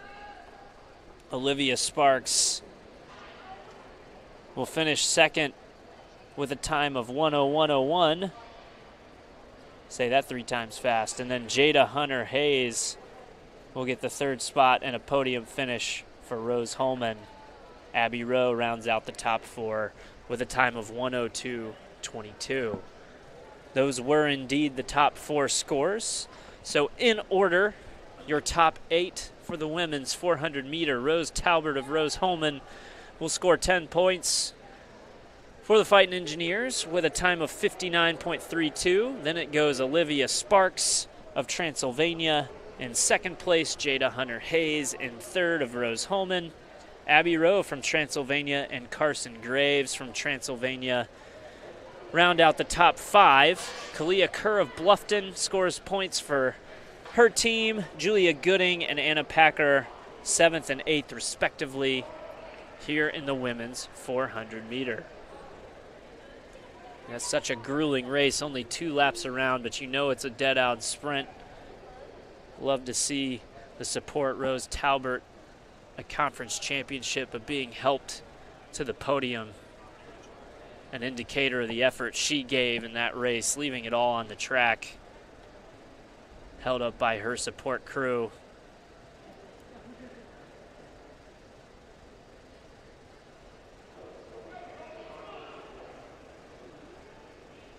At this time, we will announce our women's. And we'll turn it over to our PA announcer for our podium results. From Rose Holman and Jada Hunter Hayes with a time of 1 minute, 1.72 seconds.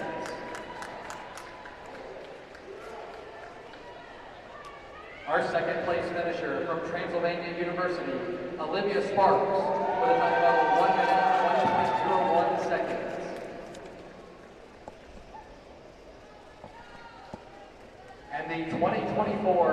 HCAC champion in the women's 400-meter dash.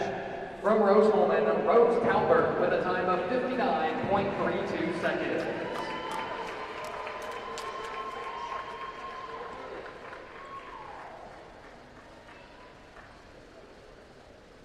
As you see our podium, women's 400-meter dash, Rose Talbert leaving it all on the track, walking gingerly to accept her first place medal. Maybe doesn't quite ease the pain, that gold medal, but it definitely makes it worth it as she steps off the podium.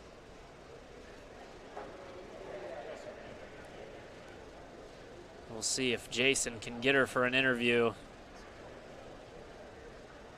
Here she comes off the podium, scoring big-time points for the Fighting Engineers as they look to put space between them and Hanover in the women's competition. They're getting a pep talk from the coach. I think we're going to give her some space as she recovers from that race.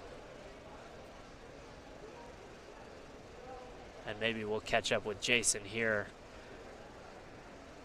after we move on to our next event.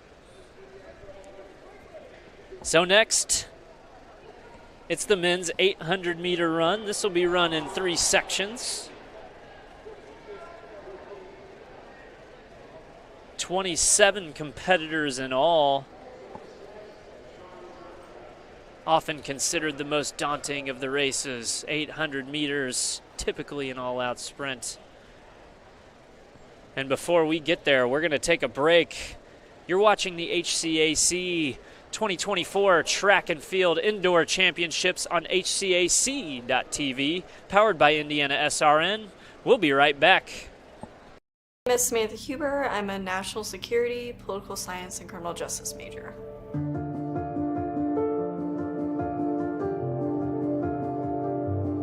Coming out of high school, what I really wanted in a college was somewhere that I could pursue both political science, journalism, and also just the national security aspect of things, or security studies, but also that had lacrosse, because I really wanted to play lacrosse.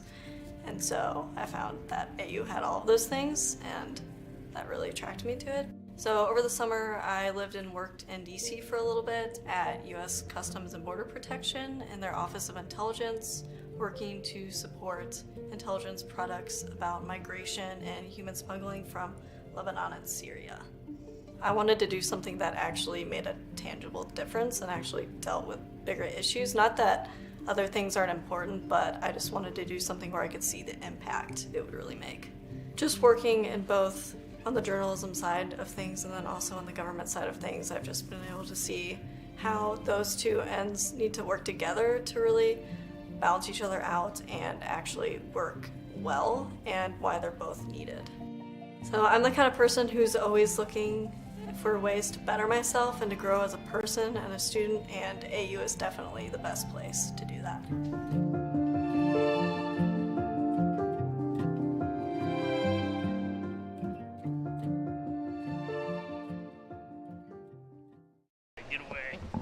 My name is Samantha Huber. I'm a national...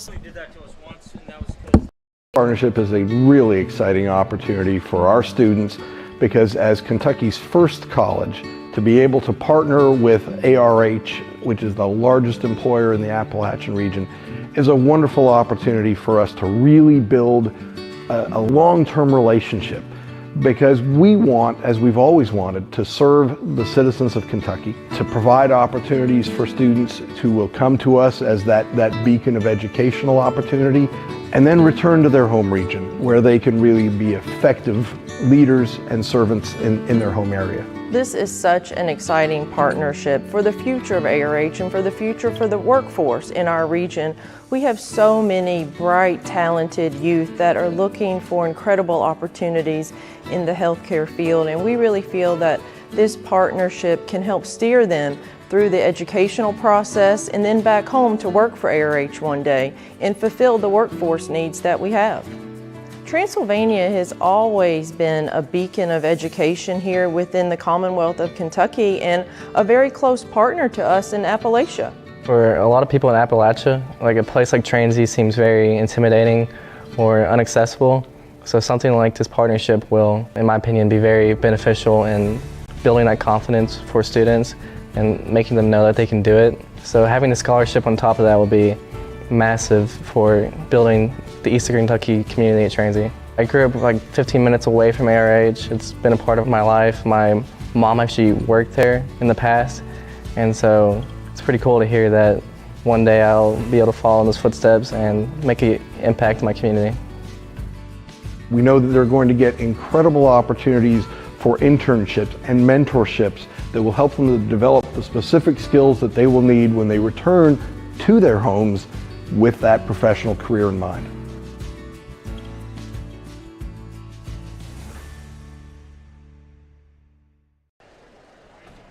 And we're back at the HCAC 2024 Indoor Track and Field Championships. You're watching on HCAC.TV, powered by IndianaSRN.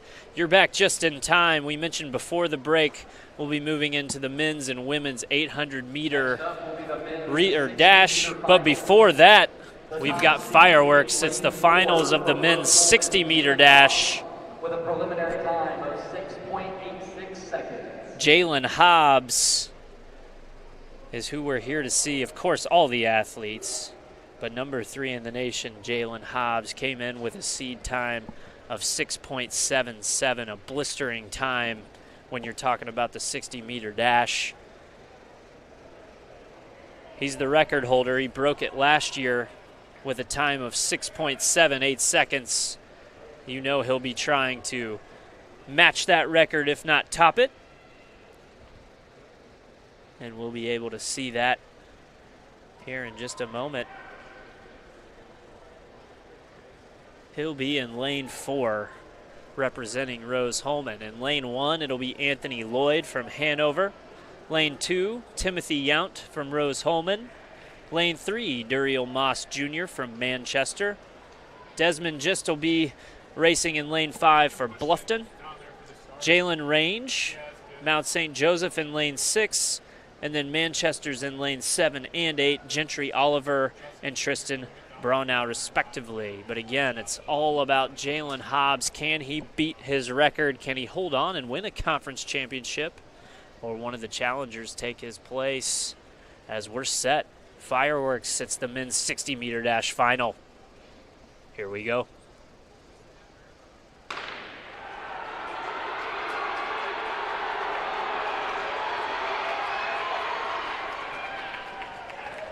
It's Jalen Hobbs for sure, unofficially the winner. What's his time going to be?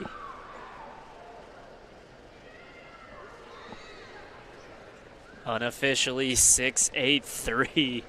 Oh my goodness, blistering. Desmond just getting in under 7 seconds. Heck of a time for him as well. That's a personal record. Timothy Yount of Rose-Hulman. PR is in the 3rd spot. Tristan Brownell of Manchester coming in with a 7.11. Anthony Lloyd, personal best time of 7.13. Duriel Moss, a season best 7.15 for Manchester in the 6th spot. Jalen Range with a 7.16 for Mount St. Joseph's, and Gentry Oliver rounding out the top 8. But again, Jalen Hobbs, your winner, back-to-back conference champion indoor track season in the 60-meter dash. On the men's side. Couldn't quite break his record, but still a blistering time. He's 3rd in the nation for a reason, folks. And we'll go to the podium where he'll accept his award. Here we go, down to our PA announcer. 7.07 seconds. In 2nd place, from Bluffton University, Desmond Gist with a time of 6.96 seconds. And your 2024 HCAC champion in the men's 60-meter dash, Jalen Hobbs from Rose-Hulman with a time of 6.83 seconds.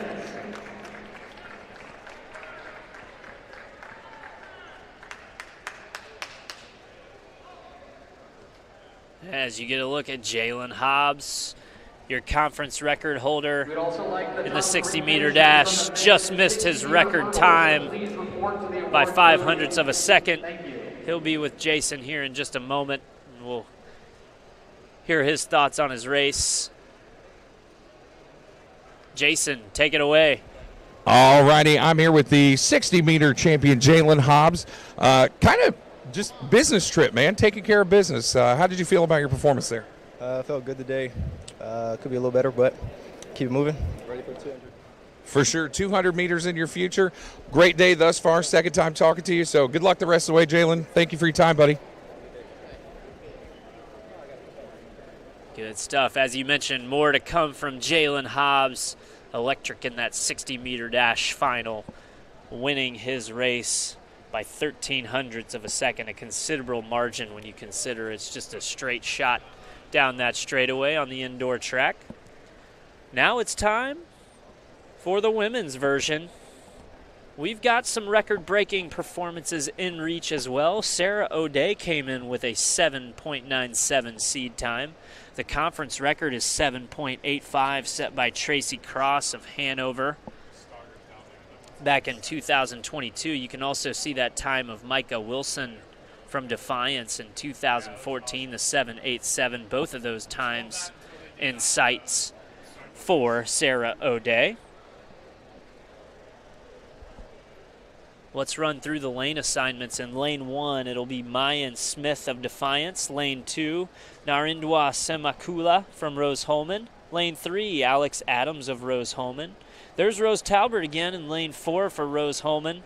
It's Sarah O'Day, the favorite in lane 5, representing Franklin. Rofiat Adeyemi, Rose-Hulman in lane 6. Sydney Bell of Mount St. Joseph in lane 7. And Anna Jaza of Manchester in lane 8. We'll see also there in lane 4 what Rose Talbert has left in the tank. She gave it all she had in the 400-meter, taking home the championship just a short time ago. She's ready to go again, bouncing around and on her toes in lane 4. Right next to the favorite, Sarah O'Day, but challengers abound in this race.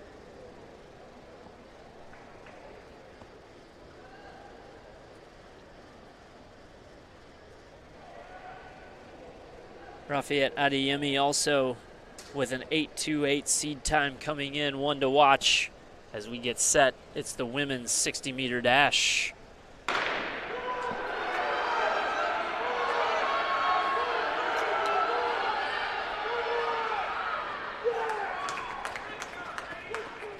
And it was Sarah O'Day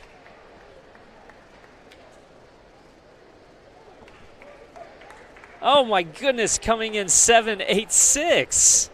All right, at this time, we'll do the men's 60-meter hurdles award. Topping that time of Micah Wilson, just 0.01 seconds off the all-time record for HCAC. Tracy Cross of Hanover set that in 2022. In second place from Manchester University, Quentin Willis. But a heck of a race from Sarah O'Day, a new personal best, 7.86 in a conference championship. We'll read through the rest of the results here. It was Alex Adams of Rose-Hulman coming in with an 8.13, also a personal best. Rafiat Adeyemi, we mentioned her pre-race, beat her personal best time of 8.23 with an 8.18.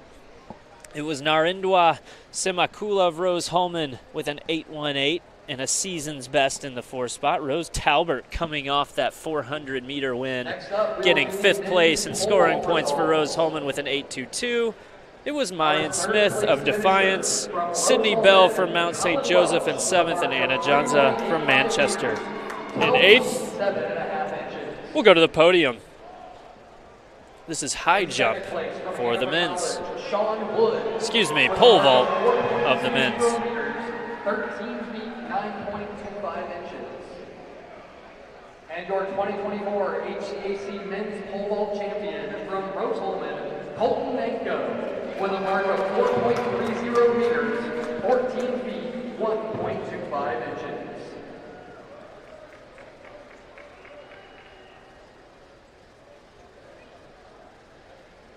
As you get a look at the pole vault podium,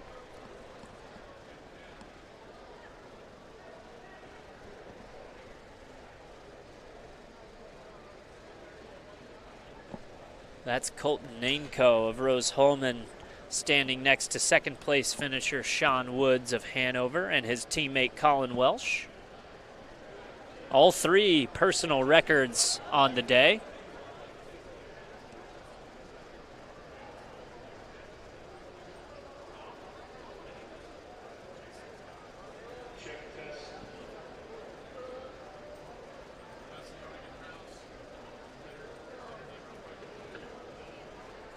And we'll kick it to Jason. He's got a champion down there for us. All right, you are spot on. I'm with the 60-meter hurdles champion, Desmond Gist of Bluffton.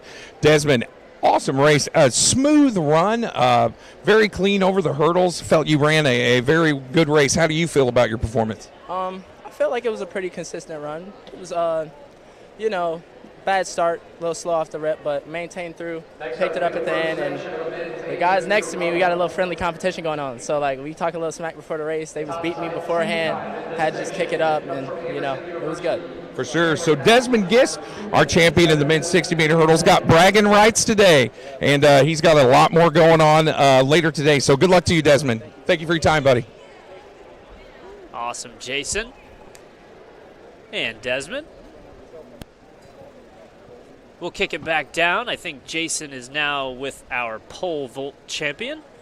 All righty. I am here with Colton Nancup, excuse me. Pardon me, Colton. He is our champion in the men's pole vault. I'll be honest, looked over a couple times. Every time I looked over, you're clearing a new height.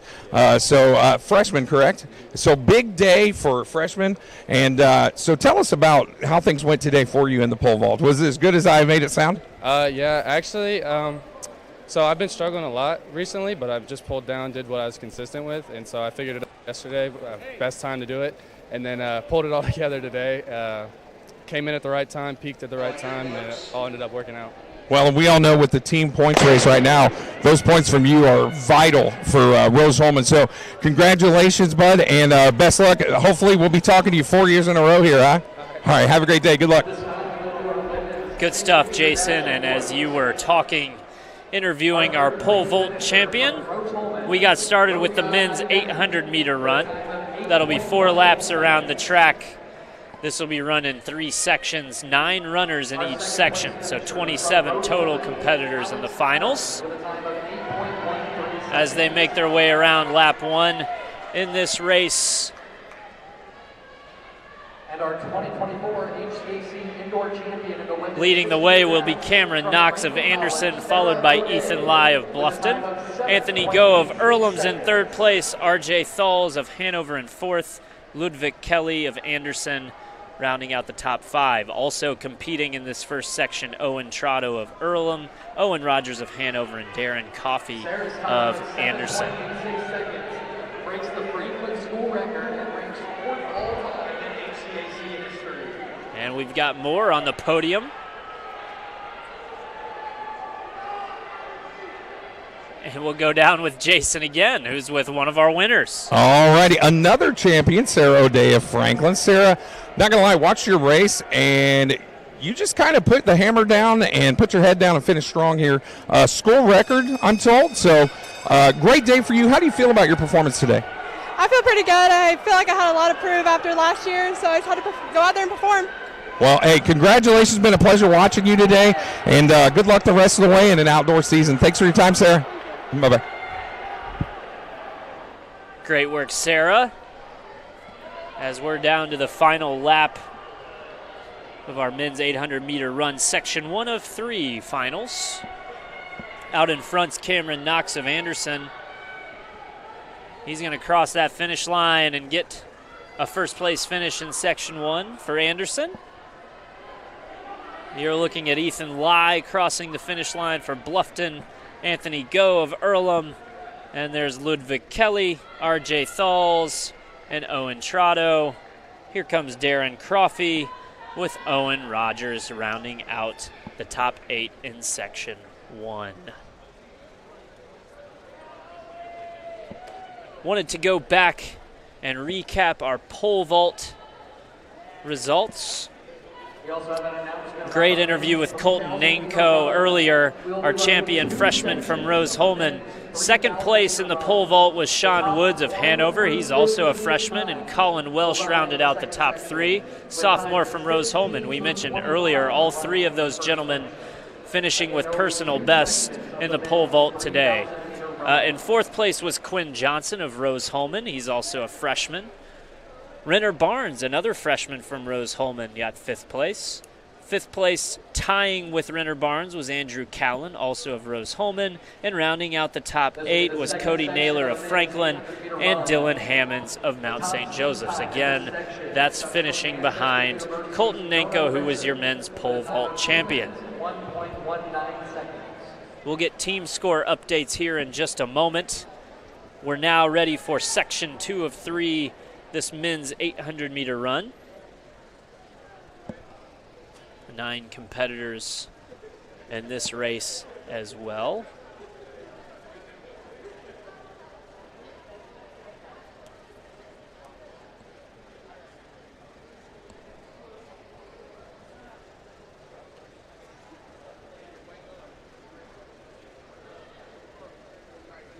We're coming down the stretch run of our team event today.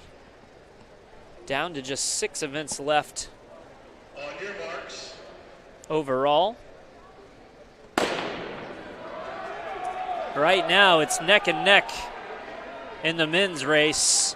Rose-Hulman has a 2-point lead over Manchester, 126 to 124. Again, that's through 12 of 17 scored events.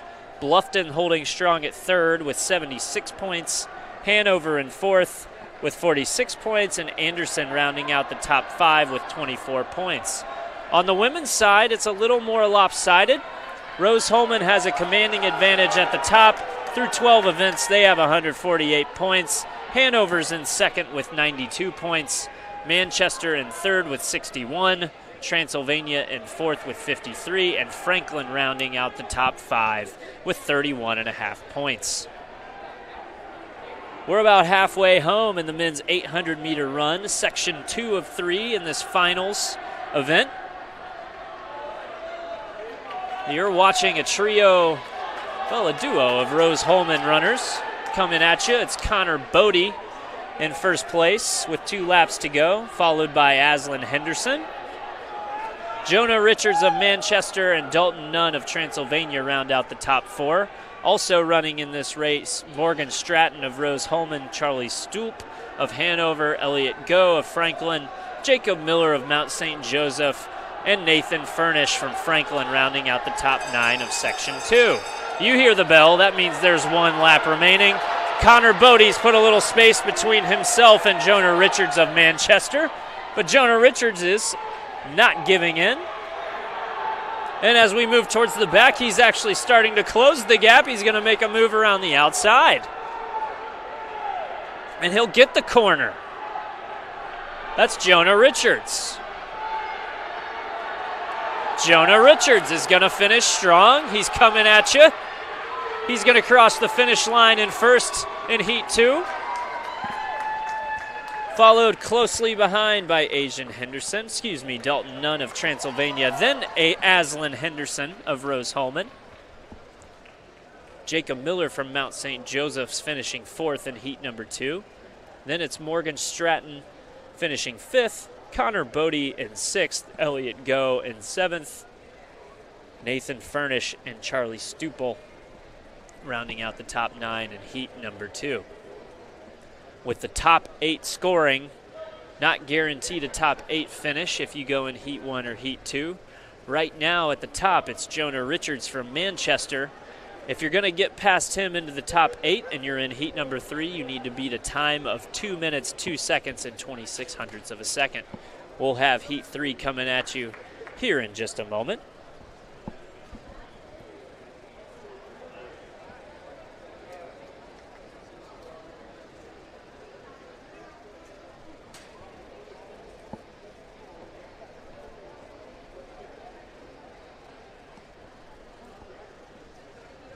As the runners get set.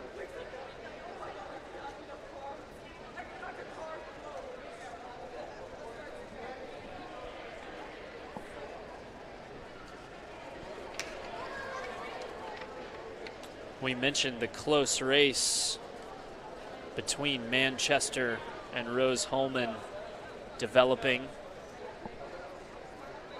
here in this third section You'll see them going neck and neck. And who's that man? It's Enrique Salazar from Manchester alongside Gavin Byerly. Rose-Hulman, it's Alejandro Clark and Jacob Eve. They'll be going at it here.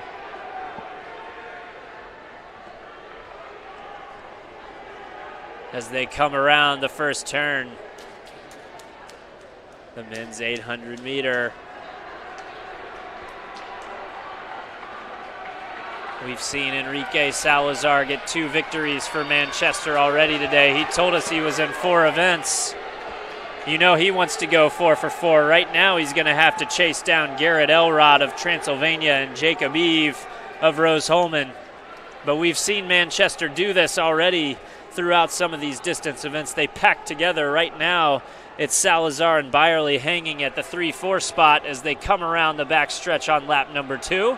There will be 2 laps remaining. Now it's Jacob Eve in first place, setting the pace above Garrett Elrod as you hear the crowd start to increase the noise level. Salazar has moved into 3rd and Byerly's in 4th. Ethan Rose of Earlham's in 5th place. Alejandro Clark of Rose-Hulman in 6th. Eli Cochran in 7th of Franklin. Nate Very of Transylvania in 8th. And Brady Sosha of Rose-Hulman in 9th. And here they come. You're going to hear the bell. That means we've got 1 lap left, and it's going to come down to the wire. That's Jacob Eve of Rose-Hulman still setting the pace. Garrett Elrod in 2nd place. Will Enrique Salazar be able to chase him down? How about Gavin Byerly? You know Manchester wants that team title, and there he goes. It's Salazar turning on the afterburners. He's coming down the stretch. He's going to put this one away. A huge lead, and the crowd gets hyped, gives him a cheer. That's Salazar. Byerly going 1-2.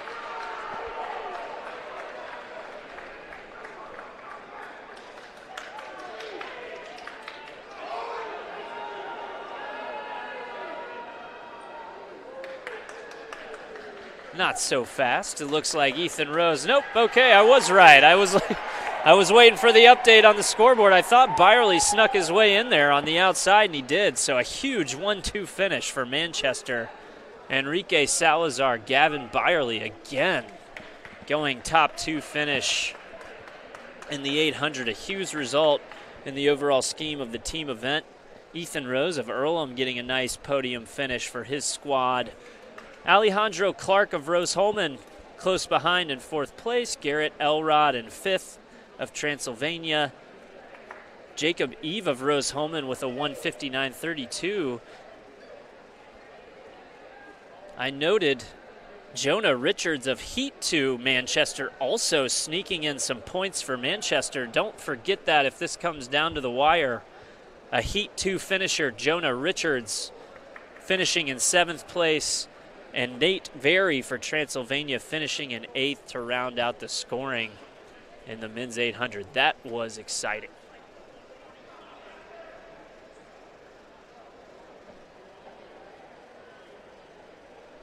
As we get things situated, we'll move into the women's 800 meter. Set to be run in 2 sections. Similar to the men's, it'll be your top 8 finishers scoring points for their teams with a total of 18 runners. That means 8 will score, 10 will not.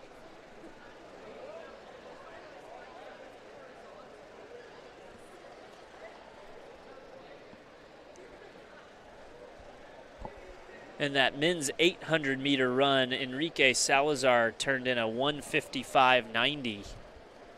That was a personal record for Enrique. Where did that stand in the overall scheme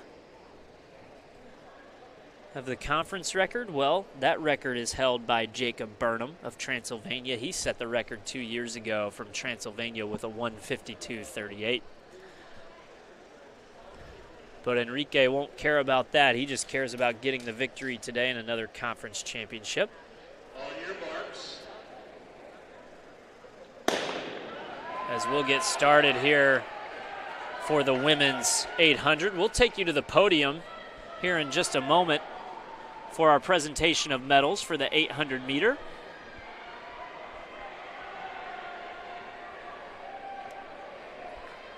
But right now we're in heat number 1 of our women's 800 meter run. As they come around the end of lap number 1, moving into lap 2 of 4. It's 5 bunched at the front. 2 from Anderson, 2 from Rose-Hulman, and 1 from Earlham.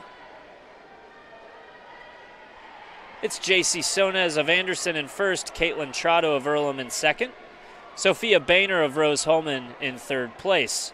Fourth place, Emily Pinnock. Maggie Simmons in fifth from Transylvania. Brianna Biddle from Rose-Hulman in sixth. Caitlin 4 and Chloe Ferris of Manchester 7th and 8th.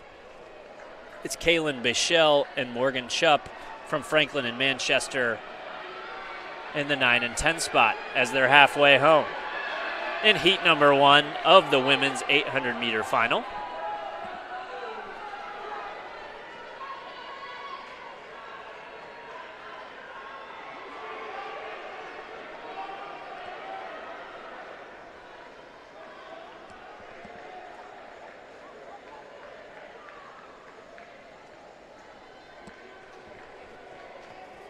They'll come around the back stretch.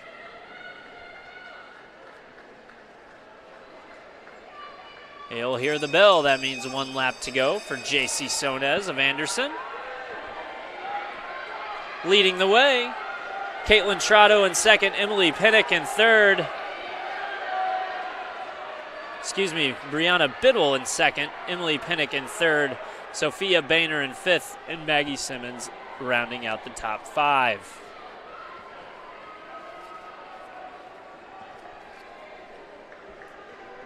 You'll get a live look coming to the finish line. That's JC Sonez of Anderson, hoping to put a good enough time up, not only to win her heat, which she does, but to possibly get in the top 8 and score some points for her team. That's Brianna Biddle coming in second, followed by Emily Pinnock, Sophia Boehner, Maggie Simmons, rounding out the top 5 in heat number 1. Caitlin 4 rounding out the top 5. Caitlin Trotto, Chloe Ferris finishing 7-8 with Morgan Chupp and Kaylin Bichelle finishing 9-10 respectively.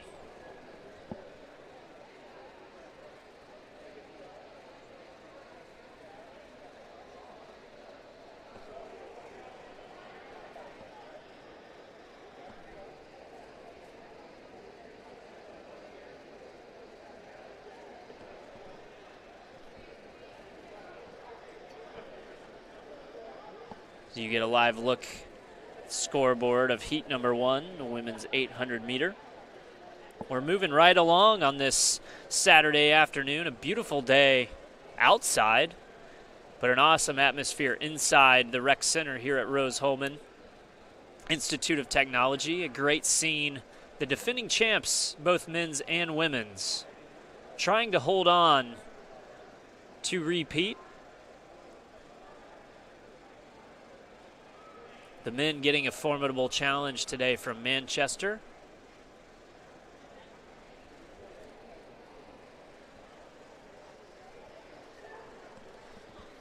And now as we line up for the women's 800 final. If you want to be a record holder in this one, you've got to beat the time of 2:12.87 held by Anna Murdoch. You can also see that 2:18.97 by Hannah Wapes, Manchester 2018.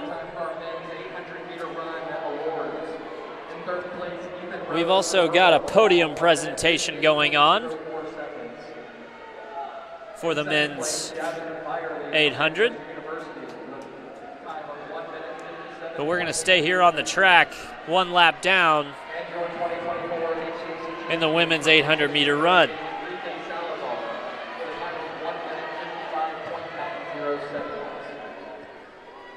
Leading the way after lap 1, it's Amberly Sorensen. We've said her name already today, along with Jocelyn Onstadt for Rose-Hulman. They're 1-2. McKenna Mabry of Bluffton in 3rd place. Paige Wildman. Hanover is in 4th. Casey Moore of Transylvania in 5th place. Emma Litzelman of Hanover in 6th. Haley Mikowski of Franklin in 7th. Lydia Dyer Anderson in 8th place. And Mallory Watson rounding out the top 9. As you see, Amberly Sorensen holding on to that lead over Jocelyn Onstadt. They're starting to separate from the rest of the pack as they round the halfway point. There you get a live look. Who's that man? It's Enrique Salazar again, getting a first place medal. We'll have an interview with him shortly.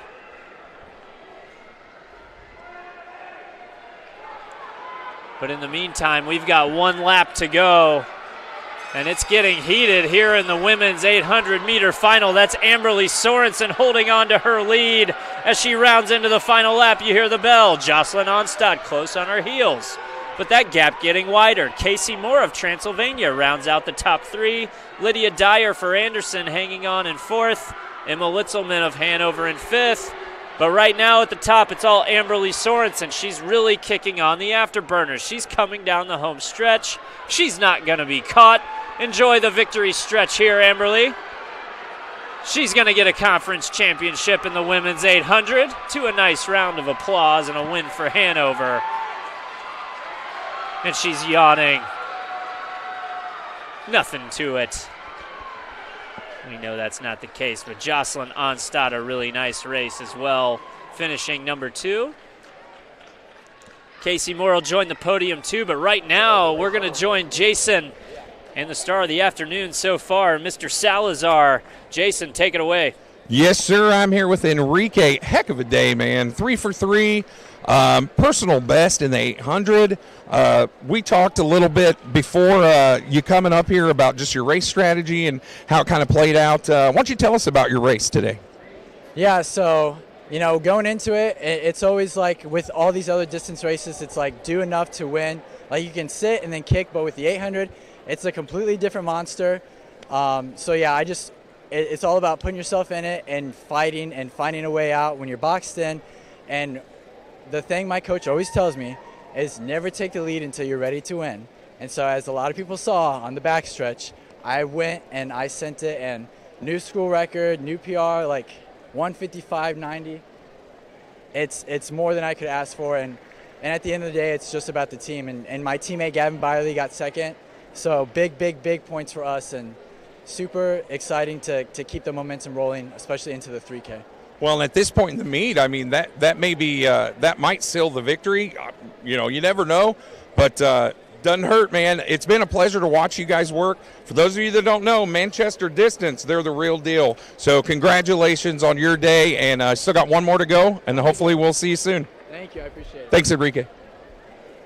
Enrique Salazar, standout performer for many years now in the HCAC, continuing the trend today, trying to finish his senior season with a 4 for 4 day. He's 3 for 3 so far. He'll have 1 more chance in the final race of the day. That could be super exciting. Right now, Manchester just passed Rose-Hulman in the team race. They have a 10-point lead, 144 to 134 after that event.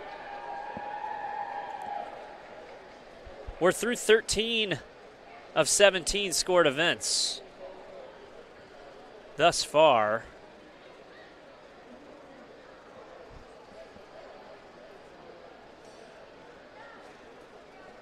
The only thing remaining on the men's side from a field perspective is the triple jump. Same for the women.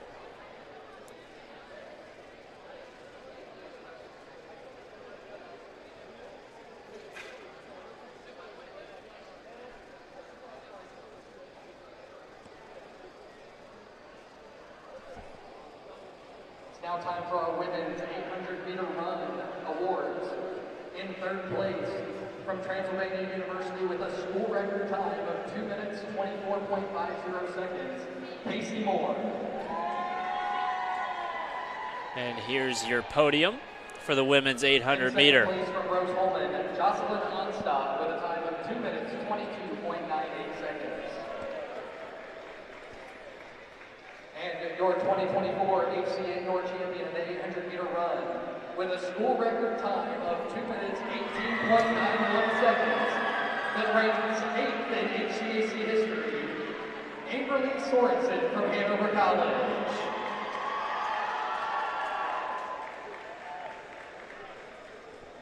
And you get a look at you just heard it on the PA announcer's announcements. 8th fastest time in HCAC history from Amberly Sorensen. A job well done. School record.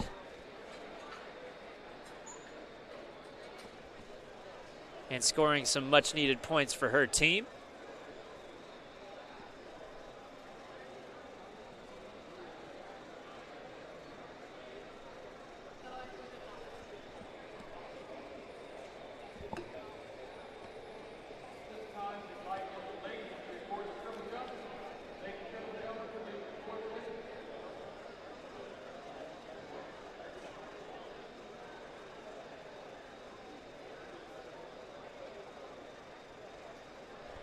Our next event will be the men's 200-meter dash here in about 5 minutes. At this time, we'll do our men's triple jump awards. In third place from Rose Holman. And we'll go back to the podium. This time it's the triple jump. 0.03 meters, 42 feet and 9 inches. In second place from Bluffton, Zoe Bonham with a mark of 13.19 meters, 43 feet, 3.25 inches. And your 2024 HCAC Indoor Triple Jump Champion from Rose Holman, Timothy Yount with a mark of 14.21 meters, 46 feet, 7.5 inches.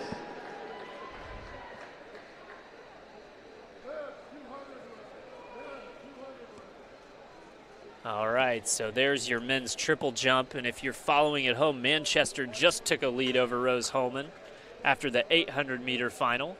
All of a sudden, here comes Rose Holman finishing first, third, and fourth in the triple jump. Probably shift those standings again. But now we're going to go down to Jason. He's with our winner from the women's 800-meter. Take it away, Jason. All right, folks, I am with Amberly Sorensen of Hanover, your new school record holder in the women's 800. A very tough race. You put your head down, put the hammer down late, and soared to the lead and just never relinquished it. Tell me about your race and how you ran. I'm super happy with it. It's the second time I've broken the 800 record this season. Really wasn't expecting to today at all, but I know I always have to go out hard, otherwise I can't pick it up. So I think I'm really happy that I was able to do that, and I was able to have some amazing girls there to push me too. Yeah, and like I told you before, pleasure to watch. It's just so fun and entertaining. So thanks so much for all your efforts, and good luck the rest of the way in an outdoor season, Amberly. Thank you so much. Thank you. Awesome work from Amberly Sorensen. Again, school record, 8th fastest time in the history of the HCAC. Well done, and a conference championship to boot.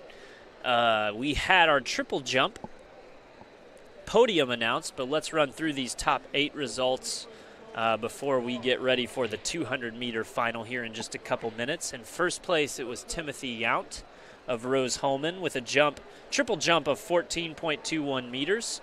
Joey Bonham came in second for Bluffton. His distance was 13.19 meters. James Countess from Rose Holman, 13.03 meters. And Sebastian Hughes of Rose Holman with a jump of 12.66 meters to round out the top 4. Also scoring points was Malik Waters of Bluffton. He had a triple jump score of 12.54 meters. Gentry Oliver of Manchester came in with a 12.50. Bryce Chen of Rose Holman came in with a 12.45. And Dontrayelle Thomas of Bluffton came in with a 12.22 to round out the scoring and the top 8. So again, before the triple jump results were announced, Manchester had a 10-point lead. Rose Holman goes 1-3-4 in the results of the triple jump. Manchester able to get a 6th place finish, so let's see what that does to our live results here on the men's side. We have updated Rose Holman jumping back ahead They're now in the lead, 157 to 147. Bluffton with some nice finishes in the triple jump. Standing in strong at third with 89 points. Hanover with 46, they're in fourth place. And Anderson rounding out the top 5, they've got 24 points. On the women's side, Rose-Hulman coming up with some nice finishes. They're in first place with 156 points. Their lead is over, Hanover, who has 108.5 points. Then it's Manchester with 61. Transylvania's in fourth place with 59 points, and Franklin rounds out the top 5 on the women's side with 31.5 points. The women are through 13 events. There's 4 remaining to be scored on their side. For the men, there's only 3 events left. It's the 200 meters next, and then they'll finish with the 3,000 meter run and a 4x400 meter relay. On the women's side, it's those same track events. We're just waiting on the results of their triple jump, and then we'll be able to wrap this thing up after those events conclude. But right now, we're getting set. This will be the first of 5 sections of the men's 200-meter dash. The top state time in the first section in lane 4 from Franklin College. For the 200-meter dash, this one comes in 5 sections. Each section will have 5 runners competing, so a total of 25 entrants. If you score in the top 8, you'll score points for your team. Obviously, it's seeded by your finishing time throughout the year, or your seed time, if you will. In the first section, we'll have 2 runners from Anderson. That'll be Matt Cobb and Will Feebeck. Also, we'll have a runner from Franklin, Logan McIntosh in lane 4. And then in lanes 5 and 6, it'll be Kalel Murray of Bluffton and Jalen Seco of Anderson. We'll get things started here in just a moment. Indoor track, if you remember, or if you're new to the sport, it's 200 meters around one time on the indoor surface. So this will be a quick race. They'll stay in their lane for the duration of this one. Crowd still large today here at the Rec Center, Rose-Hulman Institute of Technology in Terre Haute. Crowd's been great all day, loud and supportive of all the athletes as we've moved through this afternoon.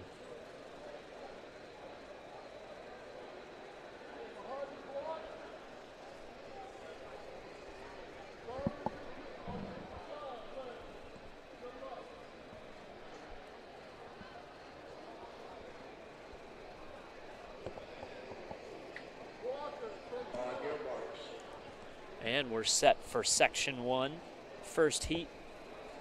5 heats in total, the men's 200-meter dash. If you're trying to get a top 8 finish for your team, or in some cases just trying to compete with yourself, set a new PR. Perhaps feel good going into the outdoor season.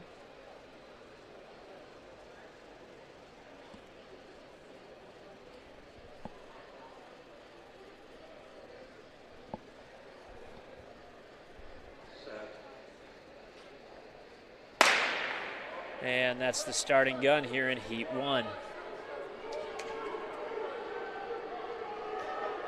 Oh, and one, we've got an injury. We hope he's okay. Looks like possibly a hamstring on the backside for one of our Anderson athletes. But coming around towards us, that's Logan McIntosh. He'll win the first heat, followed by a trio of Ravens, Matt Cobb, Will Feebeck, and Jalen Seco. And we hope Kalel Murray's okay. Again, he went down on the backstretch, looked like possibly a hamstring or some kind of leg injury, as he'll be tended to by our training staff. Again, hope he's okay. Before we go to Heat 2, we'll send it back down to Jason. He's ready with the next interview of one of our winners from this afternoon. All righty, I'm here with the winner of the triple jump, Rose-Hulman Institute of Technology's Tim Yount.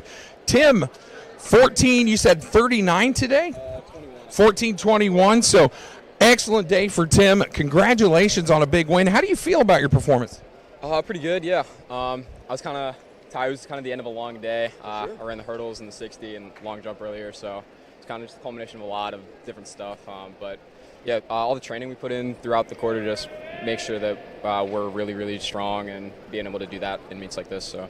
Yeah, and I mean, for those of you that don't know, triple jump is one of the more technical events.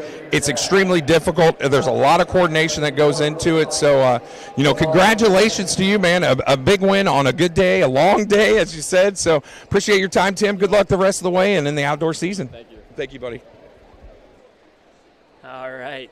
Good hearing from our triple jump champion, Tim Yount. Well done. Ready to relax after his conference championship, but he'll cheer his team on. Again, they're locked in a dead heat with Manchester. As we look forward to heat number 2. Heat number 2 of 5 in the men's 200-meter dash. And we do see Khalil Murray being helped to the side. It's a sight you like to see. After going down on the backstretch during the Heat 1. Heat 2 is now ready to begin.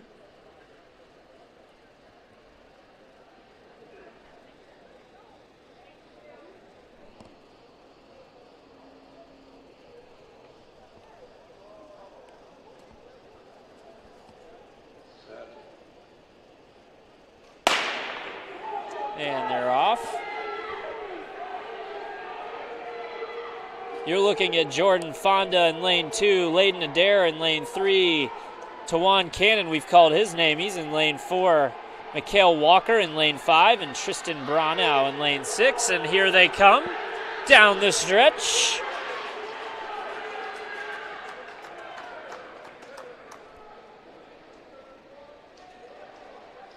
It was Tristan Bronow finishing first in that heat. Tawan Cannon, second place. Layden Adair for Hanover getting third in that heat. Mikhail Walker and Jordan Fonda.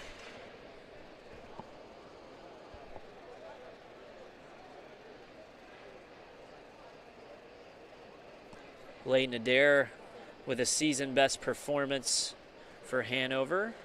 He's got the third best time currently after 2 heats with a 23.53. Tristan Bronow, your leader after 2 heats from Manchester. He turned in a season best 2.320. Tawan Cannon currently in second after 2 heats with a 23.29. So we'll get ready for Heat 3. And again, we're watching that race now between Rose-Hulman and Manchester. You've got 2 Rose-Hulman participants here in heat number 3. Next up, the third section of the men's 200-meter dash. They're going to have 6 runners in these final 3 sections. Manchester will have 2. Big implications on the final results of the day in this men's 200-meter dash as they get set. In this race, lane 2 will have Jalen Range of Mount St. Joseph's. Lane 3 will be Eric Perkins, a junior from Hanover. Rose-Hulman will go lane 4 and lane 5. It'll be Caleb Heldman in lane 4, Ian Lemons in lane 5, and lane 6 will be a sophomore from Mount St. Joseph's, Kyle Evers-Smith. Again, this is men's 200 meters, so 1 lap around. It'll be a dead sprint. Start to finish. Runners must stay in their lanes the whole way around the track. If you're Rose-Hulman, you want to see Caleb Heldman and Ian Lemons finishing 1-2 in this heat, putting some pressure on the Manchester runners that are next in Heat 4 and Heat 5.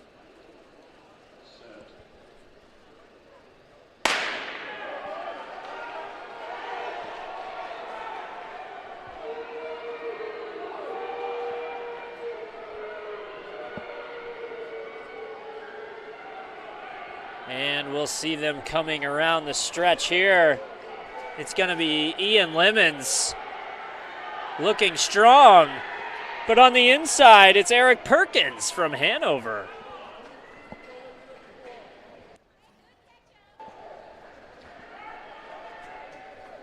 Coming across the line first, just edging out Ian Lemons with a 2.335. Not quite over the times of Tristan Bronow and Tawan Cannon from heat number 2.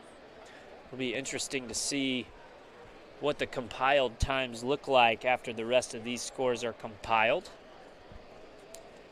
Heat 4 will have 5 runners and Heat 5 will have 4. So we have 9 runners remaining. Obviously the top 8 finishers are your point scorers. Next up, the fourth section of 5, the men's 200-meter dash. After 3 heats, it's still Tristan Bronow with the top spot with a 23.20. Tawan Cannon in second from heat number 2. In heat 3, it was Eric Perkins who took the title, or at least first place amongst his group. That was his season best run of a 2.335. Ian Lemons of Rose-Hulman with a 2.351, currently sitting in 4th place.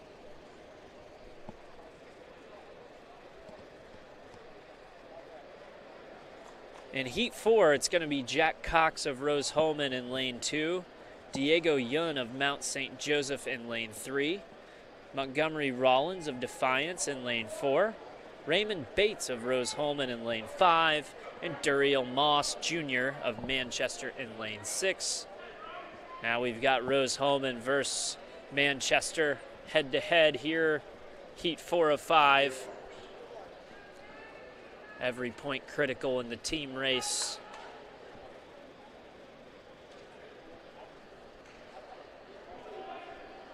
As we get set to go, runners are in their blocks.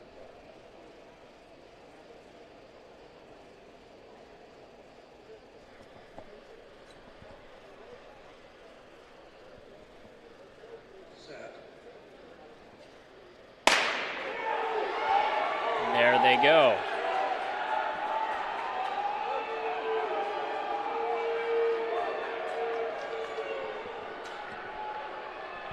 On the outside, it's Duriel Moss. He's hanging strong. He really needs to finish quick. But here comes Rose-Hulman. And it's tight coming to the finish. We'll see what results end up unofficially. It's Diego Yun of Mount St. Joseph with the top time and a personal best. Big finish for Raymond Bates, just edging out Duriel Moss Jr. of Manchester to give Rose-Hulman the edge early.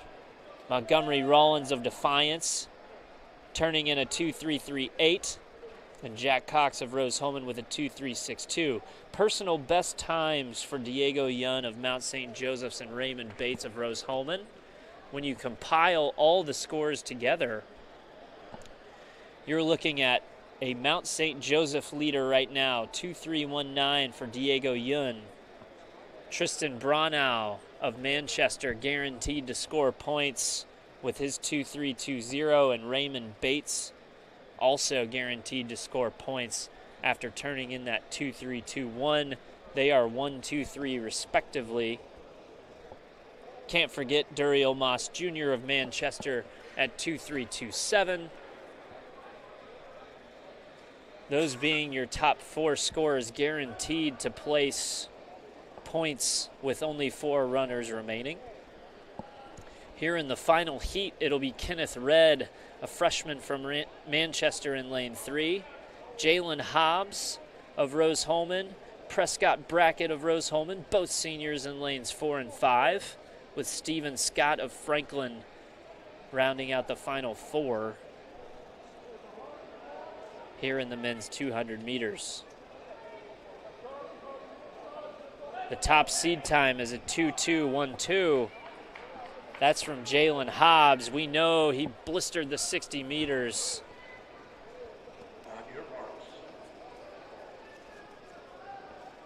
More fireworks, perhaps? The record is 21.95 from Tulawani Abdibacon of Anderson, 2018. You also see that time, 22.28 of Cole Green, Transylvania. Those are the times he's going to try to beat.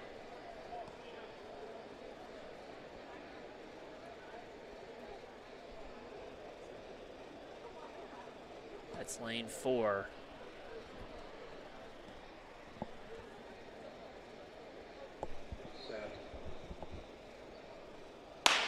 And they're off.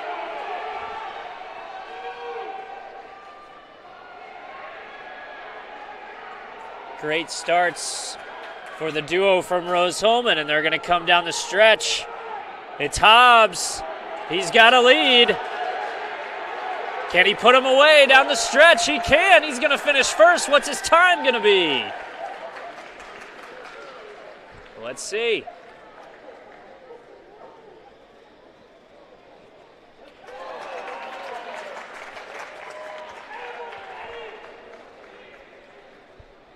It's a 22.42. Good for first. How about Prescott Brackett turning in a season's best and edging out Kenneth Red for the top 2 finish? Huge points for Rose-Hulman in this team contest. If we go to the compiled list, here's how it ended up unofficially. But Jalen Hobbs, your first place finisher and conference champion, his second of the day. He gets the job done for Rose-Hulman. Prescott Brackett finished in second place for Rose-Hulman. Kenneth Red in third for Manchester. Stephen Scott finished in fourth place for Franklin. Diego Yun of Mount St. Joseph rounding out the top 5. Still scoring points was Tristan Brownell of Manchester in sixth place.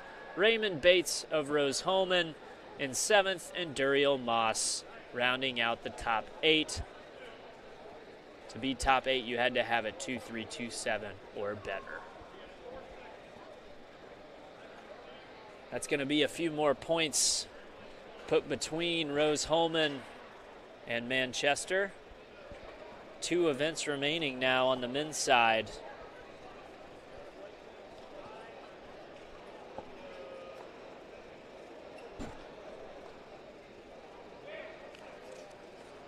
We're down to just the 3,000 meter run and the 4x400 meter relay on the men's side. Before we go to the podium for the men, let's outline what's upcoming for the women. Getting ready in the blocks, we'll have 4 heats in the women's 200 meter dash.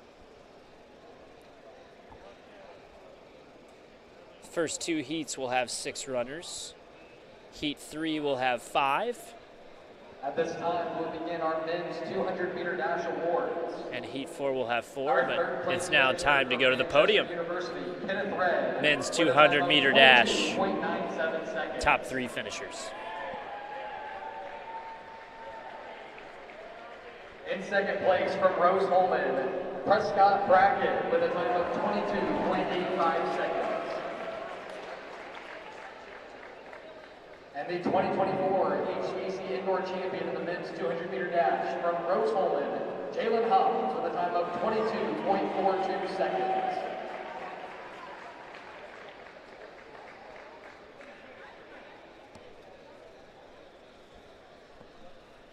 And you get a look at the podium from the men's 200 meter dash. Jalen Hobbs, his second championship of the day. Second individual championship of the day, winning the 60-meter dash earlier. Third in the nation in the 60-meter dash, but not bad in the 200 when you're the conference champ. Nearly setting a conference record. He's down with Jason. Jason, take it away. All right, folks, I'm here with Phenom, in my opinion, Jalen Hobbs of Rose-Hulman Institute of Technology. Your second gold medal of the day, correct? Actually, I believe it's your third now that I think about it. So third gold medal of the day. Really good race. How do you feel about your performance? I feel like it was a good race. It was all right. Expected, I don't know. Well, and to run a low 22.4, I mean, that's pretty remarkable. I know you're looking probably to go under 22 at this point in your career. So, but plenty of track left. You've got outdoor season. So good luck to you then. And, man, it's been a pleasure watching you. I really appreciate you coming out here, putting on a show for us. Yep. Thank you for coming. All right, buddy. Good luck. Have a good day, Jalen. Good stuff. 3-time champ on the day. Jalen Hobbs, 2-time individual champ. Really nice finish. You can tell the heart of a champion. A little disappointed with his time, but no doubt he'll look back fondly on being a conference champ here at the HCAC Indoor Track Championships. As we get going in heat number 1 of the women's 200 meter. They're coming down the finish. That's going to be Chloe Clark of Earlham. Getting things started with a nice 28.78 in heat 1. There are 4 heats. The top seed in the second section in lane 4 from Those 4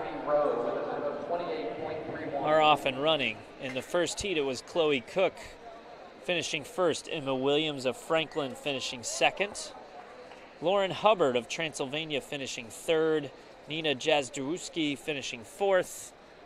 In fifth place, Gisali Romano of Manchester, and rounding out the top 6 in heat number 1, Mary Hennessy of Hanover with a 32.70. Next up, heat number 2. There will be 6 runners in heat number 2. Lane 1 will be Shelby Clements of Defiance. Lane 2, Isabella Calhoun of Mount St. Joseph. Lane 3, Sydney Bell of Mount St. Joseph. Lane 4, Abby Rowe, Transylvania.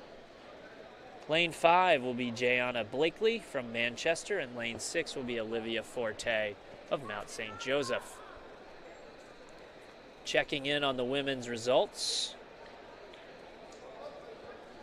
Overall, it's Rose Holman in the lead with 156 points.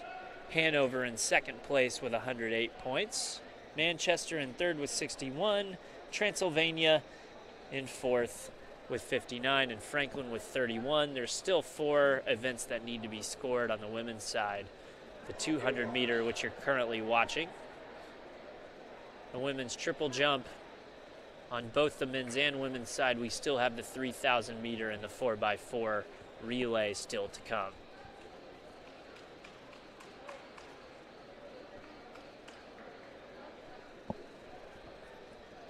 Our runners are ready here in heat number 2. Waiting for the starting gun. And here we go.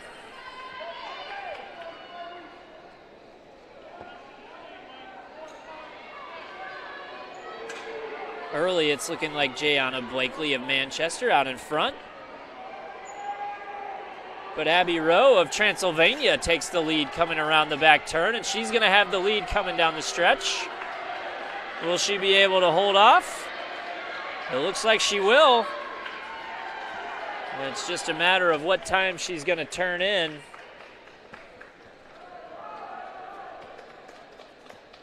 It's a 27.39 for Abby Rowe. Jayana Blakely of Manchester with a 28.15, finishing second. And then Sydney Bell rounding out the top 3 for Mount St. Joseph with a 28.91. If you compile those 2 heats together, here's how the top 5 look. It's Abby Rowe of Transylvania in first. That was a personal best for her again with a 27.39. Jayana Blakely of Manchester sits in second with 2 heats to go. She got a 28.15. Chloe Cook of Earlham put in a personal best time of 28.78. Sydney Bell from Mount St. Joseph, it was her personal best time ever with a 28.91, and just getting in under 29 seconds, and in 5th place is Olivia Forte from Mount St. Joseph's. Heat number 3 is next. It'll be 5 runners. Lane 2 will have Allison Muck of Franklin. Lane 3, Emma Johns of Rose Holman. Lane 4, Alex Adams of Rose-Hulman. Lane 5, Narendra Semakula of Rose-Hulman. And lane 6 will be Mayan Smith of Defiance.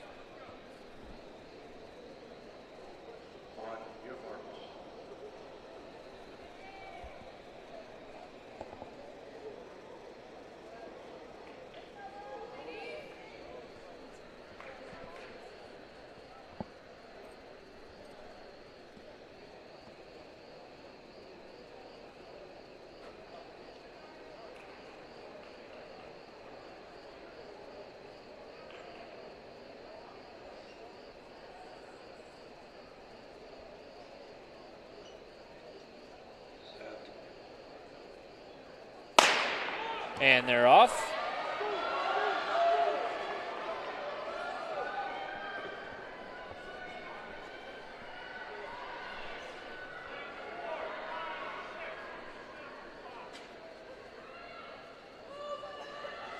It's 3 Rose-Hulman runners in the middle lanes.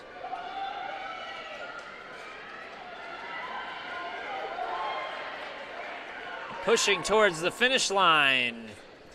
Let's see how they finished that heat. It was Alex Adams with a personal best time, 27.49. Mayan Smith of Defiance, 27.69. And under 28 seconds as well. Third place was Narendra Semakula of Rose-Hulman. Emma Johns got fourth.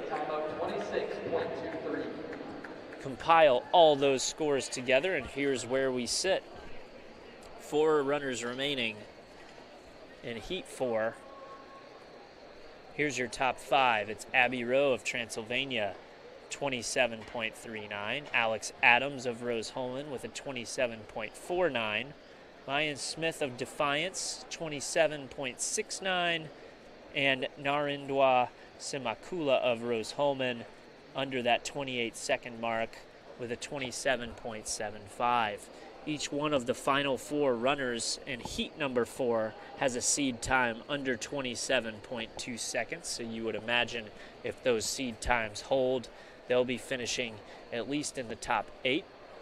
But definitely if you want to qualify and score points for your team, you're going to need to be under 28.15. That's Jayana Blakely, who's currently sitting in 5th for Manchester.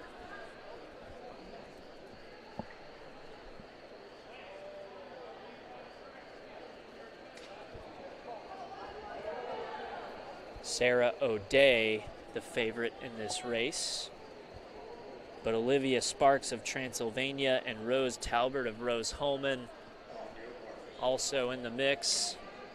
Rose Talbert, we've called her name a couple times today. Sarah O'Day finishing in first in the 60 meters just a short time ago. Sarah O'Day in lane 4, Rose Talbert in lane 6. Olivia Sparks for Transylvania in lane 5, and Jada Hunter-Hayes in lane 3.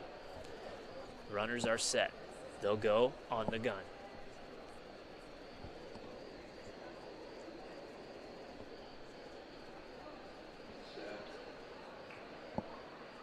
And they're off. Should be fireworks. As 3 ladies came in with nearly identical seed times. And early, it's Olivia Sparks with the Jets. She's coming around the corner. Will she be chased down by Sarah O'Day? It's going to be tight. She's trying, but she's not going to catch her. First place. That's Olivia Sparks. I think we may have a conference record on our hands. Unbelievable performance. Olivia Sparks, how do you do? Just set the HCAC indoor record with a 25.85 seconds. 200-meter record and a personal best. Unbelievable run. She had the Jets going early in that race. Second place, Rose Talbert. Her personal best, nothing to be ashamed of, a 26.29. Sarah O'Day, our 60-meter champ, finished in 3rd place. To round out the podium, Here's your point scorers going down through 4 through 8. Abby Rowe of Transylvania. Again, a personal best 27.39. Alex Adams of Rose-Hulman with a 27.49 and a personal best as well. In 5th place, 6th place, Mayan Smith of Defiance, and 7th and 8th place, Rose-Hulman teammates Narindwa Semakula and Jada Hunter-Hayes round out your point scorers. But again, the news of this race was Olivia Sparks coming in with a seed time of 26.42, shattering her seed time, turning in a 25.85 HCAC record, a personal best, only a freshman.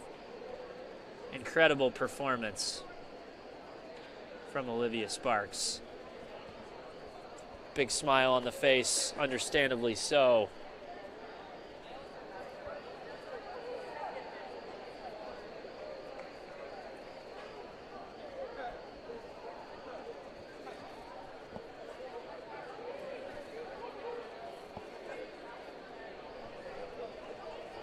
Really impressed as well by the run of Rose Talbert.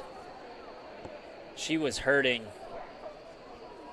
2 races ago. She's run 2 races since winning the 400.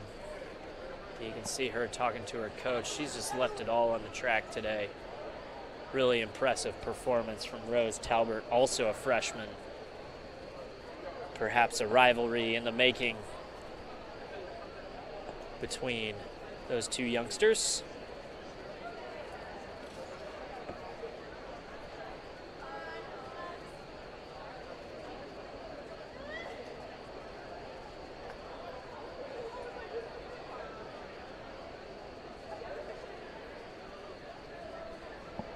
We'll get podium announcements here in just a moment. Jason will have an interview for us. And then we'll move on to our last 2 track events. And now we'll go to our PA announcer for our medal presentations for the women's 200 meter.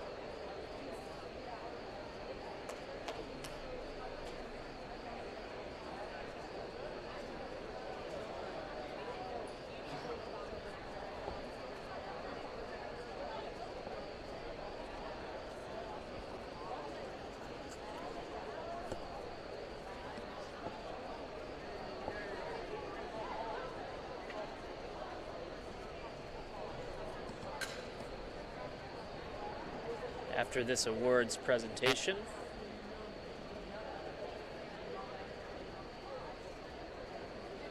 we'll kick it down to Jason for an interview with our winner. Also, only 8 minutes away is our men's 3,000 meter run. Your last chance to see Enrique Salazar on the evening. He's got 3 gold medals already, trying to make it 4 for 4 and trying to keep Manchester in the men's race. Rose-Hulman has it all but wrapped up on the women's side. They've got a commanding lead over Hanover in the team race, 171 to 108.5. Transylvania now moved into 3rd place with 74 points, and we'll turn it down for the awards 200 meter dash. Sarah O'Day with a time of 26.54 seconds. Our 2nd place finisher from Rose-Hulman, Rose Talbert, with a time of 26.29 seconds to rank 2nd in Rose-Hulman history. And our 2024 HCAC Indoor 200 meter dash champion with an HCAC record time of 25.85 seconds, Olivia Sparks from Transylvania University.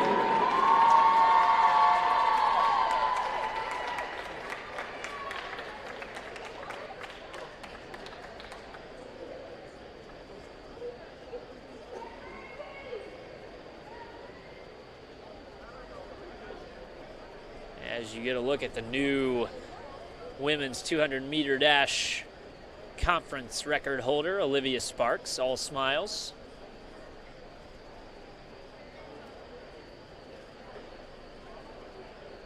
Incredible performance, really turning on the afterburners down the stretch. All right, it'll be real quick. I'll just ask you one She's question. with Jason. Oh, I don't know. Jason, down to you. Alrighty, I am with our 200-meter women's champion, Olivia Sparks. Olivia, it has been a day of records, and none more powerful, important than yours. Was just told you broke a record that's older than you are. 25 seconds, was it 25.85? So 25.85. I mean, just what do you think of your performance, and how do you feel like your race went? I feel pretty good about it. I think the race went well, all things considered. And yeah, I mean, I'm proud of my performance, but I'm hoping to do better in the future in an outdoor season. Hey, and nothing better than upward and onward. So meet record now, and she's looking for more, folks. Olivia Sparks from Transylvania University. Congratulations and good luck in the outdoor season. Thank you. All right, thank you, hon. Incredible, bright future ahead for that young lady. Only a freshman, and your HCAC conference record holder in the women's 200. Incredible performance. All right, we're only a few minutes away from our men's 3,000 meter run. We are going to take a break. We'll be back with the conclusion of tonight's events. You're watching HCAC.TV. It's the 2024 Track and Field Indoor Championships, here brought to you by IndianaSRN. We're doing things so quickly. A lot of times we know that we need help. So our professors all know us by name. Basically, everybody knows everybody here. That one-on-one personal connection you're getting with the faculty, you don't get that a lot of places. We're not just saying, here, go do this hard project. We are right there with them. We work with them. The faculty are there for you.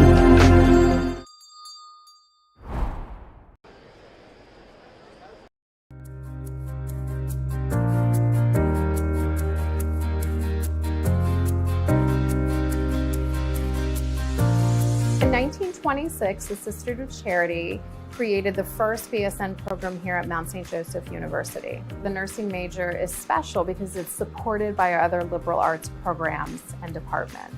Our success is their success. They really cheer for us. We are very close and we all support each other, and we're also supported by other majors around campus, and they kind of recognize the difficulty of our classes and they support us in those. Even though our program is small, we are still very innovative and creative in our thinking, our strategic planning, and our actions.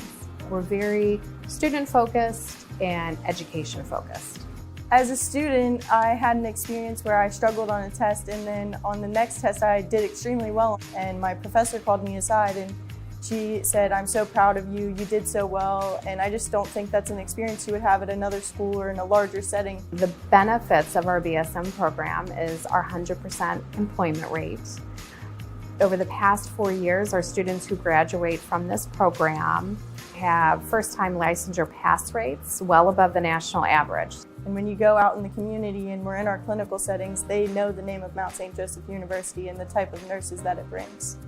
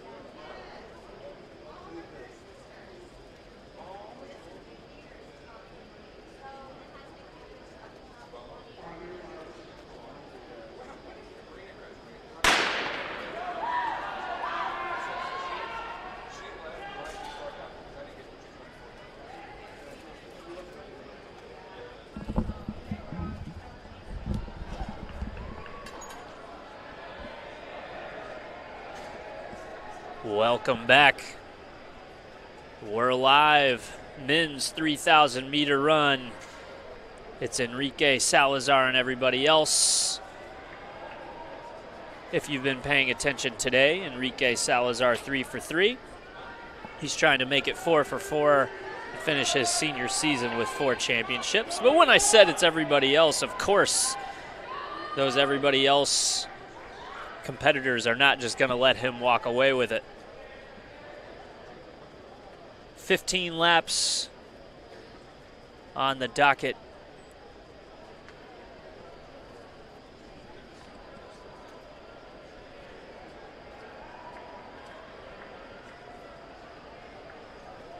We'll do this one in 2 heats.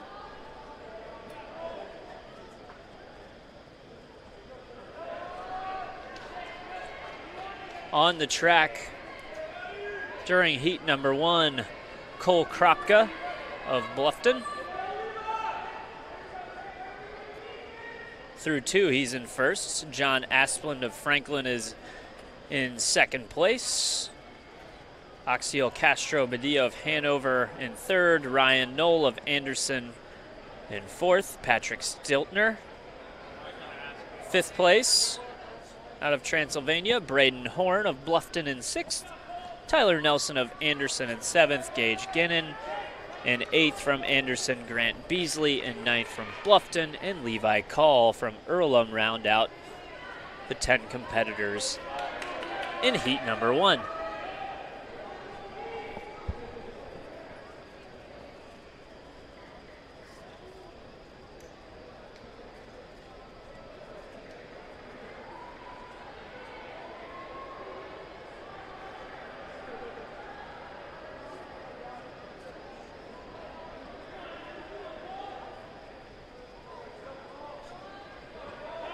There's 2 events left for the men. Through 15 of 17 scored events, here is where things stand. In 10th place, it's Earlham with 6 points. 9th place, Transylvania has 13. In 8th place, Defiance has 21 points. 7th place, Anderson with 24. And Franklin in 6th place with 25 points.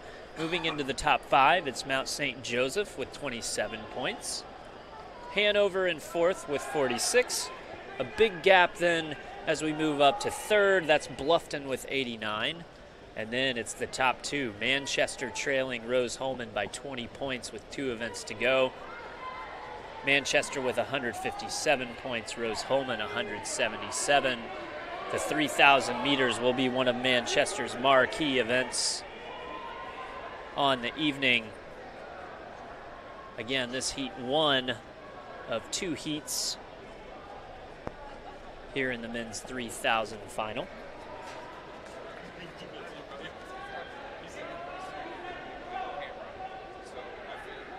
This is a 15-lap race. We're through 6 laps of this heat 1. 10 racers in heat 1.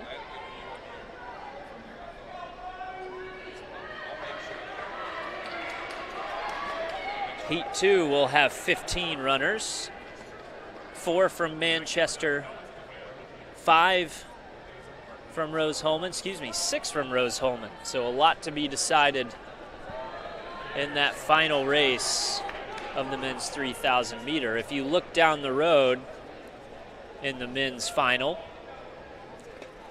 we still also have a 4x400 meter relay.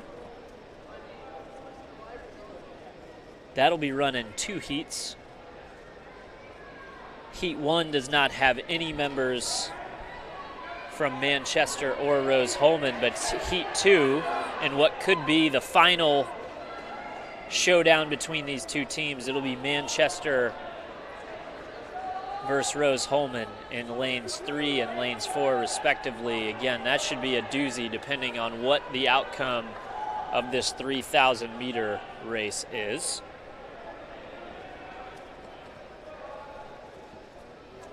Again, it's a 20-point lead for Rose-Hulman in the team event.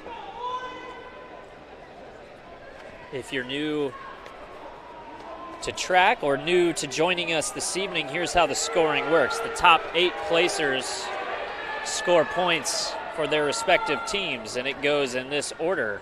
First place gets 10 points, second place gets 8 points, third place gets 6, fourth place gets 5, fifth place gets 4 points, sixth place gets 3, seventh place 2, and eighth place 1.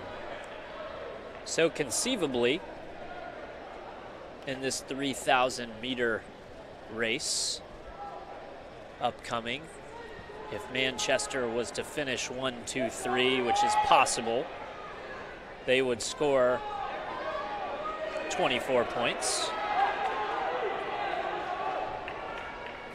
And if Rose Holman then, let's just say hypothetically, finished 4th, 5th, 6th, they would score 12 points. That would close that gap from 20 points down to just 8. Obviously, a lot of things have to play out for that to be the case, but just trying to project what could be an exciting finish here as we come down to the last 2 events. On the women's side, not so much drama, but still exciting nonetheless. It's been a heck of a day. If you're a Rose Holman fan, they've been dominant from start to finish. Currently with a 60-point lead over the nearest competitor, Hanover, and almost 100 points clear of third place, Transylvania. Their 3,000-meter race will be run in 1 heat only, and that will be right after we conclude the men's 3,000-meter run.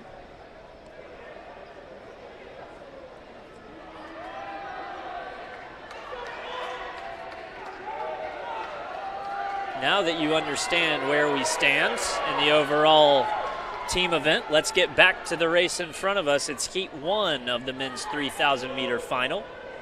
Cole Kropka is your leader from Bluffton. He's followed in second place by Axiel Castro-Badillo.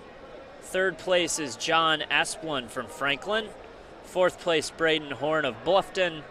And rounding out the top 5 is Levi Call of Earlham. The top 3 have separated just a bit.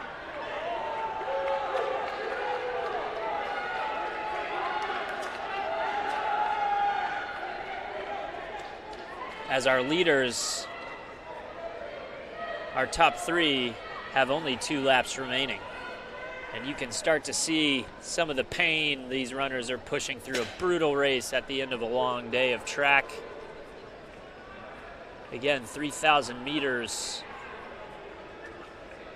200 meters is 1 lap around our indoor track here at Rose Holman.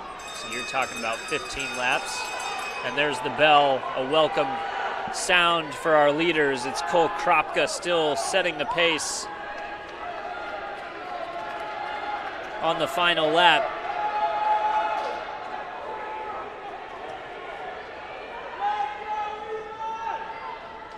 Each of these runners pushing through that wall.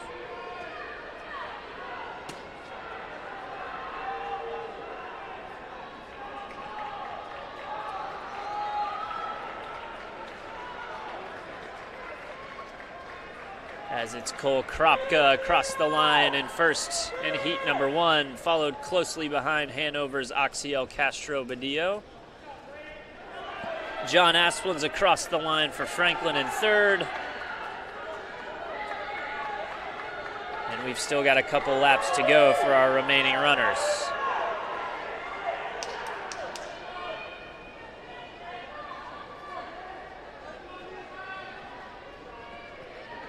And everybody is now on the last lap. We'll get a look coming down the way at Braden Horn as he comes around the last turn for the final time. 4th place in Heat 1 for Bluffton with a time of 10:01:02. Next, it's Ryan Knoll from Anderson. There comes Levi Call. Grant Beasley.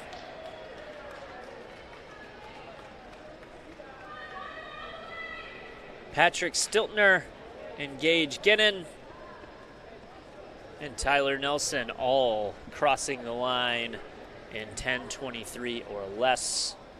And we're through heat 1 of this men's 3,000 meter.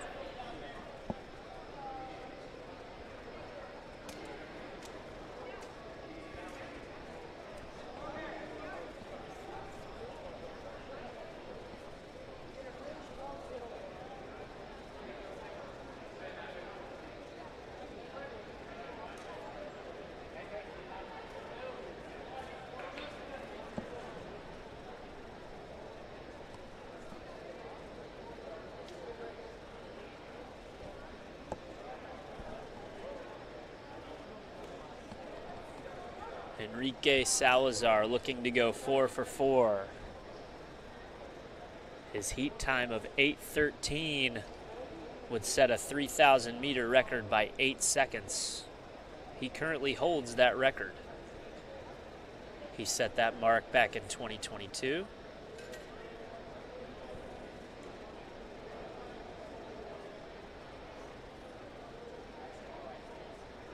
Connor Havens and Gavin Byerly, his teammates, are the 2 and 3 seeds respectively. You can see them lining up here at the start. Thomas Tullius and Carter Lindfeld of Rose-Hulman are your 4 and 5 seeds respectively. Joshua Poole is the 7 seed for Rose-Hulman. So everybody bunched at the top for Manchester and Rose-Hulman. Ethan Weston sneaking in there for Hanover in the 6th spot. Jack Sells, the 8th seed from Franklin. Also running this race, Elijah Hadler for Rose-Hulman, Drew Meter from Transylvania, Connor Watson of Hanover, Eduardo Del Rosal of Rose-Hulman, Samuel Wilson of Franklin, Alec Melendez of Rose-Hulman, and Desmond Green of Manchester. And we're off in this final long distance race for the men, HCAC Indoor Track 2024 edition. And we've got individual fireworks. Enrique Salazar trying to go 4 for 4.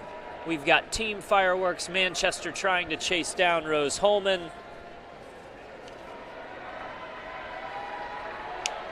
And we've got the regular fireworks of everyone else trying to set their own personal bests as we're 1 lap in. Settle in because it's 15 laps. Total race time will be about 8 minutes. And right now, everybody's a little spread out.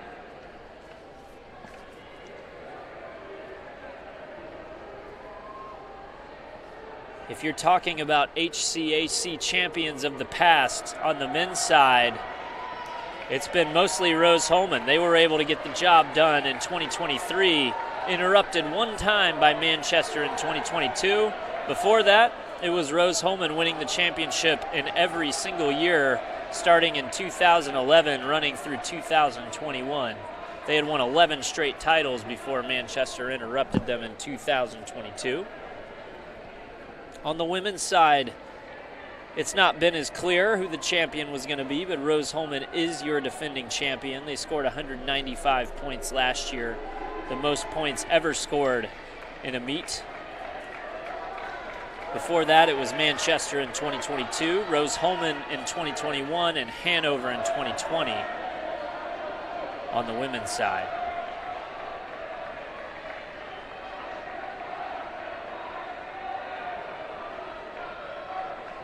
So after 2 laps, Carter Lindfeld setting the pace for Rose-Hulman with Enrique Salazar content just to fill in behind. He's in 2nd. Sam Wilson in 3rd, Connor Havens in 4th, and Alec Melendez, they round out the top 5.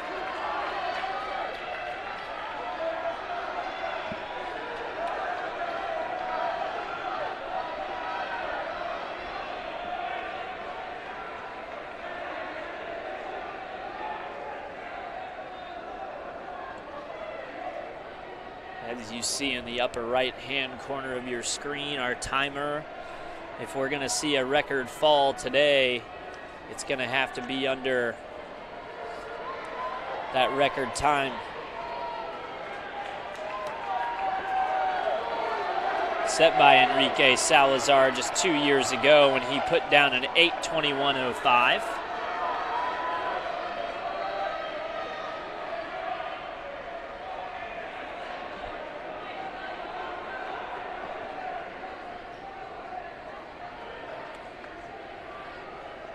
And the pace starting to quicken. Right now, it's Carter Lindfelt, content leading the pack. A long way to go.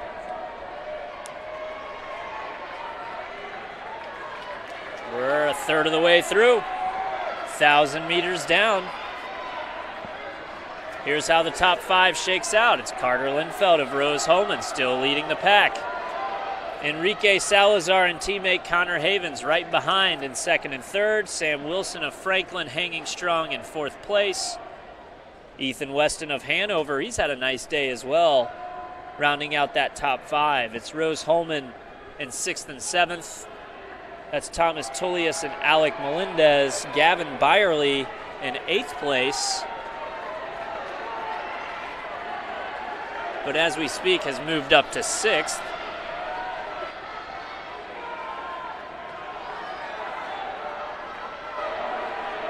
You can sense the electricity in the air. The crowd knows what's at stake here. Starting to get a little bit more rowdy. 9 laps to go.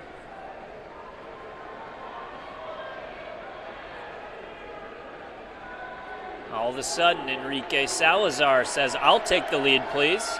And he's out in front, followed by his teammate. He says, "Come on, Connor, follow me along." He'll take him with him.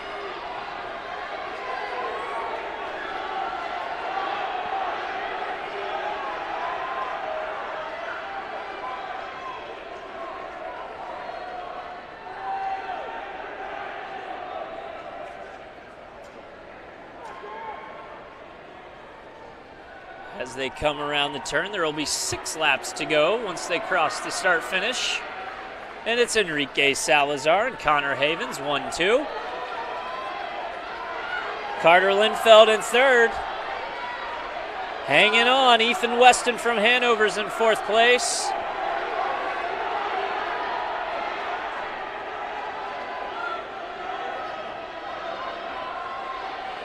And we're starting to get some separation up front.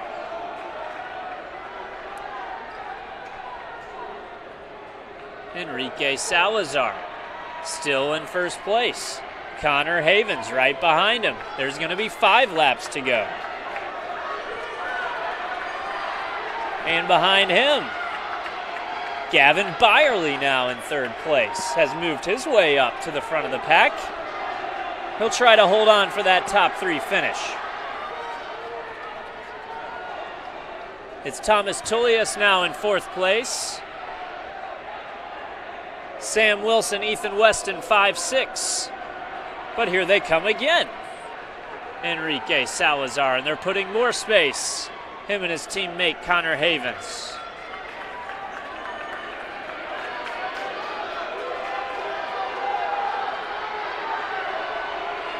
Crowd getting louder.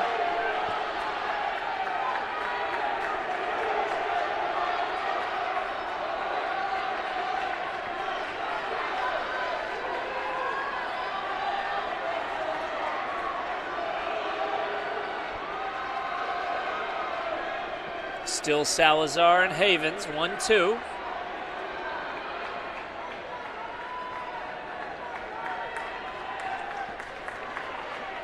That's Connor Watson mixed in a lap down. Gavin Byerly goes around him to give Manchester that 1-2-3 at the top. 4th place, it's Rose-Hulman, Thomas Tullius, followed by Ethan Weston of Hanover and Sam Wilson of Franklin. There's another Rose-Hulman runner in 7th and a Manchester runner in 8th. 2 laps to go. Salazar, Havens, Byerly, 1-2-3 for Manchester. Tullius of Rose-Hulman in 4th.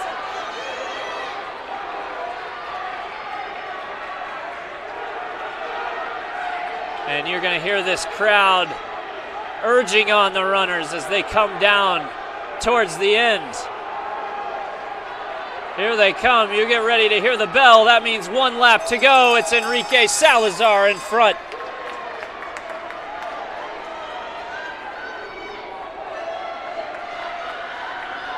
He's trying to finish first for his team, trying to pull his teammates along. He's kicking on the afterburners. Connor Havens right behind him. He points to the crowd. He knows. He's gone 4 for 4 on the day. Enrique Salazar. Connor Havens finishes right behind in second. And here comes Gavin Byerly for the 1-2-3 finish. Thomas Tullius, 4th place. And they're cheering him on. They want a 5th place. They're not going to get it. 5th place for Franklin, but 6th place for Sam Wilson. I'm sorry, for Destin Green. Let's see how these round out.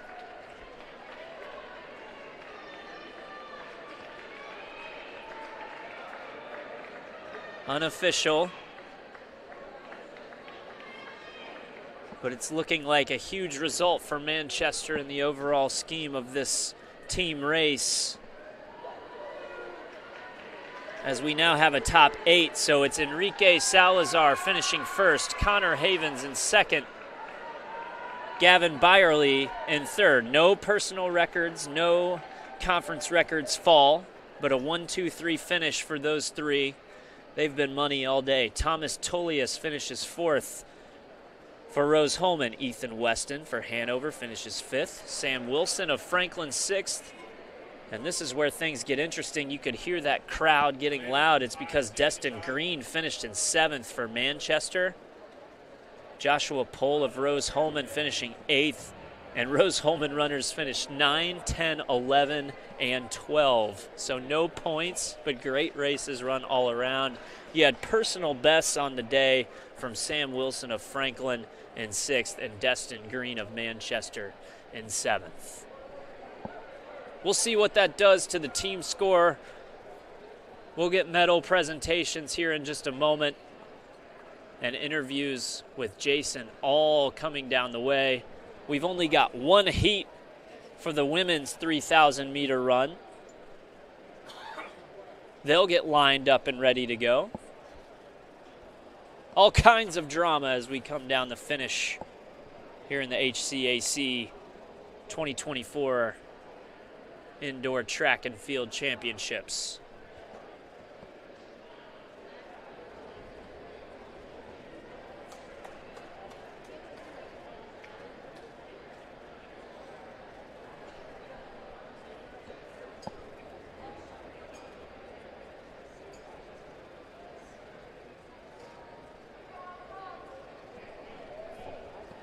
And if you're following along, scoring at home, a refresh of the live scoring. Are you kidding me? Manchester and Rose Holman knotted up at 183. It'll all come down to the 4x4. We're going to have fireworks at the end, folks. In third place, it's Bluffton with 89, Hanover with 50, and Franklin with 28. But Manchester really coming in clutch in the 3,000 meter. Their finishing places, again, will give us a tie heading into the final event here in the HCAC Championships. We'll have all that covered for you here in the final hour of action. Between now and then, we'll have awards presentations and the women's version 3,000 meter final. I don't believe we've shared results either for the women's triple jump. We'll make sure and get those to you once we have them.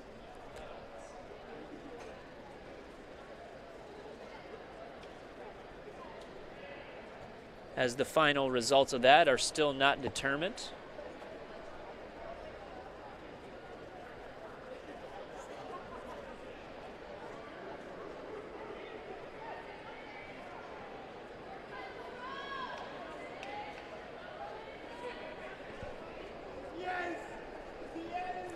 While we wait for those awards ceremonies, and we'll stop everything we're doing once we go live there. I'll outline who's running in this women's 3,000 meter run, which is getting set to begin now. As you hear the gun go off, again, this will be 15 laps around. It's Sydney Sluice, a senior from Manchester, Paige McCain, sophomore from Anderson, Elza King of Rose Holman, as she's a junior, Hannah Whitney from Hanover. And we'll go ahead and stop there and go through the rest of the lineup. We've got triple jump rewards being awarded by our PA announcer. We'll go live. Our second place finisher, also from Rose Holman, Kira Hicks, with a mark of 10.97 meters, 36 feet 0 inches. And our 2024 HCAC triple jump champion from Rose Holman, Rofia Adeyemi from Rose Holman, with a mark of 11.53 meters, 37 feet 10 inches. There's your podium for the women's triple jump, a clean sweep by the home team, Rose Holman. Well done, ladies. That's Rofiat Adeyemi there at the top. She set an HCAC record. Well done. Triple jump, 11.53 meters. Another record falls. And we had season best from the other two ladies, Kyra Hicks in second and Megan Corte in third. Next up will be our men's 3,000 meter run awards. We'll go medal presentation for the men's 3,000 before we head down to Jason for an interview with our ladies triple jump winners. Our second place finisher from Manchester University, Humphrey Stevens, with a time of 8 minutes 36.03 seconds. And our 2024 HCAC indoor 3,000 meter champion from Manchester University, Enrique Salazar, with a time of 8 minutes 34.24 seconds.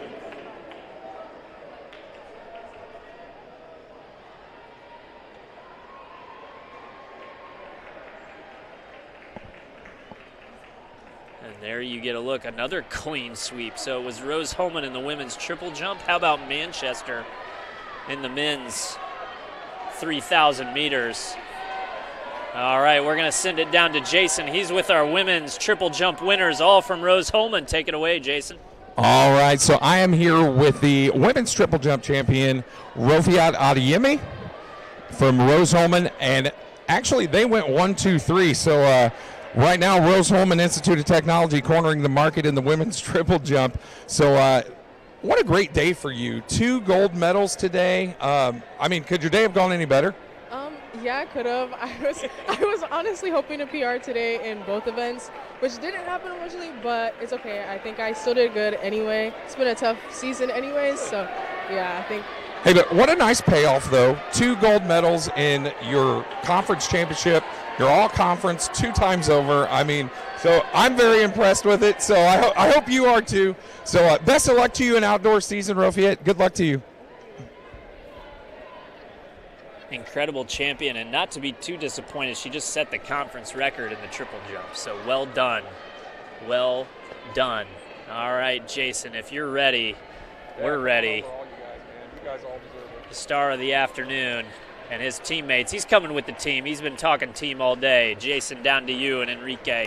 Folks, I said it earlier. I'll say it again. It goes without repeating.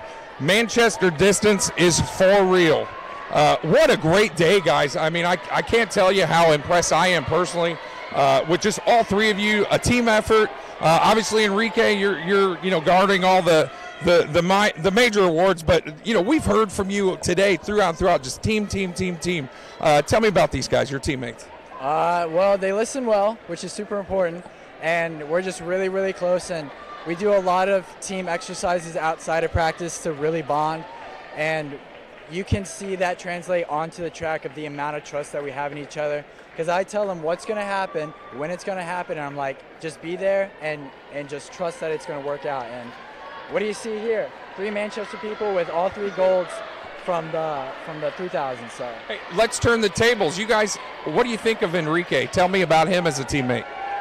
He's a great teammate. He pushes us to our absolute max ability. He keeps record of us. He makes sure we're doing everything we're supposed to do. He's an overall great leader. Yeah, he's fun to hang out with. Love to play Spider-Man all the time with the team and stuff like that.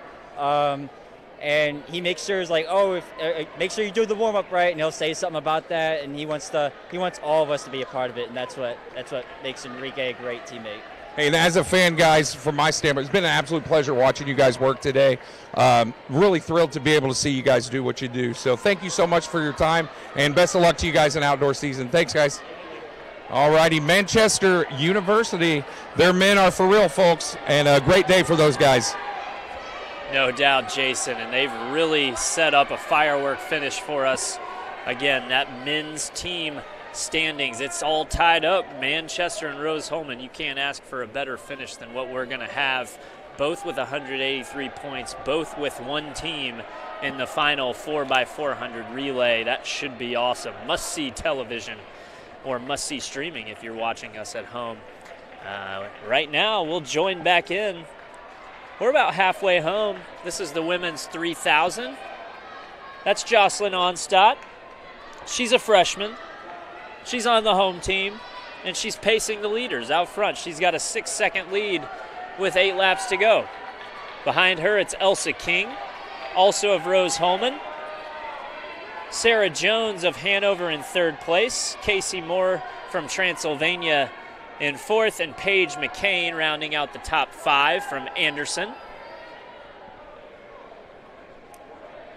If we're going to see a school record fall in this race, an HCAC record, we're going to see it be underneath 9 minutes and 5 seconds. That was Ryan Rebecca Montgomery back in 2014.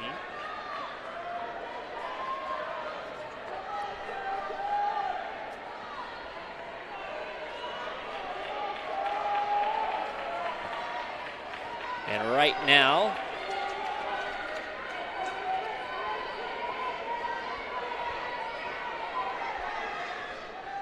it's Jocelyn Onstadt setting the pace.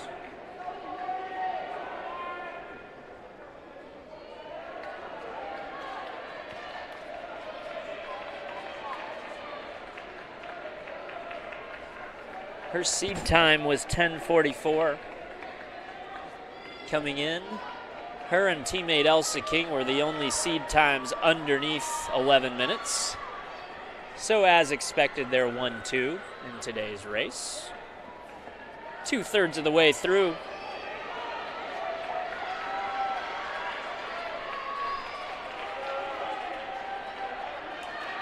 And continuing to matriculate through this course. It's been a great day for the Rose-Hulman women. If we're talking record territory, they're entering pretty close to team record territory. They'd be breaking their own record that they set last year when they scored 195 points. And they've already eclipsed that this year, so now it's just a matter of how high will they go. They're at 199 points with 2 events remaining, and it's looking good. If you go men's and women's, the Rose-Hulman men in 2016 and 2015 scored 296 and 286 points respectively. On the women's side, though, no one has ever eclipsed 200. We're going to see that for the first time today as soon as this race concludes. Right now, it's Jocelyn Onstadt. She continues to lead the way. Her and Elsa King, 1-2. They've got 3 laps to go in this women's 3,000.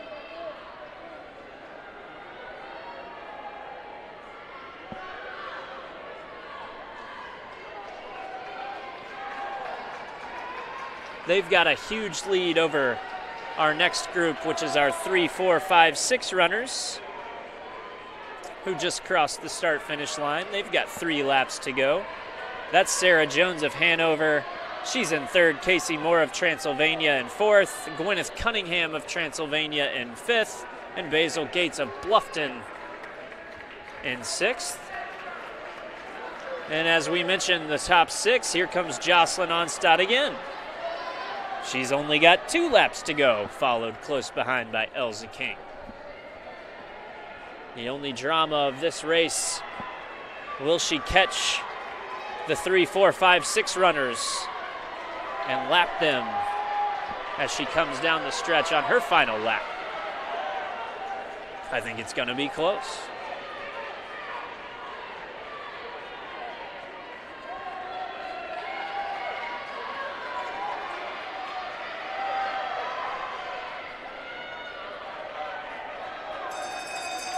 And that's the bell. That means there's 1 lap to go for our leader, Jocelyn Onstadt. The freshman setting the pace. You see that timer up in the upper right-hand corner. Also, drama of will she get underneath 11 minutes?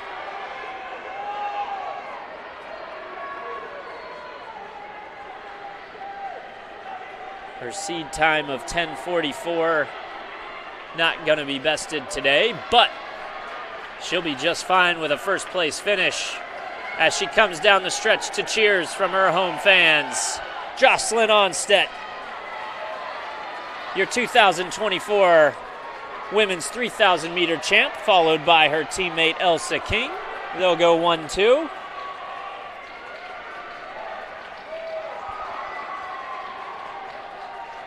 And there comes 3 and 4, the Transylvania teammates, Casey Moore and Gwyneth Cunningham. Next, it's Sarah Jones, Basil Gates, coming across the line at 5-6.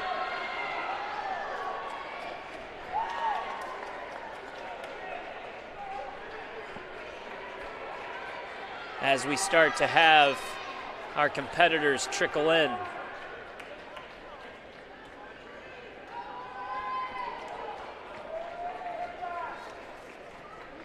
And if you're just tuning in, perhaps you've been in and out throughout the day, don't go anywhere. When this race concludes, we'll have the men's 4x400 meter relay. We've got 2 teams tied atop the standings, Manchester 183, Rose-Hulman 183. Both teams have a relay squad in the final heat. Should be electric inside the rec center on the campus of Rose-Hulman. Just a few minutes away. In the meantime, we've still got a few runners to go. Let's run through the results of this race, unofficial, but Jocelyn Onstadt is your winner. She takes home her 2nd title of the day. This time in the women's 3,000 meter, just a freshman. Bright future ahead. Elsa King got 2nd for Rose-Hulman. Then it was Casey Moore of Transylvania in 3rd. Gwyneth Cunningham of Transylvania in 4th. Basil Gates of Bluffton turned in a time of 11:27:01. That was her personal best time. Sarah Jones of Hanover also turned in a personal best time of 11:29:17 and a 6th place finish. Hannah Whitney of Hanover finished in 7th, and rounding out the scoring in 8th place was Riley Stephanie from Manchester, turning in a time of 11:37:34 and a personal best. Also turning out personal bests, 9th place Paige McCain of Anderson. Sydney Sluice of Manchester had a personal best time. Season's best for Ella Basher in 12th place, and Lauren Todd of Hanover also turning in her record time of 11:54, finishing in 13th place.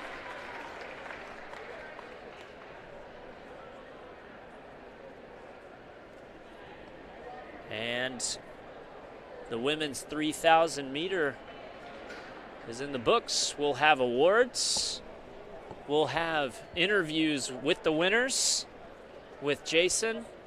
And again, that electric final, the men's 4x400 meter relay. We'll take a break and we'll come back and experience it all.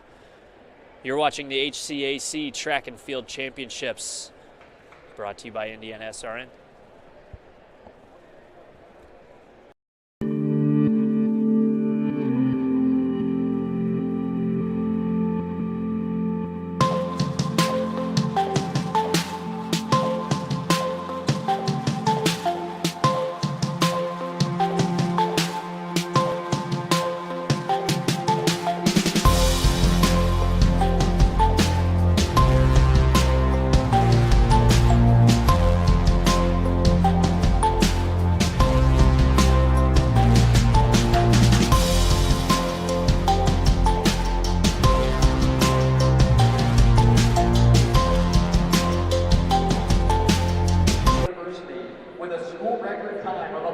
let's go to our PA announcer for awards, the women's 3,000 meters. Our second place finisher from Rose Holman, Elsa King, with a time of 11 minutes, 2.38 seconds. And our 2024 HCAC Indoor Champion in the women's 3,000 meter run from Rose Holman, Jocelyn Onstad, with a time of 10 minutes, 59.52 seconds.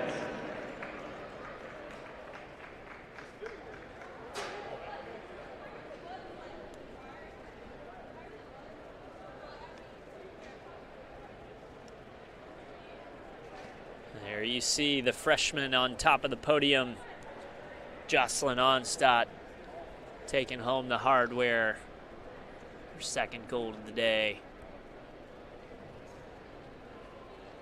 Dominating performance in the women's 3,000 meter.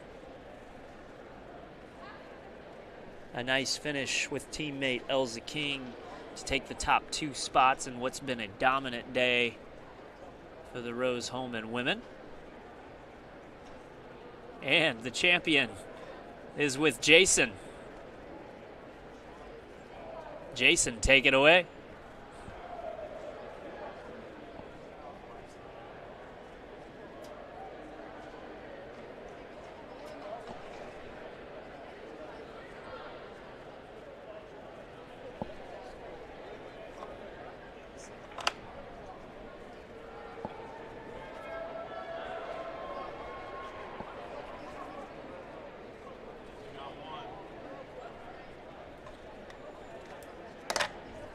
All right, obviously working on some sound issues. If we can get her again, we'll try, but if not, still kudos to Jocelyn Onstad on a great finish. I don't know. I wondered if I hit the button maybe. And a championship in the women's 3,000 meter. After that finish for the ladies, here's where we stand. Change the batteries? We don't have any batteries. I guess we don't have any batteries. And we'll take a look here at the standings. Yeah, you hit the button and muted it. For the women. I think it's funny. I think that happened at the... So after the conclusion of that race, again, a record-setting performance from the Rose Holman women. They're at 217 points now with one event remaining. They've almost put 100 points between themselves and second place Hanover. Transylvania's in third place with 87 points, probably secured a top 3 finish, barring something miraculous on the back end from Manchester, who's in fourth place with 65 points. Franklin has 37.5 to round out the top 5. And then it's Bluffton in 6th with 31. Mount St. Joseph's with 29 points. They're in 7th place. Earlham in the 8th spot with 16. Anderson with 15. And Defiance rounding out the top 10 with 6 points. On the men's side, we've got one event left. We've talked about it now at length. It's the men's 4x400 coming up shortly, but here's where our standings are at the current time with one event to go. It's Earlham in 10th place with 6 points. Transylvania in 9th with 13. Defiance and Anderson duking it out for 7th place, 21 and 24 points respectively, with Mount St. Joseph just ahead of them, 6th place with 27 points. Franklin also in that bunch. They have 28 points. They're in the 5th spot. Then there's a little bit of separation as we get into the top 4. Hanover solidly in 4th with 50 points. Bluffton even more solidly in 3rd place with 89 points. And then the top 2, Rose Holman, defending champs. They have 183 points. Manchester, champions in 2022. They've got 183 points. It's all going to come down to the 4x400 meter relay. You have a little time to settle in as that 4x400 meter relay is run in 2 heats. The first heat will consist of Mount St. Joseph's, Earlham, Hanover, Defiance, and Transylvania.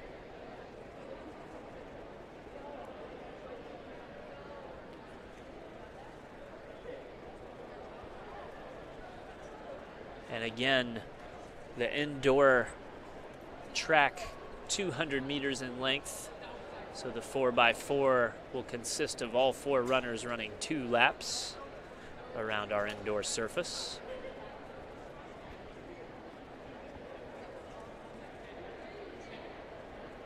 The lineups for our first heat for Mount St. Joseph's, it'll be Jacob Miller, Zach McKenna, Alex Schmidt, and Cyan Wright, all running in lane 2. In lane 3, it'll be Earlham with Micah Williams, Abraham Sadiq, Owen Trotto, and Ethan Rose. Hanover runs in lane 4. That's Anthony Lloyd, Eric Perkins, Gavin Fallowell, and Sean Woods. Defiance will run in lane 5. That's Tawan Cannon. I've called his name a few times today. Gavin Maritia, Montgomery Rollins, and Jeremiah Benton. And then Transylvania will run Evan Barker, Nate Very Jr., Dalton Nunn, who's a junior, and Garrett Elrod, who is a senior. I apologize, Nate Very is not Nate Very Jr., but he is a junior for Transylvania. The top 8 teams will score points. There's only 10 teams running, again spread over 2 heats. So if you finish top 3 in heat number 1, you're guaranteed to score points for your team as the teams gather towards the start-finish line.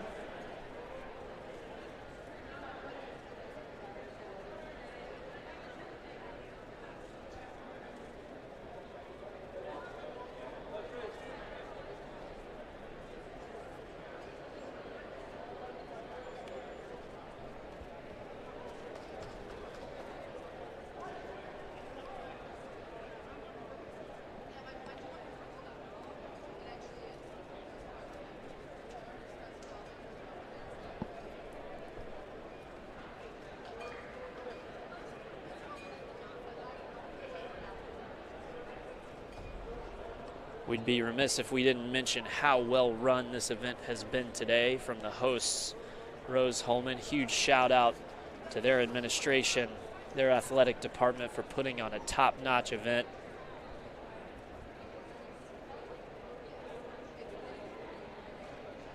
Every event has started on time today. And if you've been following along either in person or at home, it's been extremely easy to follow with the way that they've put together information. A huge shout out to the Heartland Collegiate Athletic Conference as well for putting on a Class A event. Just been outstanding from start to finish. We've been here since about 11:30 this morning. Doors opened at 11, and it's been nothing but amazing hospitality, top-notch logistics just from everybody working this event. So kudos to everyone who's had a hand in making today a success. It's made the time fly, and on top of that, we have a great event to finish. And some team drama always makes things a little better.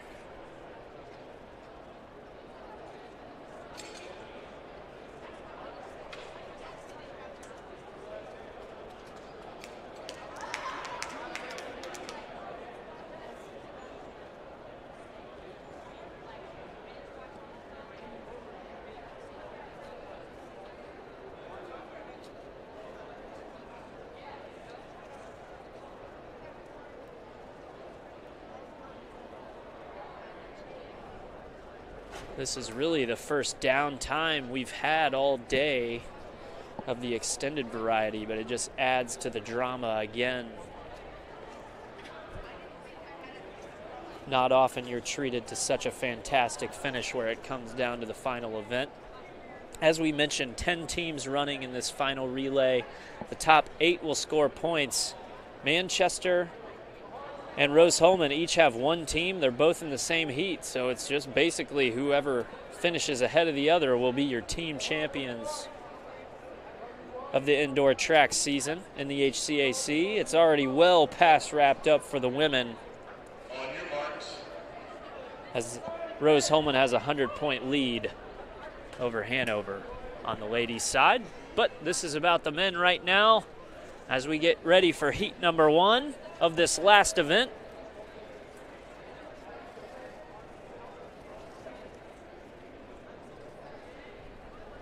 They'll go on the gun.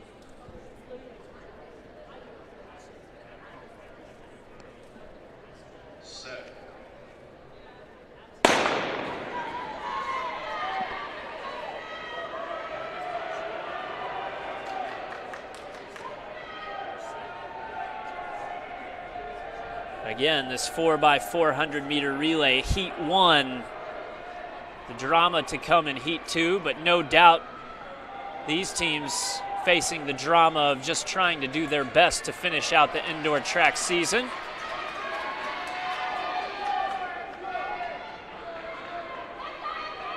It'll be 2 laps each for each leg of the relay team.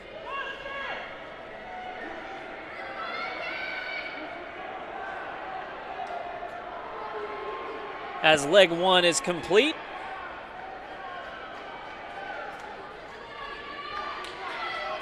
And we're off to leg 2.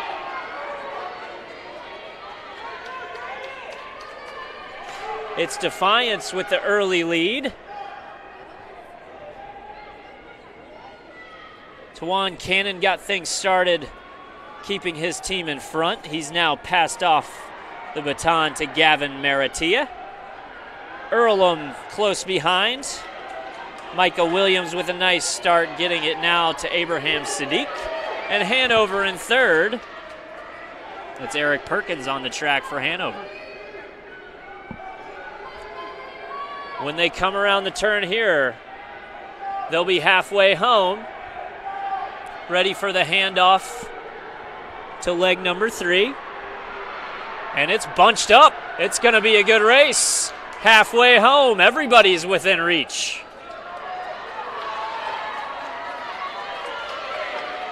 And right now it's Hanover who's taken over.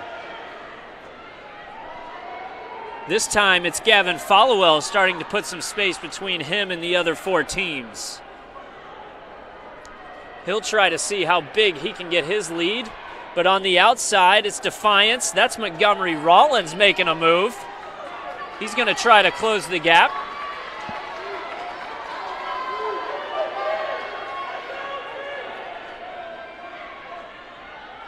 Again, this leg 3 of the men's 4x400 meter relay, heat 1 of 2.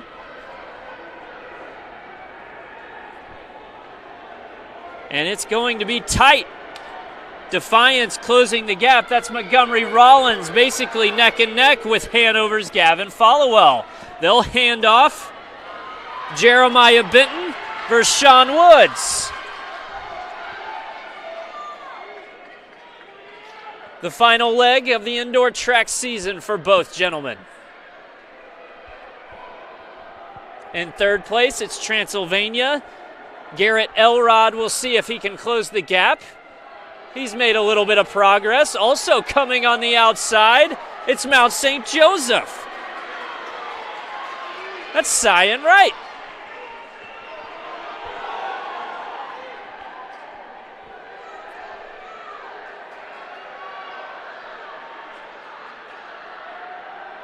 And here they come around the back.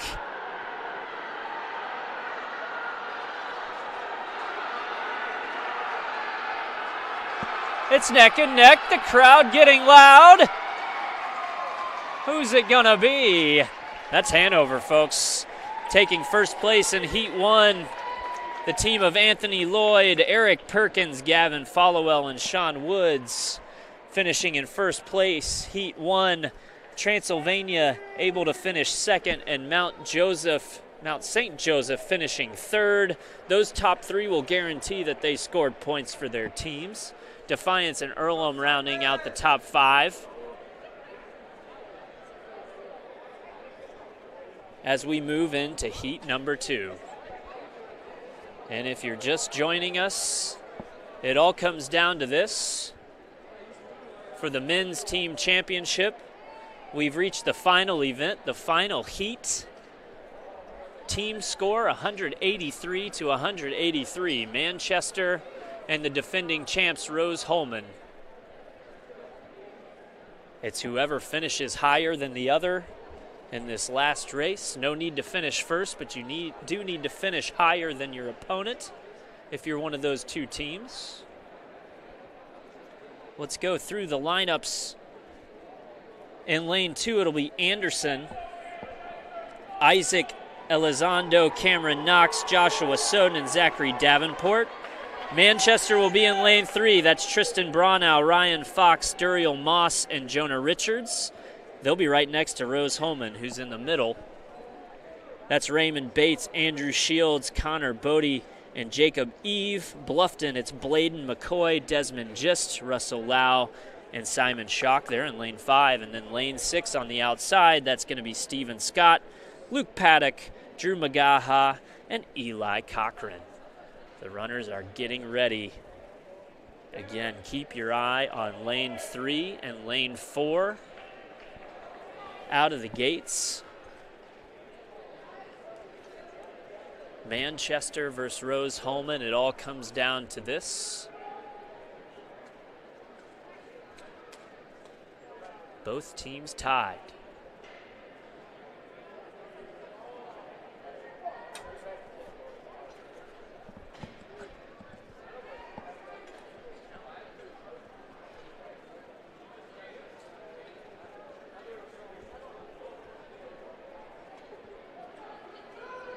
Again, this final event of the men's championship, 4x400 meter relay, 10 teams running across 2 heats. Top 8 teams will score points.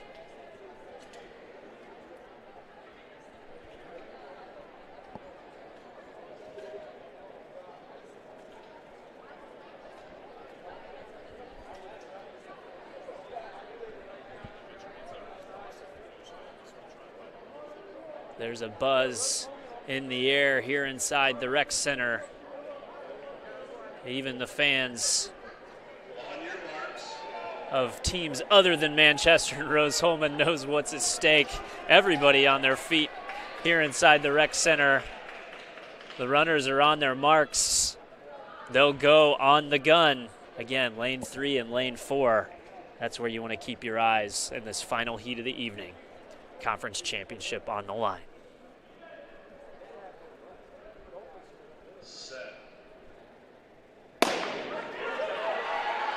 And they're off.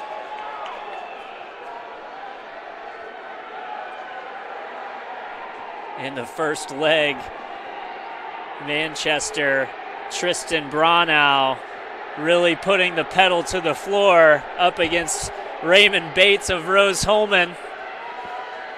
They're going to pace each other through the first leg.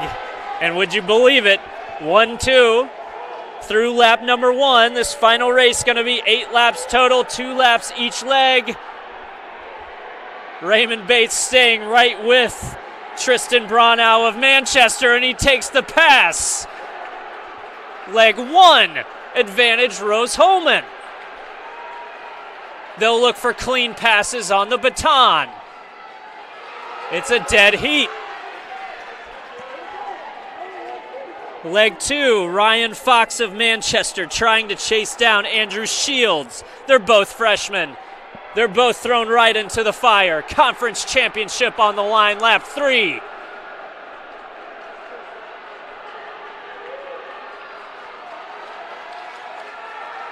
Leg 2. It's Ryan Fox trying to chase down Andrew Shields. Both freshmen, both trying to keep their teams in it. Both teams tied. Conference championship on the line. Here we go, leg 2. Handoff into leg 3, coming down the back stretch. It's going to be Rose Holman with a slight lead. As we get the handoff, Connor Bodie will take things over for Rose. Duriel Moss for Manchester. He'll try to close the gap. And he's going to have to scoot. Rose Holman starting to pull away. It's Connor Bodie. He's got the pedal to the floor.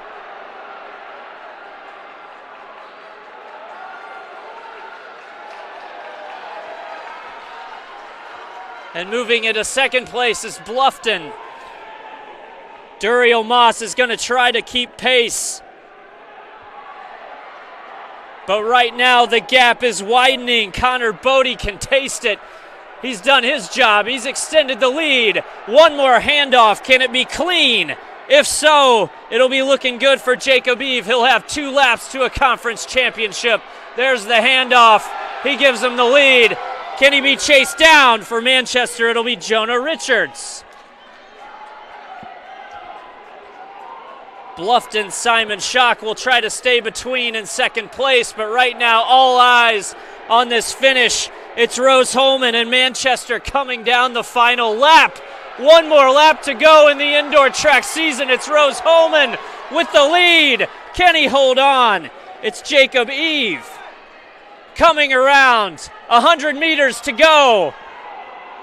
Extending the lead over Jonah Richards of Manchester. He's in the final 50. They can sense it in the corner. Here he comes. It's Jacob Eve for Rose Holman. And a conference championship secured back-to-back for the Fighting Engineers. Incredible finish. Simon Schock will come in second for Bluffton. Jonah Richards in third place for Manchester. Incredible drama at the end today, and it's going to be Rose Holman getting the victory. Not only in the men's 4x400 relay, but your 2024 HCAC team champions as well. What a finish.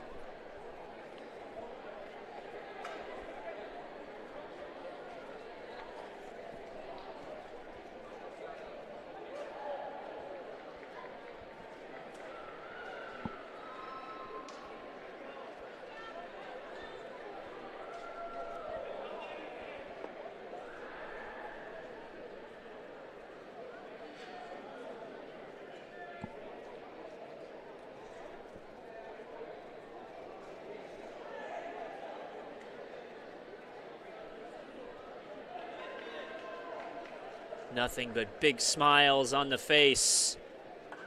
4x4 coming through for Rose Holman. You have to imagine competitors at this level love nothing more than having the team competition come down to those final legs of the relay.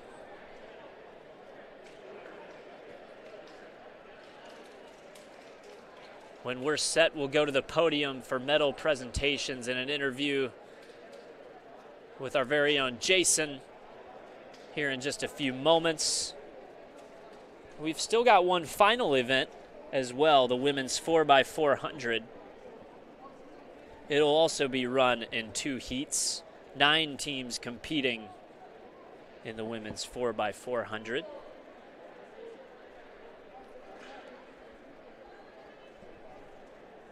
We'll go through results of that men's 4x400 meter relay. A lot of focus and emphasis on the team race, but season best set by 6 teams out of 10 as everybody going all out in the final race. Again, it was Rose Holman coming out victorious with a time of 3:26.37.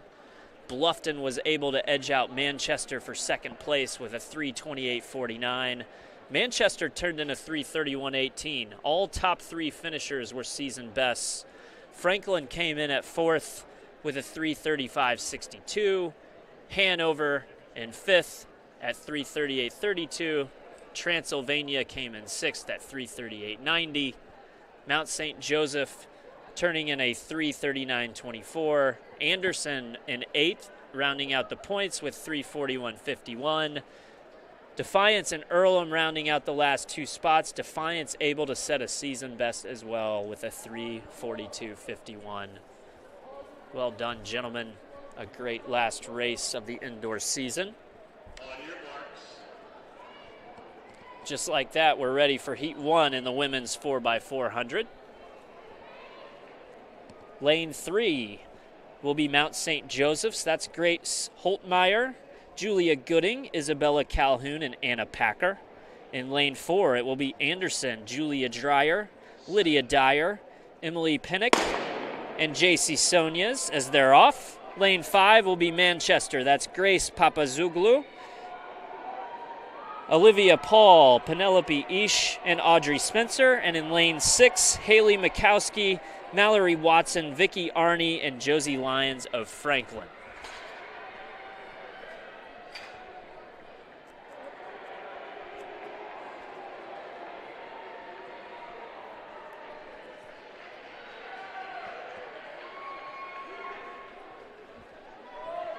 And through one lap, it's Haley Mikowski setting the pace for Franklin. Building a considerable advantage over her opponents in leg 1.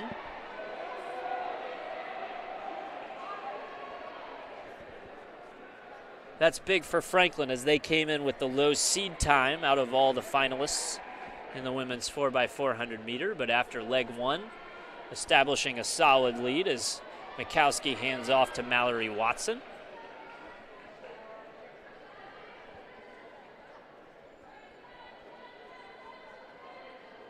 Mount St. Joseph, Manchester, and Anderson all bunched about 5 seconds behind Franklin as they go through lap 3 of 8 in this 4x400.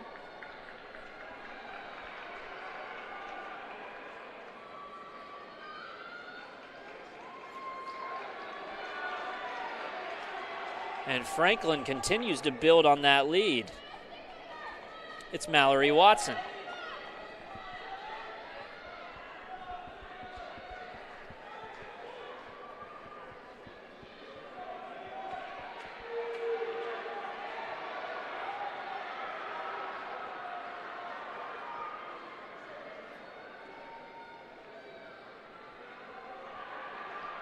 Mallory Watson coming around the turn. Her final lap of the indoor season. She'll hand off to Vicky Arney, who will look to extend that lead further.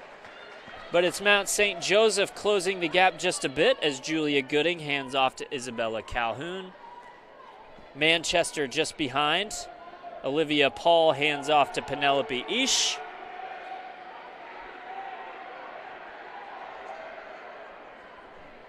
Anderson also closing the gap a bit. Lydia Dyer able to make some progress, gets the pass off to Emily Pinnock as they come around halfway through leg number 3.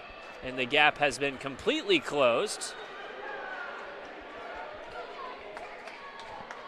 as now Mount St. Joseph takes control of Heat 1. That's Isabella Calhoun, starting to put some space between her and Vicky Arney of Franklin.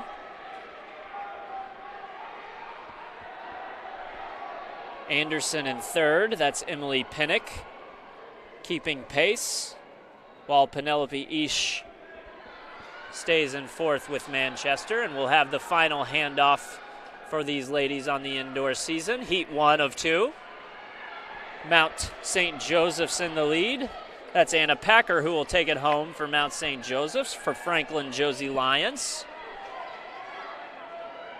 Manchester able to get a good handoff. It's Audrey Spencer in third, and then Anderson's JC Sonias.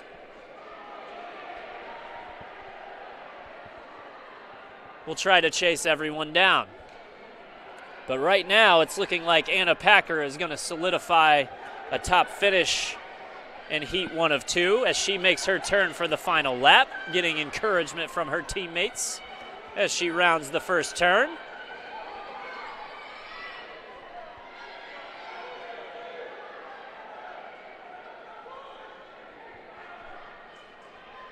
She'll head home into the final 100 meters. Comes around the final turn. And that's going to be Mount St. Joseph's finishing first in Heat 1, guaranteeing that they'll finish no worse than 6th in this final event, as a nice finish there from Anna Packer. Anderson able to make the move on the back and finish. JC Sonias, followed by Audrey Spencer of Manchester and Josie Lyons of Franklin. 9 teams competing in the 4x400 meter relay for the women. Top 8 will score points for their team. So Mount St. Joseph, Anderson, and Manchester guaranteed to be in the points as we move towards the final event of the evening.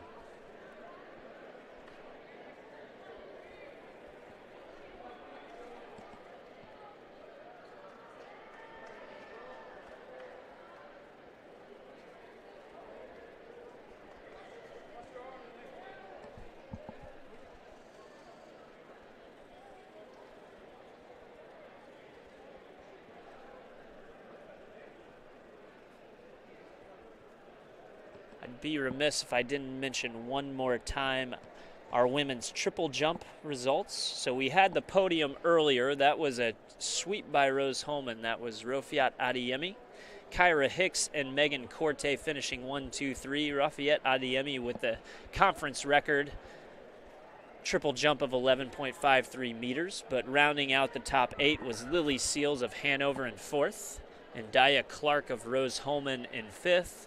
Madison Dunlop of Manchester in 6th, Mir Johnson of Transylvania in 7th, and London Fraser in 8th for Mount St. Joseph.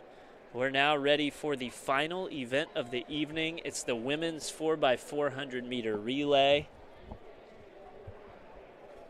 5 teams, second heat. These are the top 5 seeds. Let's go lane 2. That's going to be Earlham, Akiko Tajima. We'll hand off to Chloe Cook, Caitlin Trotto, and Abigail Kirby. Again, they're in lane 2. Lane 3 will be Hanover's team of Natalie Day, Paige Wildman, Amberly Sorensen, and Emma Litzelman. Rose Holman will run in the middle. They're lane 4. That's Jada Hunter Hayes, Alex Adams, Jocelyn Onstadt, and Rose Talbert. Transylvania will be in lane 5 next to Rose Holman. That's Olivia Sparks, Carson Graves, Abby Rowe, and Casey Moore. And then Bluffton will be in lane 6. That'll be Kinsey Myers, McKenna Mabry, Amelia Adams, and Kaylee Kerr. The best seed time belongs to Rose Holman. They've been amazing all day. Again, building a 100-point lead going into the final event. Their time of 4:19.64 will be the seed time they will attempt to best today. To get into the record books, they're going to have to hit 4:08.29 if they want to be conference record holders. So they'll have to shave some time.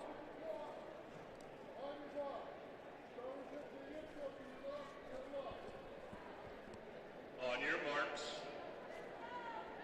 Transylvania will be right behind them in seed time, only 2 seconds back as they get set in the blocks. We're all set for this final event of the HCAC 2024 indoor track season. On the gun, we'll go.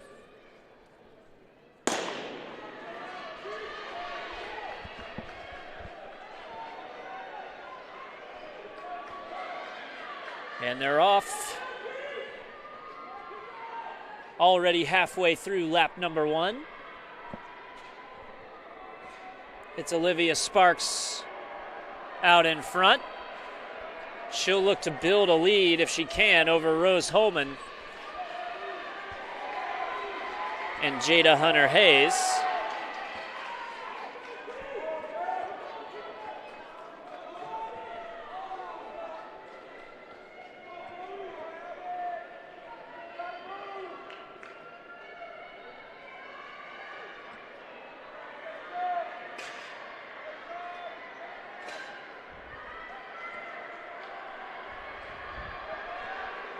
And here they come around the first leg, the first handoff. Olivia Sparks to Carson Graves, Jada Hunter Hayes to Alex Adams. And it's Transylvania versus Rose Holman. Neck and neck as they head into leg 2.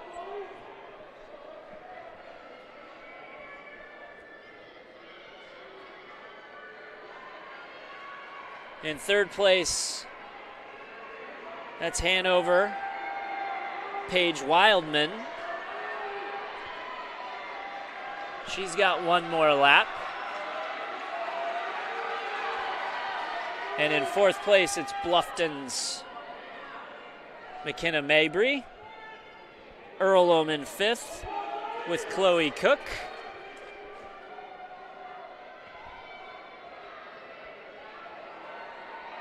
Paige Wildman starting to close the gap, and we'll get to see Amberly Sorensen one more time for Hanover.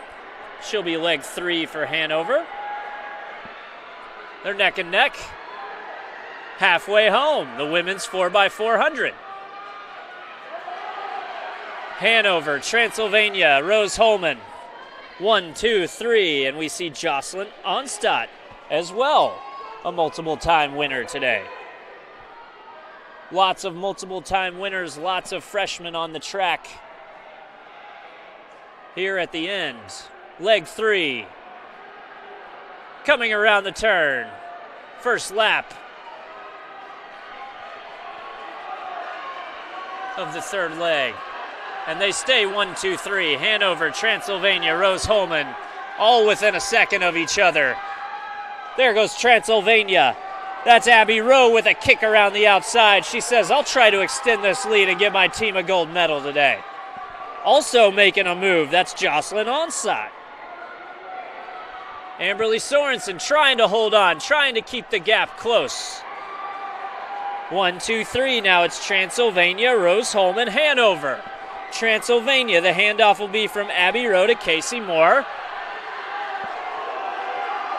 And who is that? It's Rose Talbert. We've called her name all day. She's been gutsy all day long. She'll try to be gutsy one more time and chase down Casey Moore.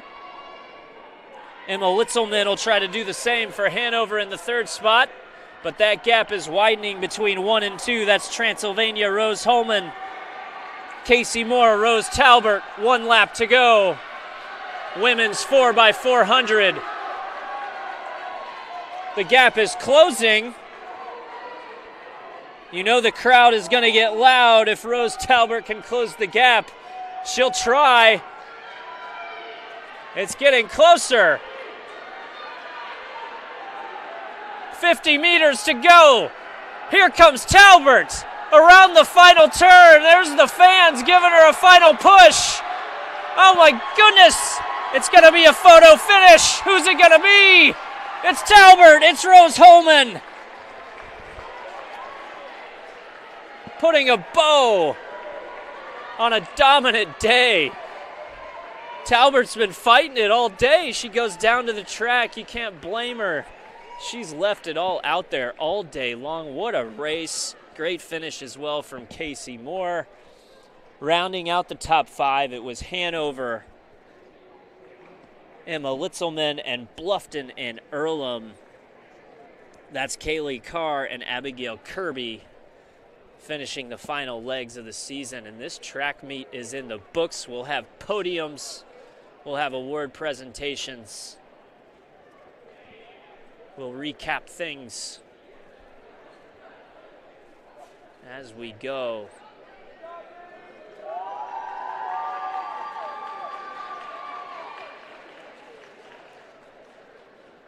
As you can see, this is what college athletics is all about. You hope Rose Talbert is okay, but she just left absolutely everything on the track today. You could tell she was struggling from her first race about 2 hours ago. But you could also tell as she put that final kick in, that last 100 meters, she had nothing left as she came around and got that final push from her hometown crowd. Incredible effort all around.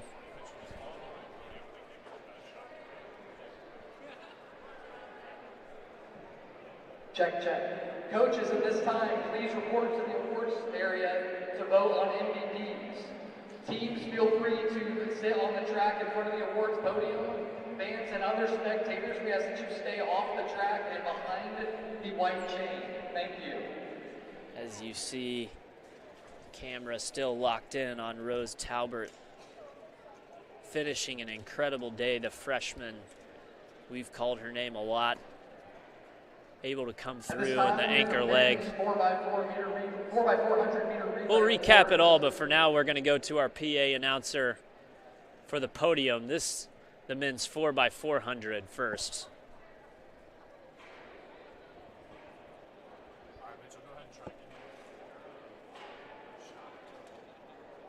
In third place from Manchester University, Tristan Bronaugh, Ryan Fox, Gavin Byerly, and Duriel Moss Jr. with a time of 3 minutes and 31.18 seconds. In second place from Bluffton University, Bladen McCoy, Desmond Gist, Russell Lowe, and Simon Shaw with a time of 3 minutes, 28.49 seconds. And your 2024 HCAC champions in the men's 4x400 meter relay from Rose Holman, Raymond Bates, Andrew Shields, Connor Bodie, and Jacob Eve with a time of 3 minutes, 26.37 seconds, the 10th best time in HCAC history.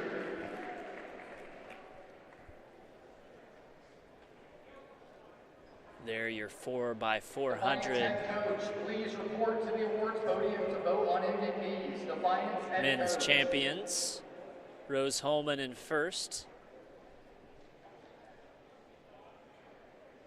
Manchester there in third.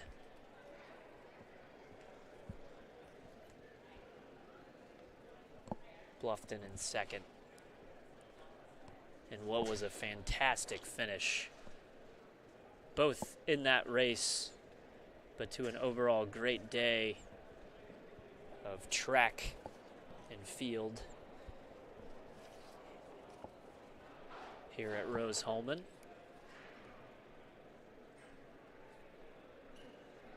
Incredible event all around, top to bottom, both from the action Now at this time, we'll do the women's on the track 4x400 meter relay awards. to those in charge. Our third place finishers And now we'll from do Hanover College. the women's version, 4x400 relay results and podiums. With a time of 4 minutes, 24.28 seconds. Our second place finishers from Transylvania University, Olivia Sparks, Carson Graves, Abby Rowe, and Casey Moore, with a time of 4 minutes, 14.03 seconds. And your 2024 HCAC champions in the women's 4x400 meter relay from Rose Holman, Jada Hunter Hayes, Lauren Marquardt, Jocelyn Onstad, and Rose Albert, with a time of 4 minutes, 13.83 seconds.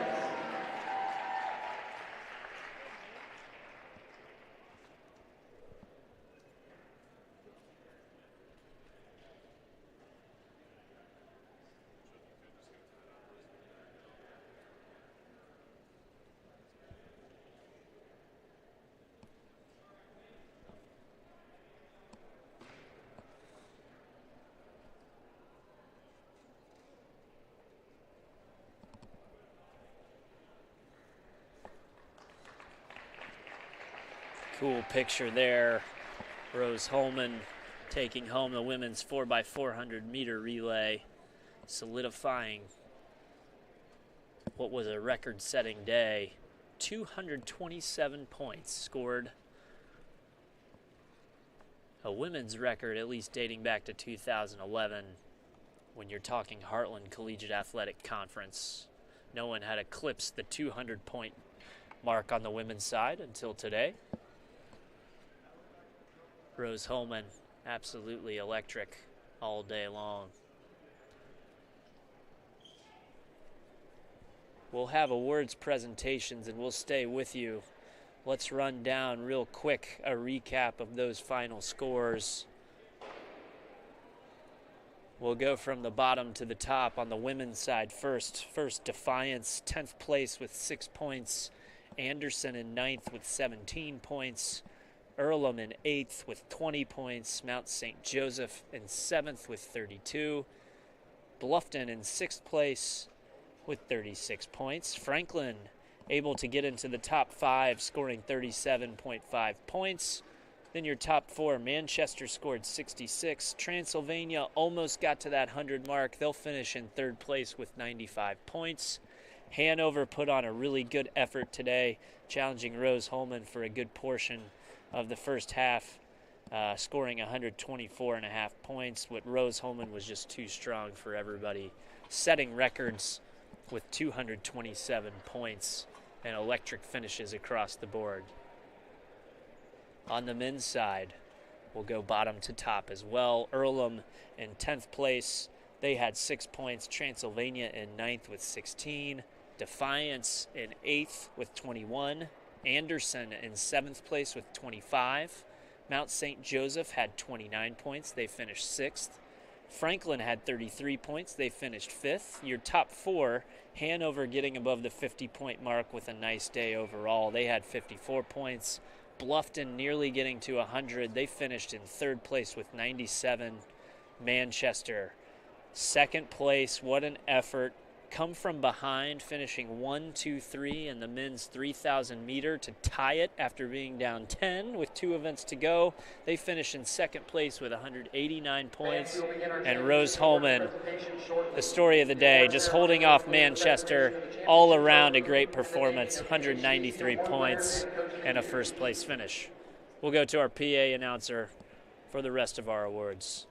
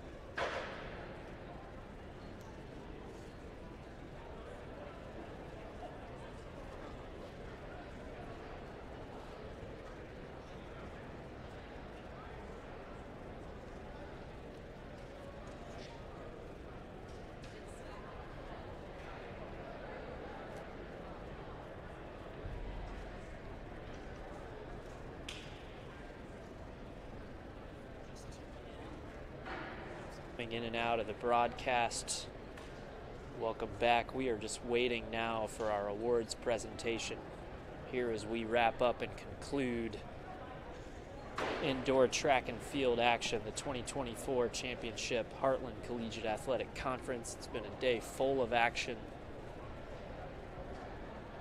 Everything that's so right with college athletics on display today. Every athlete giving max effort.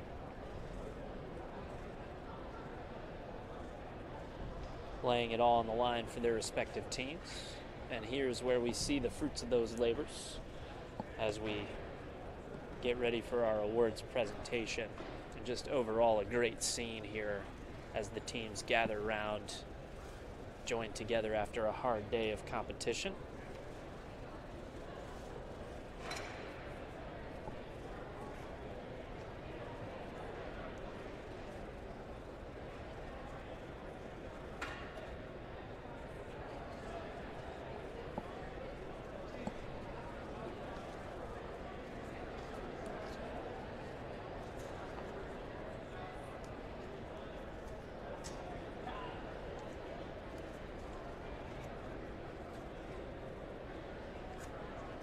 Shout out to Jason Sanchel, who's been on the scene all day on the track, interviewing athletes, being our eyes and ears down where the action is. Absolutely outstanding work today. Giving athletes an opportunity to share their thoughts, their feelings after triumphs and victories throughout the day. Thank you, Jason, for your work.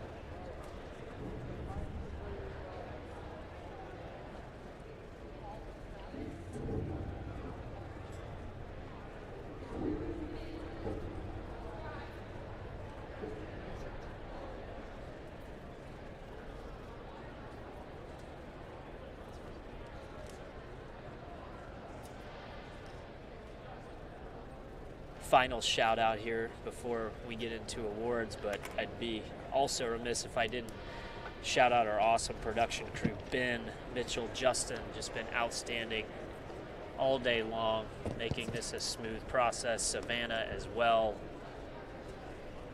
The HCAC.TV IndianaSRN team really coming through to make this a nice event, a nice production. Well done, everybody. As we sit here and wait for the results to be announced and our awards to be doled out, I'm joined now by the man, Jason. He's been down in the action all day long. Jason, sum up what you've seen today. What's the day been like for you down there? Well, first, just absolute pleasure getting to see so many great athletes and so many great performances. I've said it over and over to those down there at the podium, just how well-spoken folks are, how articulate, how polite and pleasant everybody I talked to has been. So the pleasure's all mine to do this today. But just wanted to get into it with you, maybe a little speculation on who might win the male and female track athlete and field athlete of the day. I think for me, for the male track athlete, I mean, it's pretty obvious, Enrique Salazar. I mean, that guy has just been, I've talked to him, 4 times today? And so absolutely wonderful day for him. I also, really big fan on the women's side. I thought the Rose Holman long jumper and triple jumper, Rofiat Adeyemi, had a great day, won both. I know she was kind of disappointed at some of her distances, but I believe you said she set a meet record. She did, yeah. So that struck me too in her interview with you after winning the triple jump and setting a conference record. She thought she could have done better today, and I thought that just was a perfect kind of summation of what a champion looks like. Just somebody who was out there to do best against herself. And yeah. Another female double winner, Carly Camp of Manchester. Another person who's absolutely great to talk to. Really impressed with her. She won double both in the women's shot put and women's weight throw. So a great day for her and her Manchester team. Just so many performances. I was really impressed with Rose Talbert of Rose Holman. Just such good performances, and we'll cut away here to our PA announcer. Tabulation, they're almost done. But before we give out the awards, I hope everyone had a fantastic meet today, and that these things, as you all know, don't run themselves. So let's just all give a round of applause for Rose Holman and her staff.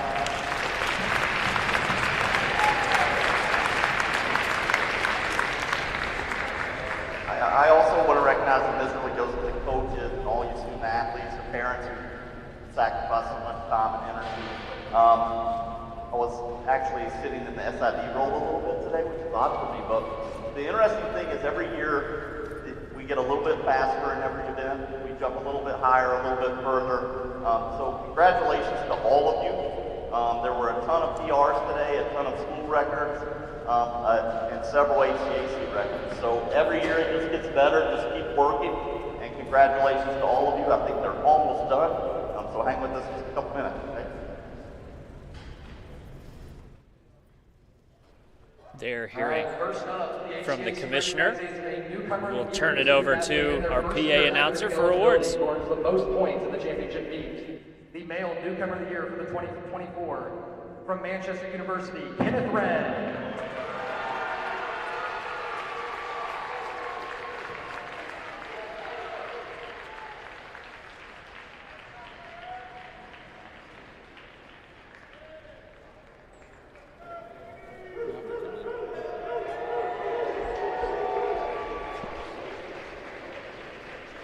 So Kenneth Red, male newcomer of the year.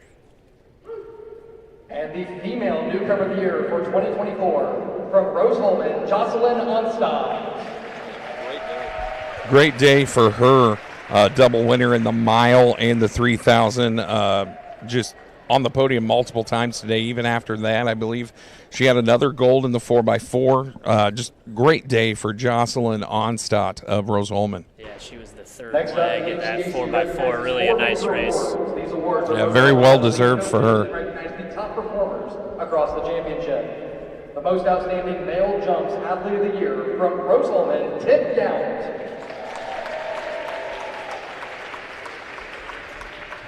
And we interviewed Tim earlier. What a character Tim Yount is. It was such a pleasure to talk to him. So congratulations to him as the jumper of the year. Female jumps athlete of the year from Rose-Hulman, Rofiat Adeyemi.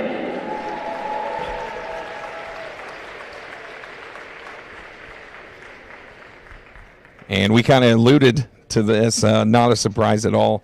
Rofiat Adeyemi, your female jumps outstanding athlete, and I would tend to agree with that one. Yeah, good picks both ways. Both interviews memorable. Yeah. Enjoyed the interviews you got to conduct with both of those athletes.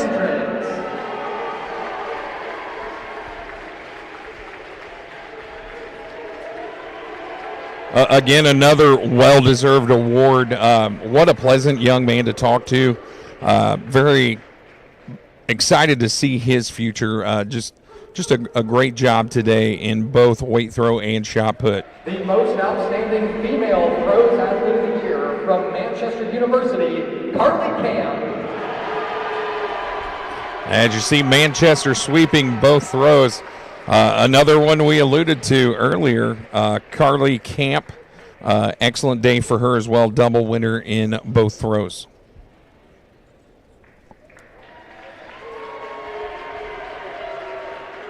The most outstanding male distance athlete of the year from Manchester University, Enrique Salazar. You know, Manchester may not have won the track meet, but they are definitely have some just outstanding performers.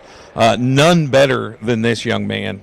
Can't say enough positive things about Enrique Salazar, and kind of look forward to talking to or following him in the future. I talked to him a little bit off camera about his plans because he's a senior, so he still wants to continue running and run with sponsorships, and totally support that and look forward to following him.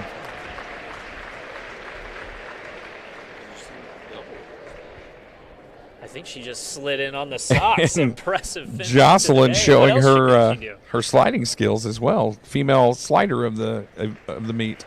Well done. The most outstanding male sprints and hurdles. She just had a wonderful day. I mean, that's the best way to describe it. She just had a great day.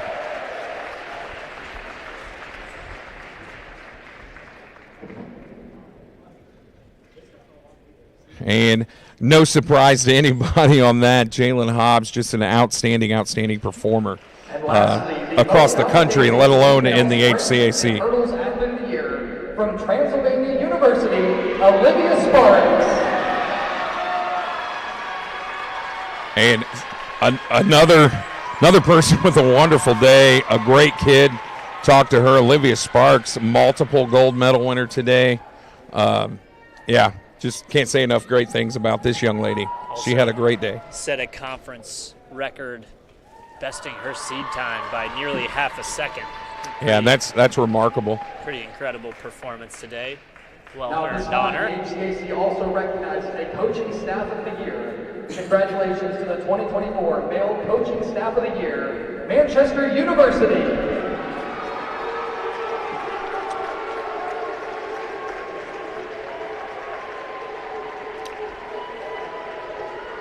I know this sounds odd, and I feel like this is a nice olive branch by Rose-Hulman's coach, Larry Cole. Let Manchester win one, and we'll win another is kind of how I feel. And rightfully so. Manchester, just what a meet they had today.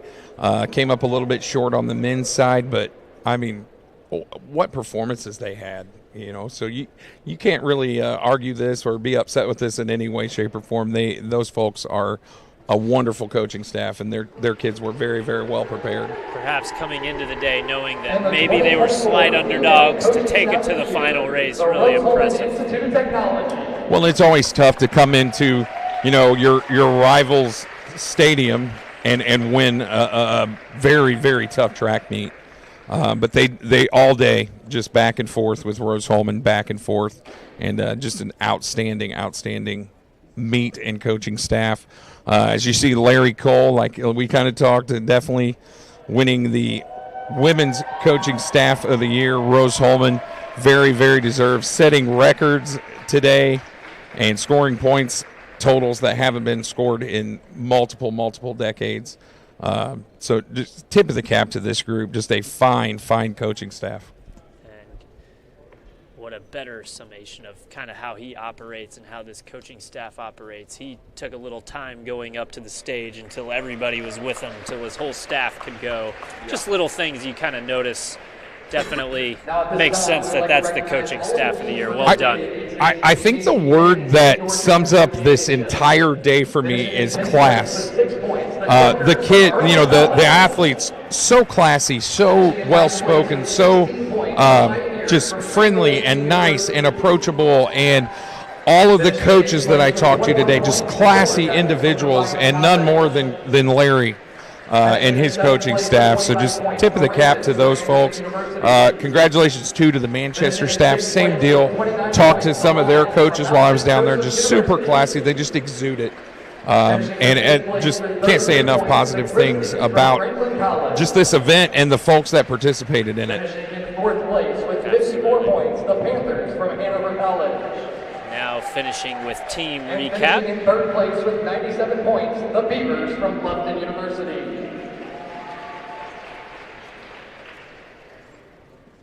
And now, on the men's side, we'd like to recognize the HCAC Championships runners-up in our closest meet in HCAC history. On the men's side, with 189 points, congratulations to the Spartans of Manchester University.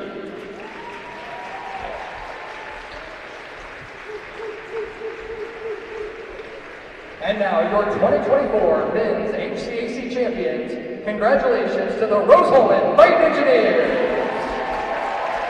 Rose Holman seniors only, please come forward to receive the tournament trophy and banner. And I don't know if we mentioned Commissioner of the HCAC, Jay Jones. I'm sure you have, but I'll say it again. A classy individual. We talked about the quality of the medals and the trophies that he obtains for this meet. Just the nicest guy, super approachable, but just classy individual. So tip of the cap to him for, in conjunction with Coach Cole and his staff and those all that worked this event. Just like I said, classy from the start to finish. All of the teams participating in today's HCAC women's. Absolutely, and as you saw, Rose Holman accept their championship trophy. I'm counting it up here. It's 13 out of 14 titles for Rose Holman. The only time they didn't win since 2011 was 2022 when Manchester was able to take the title. So well done, Rose Holman. Well, and I talked to our Rose Holman 4x4 team at the end. What's interesting is their outdoor championship is ironically at Manchester.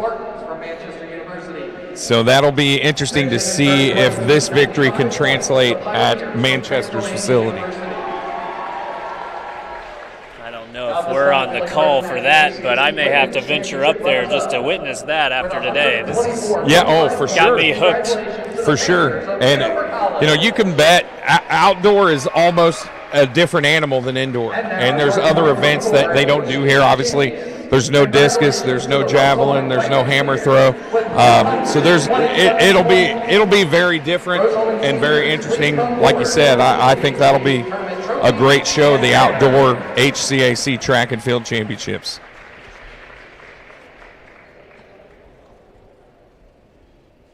As you see, the Rose Holman women getting their trophy.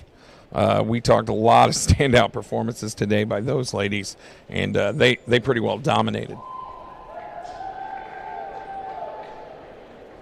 They go back-to-back for the first time since 2018-2019. Ladies and gentlemen, thank you for your support of the HCAC and NCAA Division III track and field. Tune in 2 weeks as several of our HCAC athletes will be competing in the NCAA Indoor National Championships. We thank you for coming. All right, and we're at the end of our journey today. Jason, final thoughts on today's event? Man, just so many just outstanding performers, so many good people to get to know and talk to. For me personally, I'd be remiss if I didn't mention, there were 3 students that I taught in my and coached in my Decatur Central time that are here participating. That's a huge, huge, proud badge for me to wear. So just thankful and blessed to be here and be asked to do this, and just couldn't have gone better for me personally, and just thoroughly enjoyed my day and every minute of it. Well, Jason, it was a pleasure working with you today. Again, on behalf of our crew, Ben, Mitchell, Justin, Savannah, Jason, to wrap things up, it's Rose Holman going back-to-back on the men's and women's side. On behalf of our entire crew, thank you for being with us today. For Justin, Mitchell, Ben, Savannah, again, Jason, I'm Zach Irvin. Thank you for joining us on HCAC.TV, powered by IndianaSRN for the HCAC 2024 Indoor Track and Field Championships. Have a good evening. We're out.